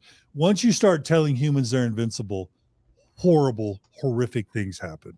And so promising these wealthy elite Mormons that because they've got the right, Lori, parents or grandparents, because they know the right people, because they gave enough money, that they're going to be gods someday, and there's nothing they could do in the remaining years of their life to disqualify themselves. It's just horrific on 15 different levels. And then that it's withheld. A school teacher who's just a humble school teacher that never is wealthy, that isn't connected to some apostle. School teachers and traditional housewives or husbands or whatever, they're never going to get access to this ordinance. It's only if like your grandparents are apostles or your parents are super wealthy. Only the elite are gonna even get access to this ordinance.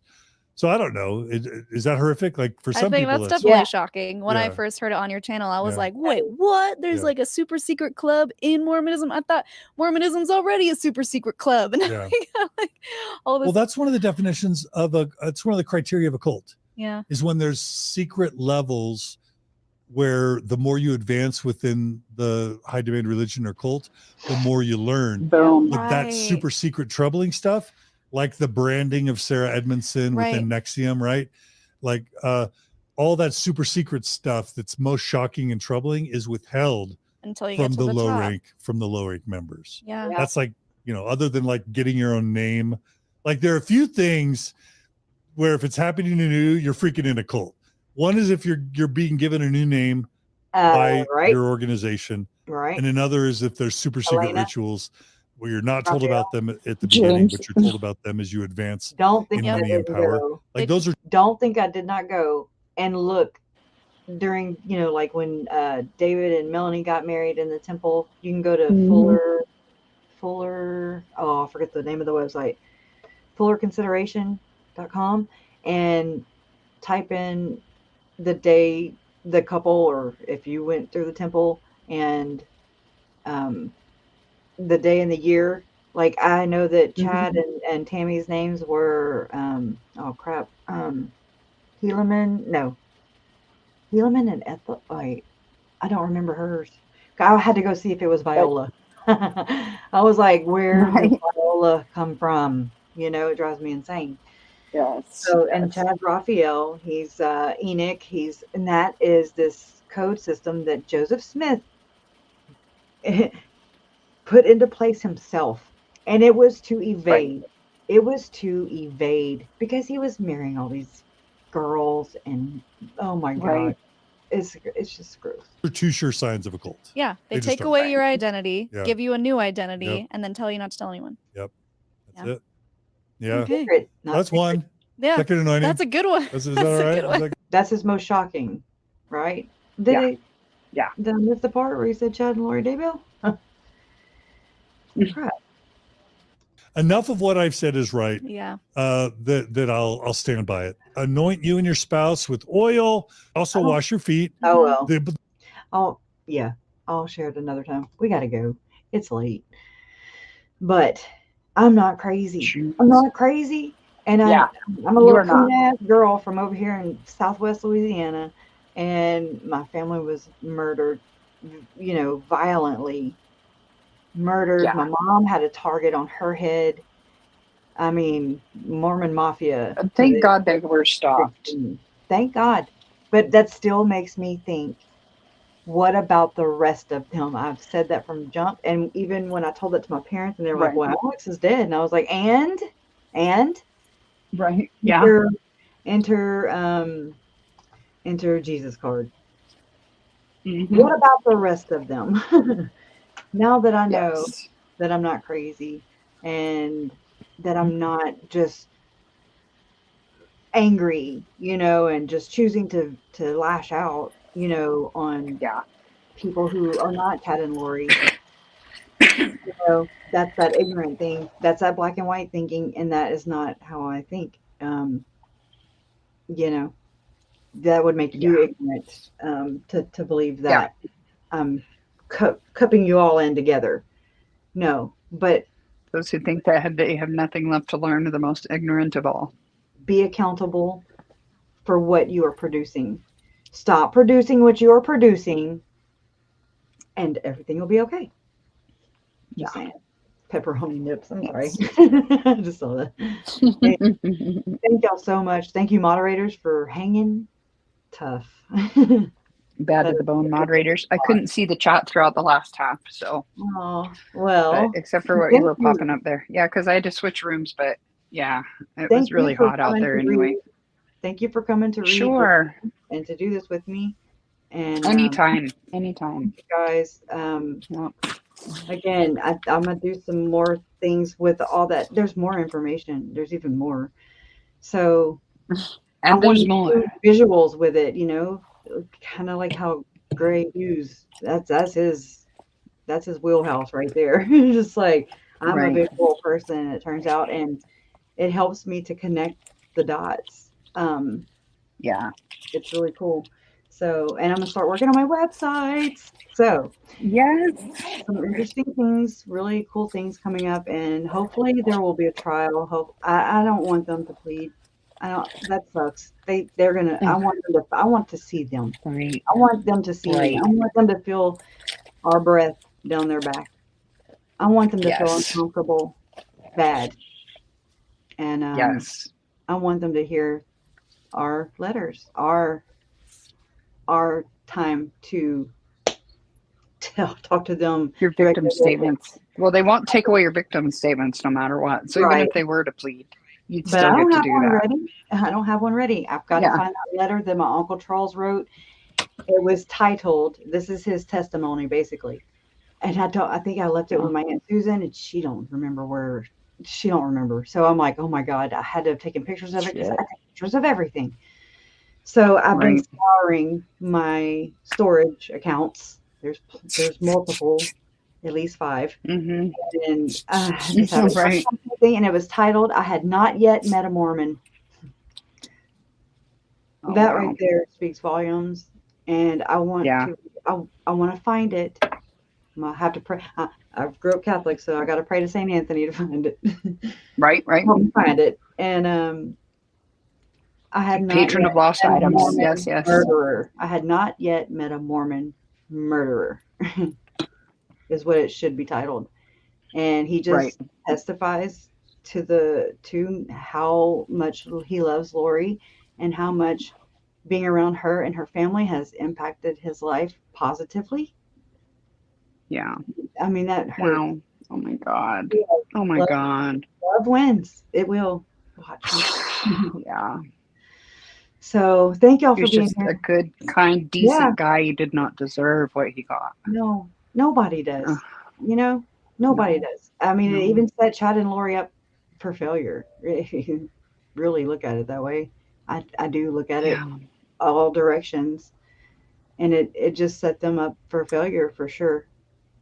Unhealthy growing up, and just, you know, secrets and boundary, all these flexing the patriarchal energy, and that's making Lori feel empowered to, you know, be a woman and roar. Rory. Yeah. Anyways, all right. I love you guys. Thank y'all. And I'll see you. I love your guts. I love your guts. I love when you say that too. But yeah, go check out this little podcast. Cults to Consciousness it's new. So, but he validated me. I was like, nobody. I've reached out to every one of these people. John DeLynn. Yeah. I've reached out. I support their shows. I donate. I super chat. I make my presence be known. And I think it was real, and Radio Free Mormon put one of my comments on the screen once. I was like, all right, finally. But they do see me. Okay. The cliquey behavior, or how they're raised, you know, they're raised into this like-minded people mentality. And I mean, and I'm not I'm not doing that. I'm just saying it's a pattern that I noticed, and it's a little click. It is. And it's just like how an alcoholic, if you don't stay away from people, places, and things, you get back into the mindset, and you get back into, so they're literally clicking themselves into that same mindset. They're going through the same thing at the same time. And as people are coming out of it, it's like, I mean, we're like-minded people. It is what it is. It doesn't have to be a negative connotation or anything. It's just, it is what it is. But, you know, I'm fighting my way through this, and I'm not going to stop. I take breaks a lot, and I'm late, but I never give up. So take that to the damn bank. Anyways, I'm going to hit end broadcast, and we are going to say goodnight. Love always wins. All right. Don't forget that. And I will see you next time. Keep on. Aloha.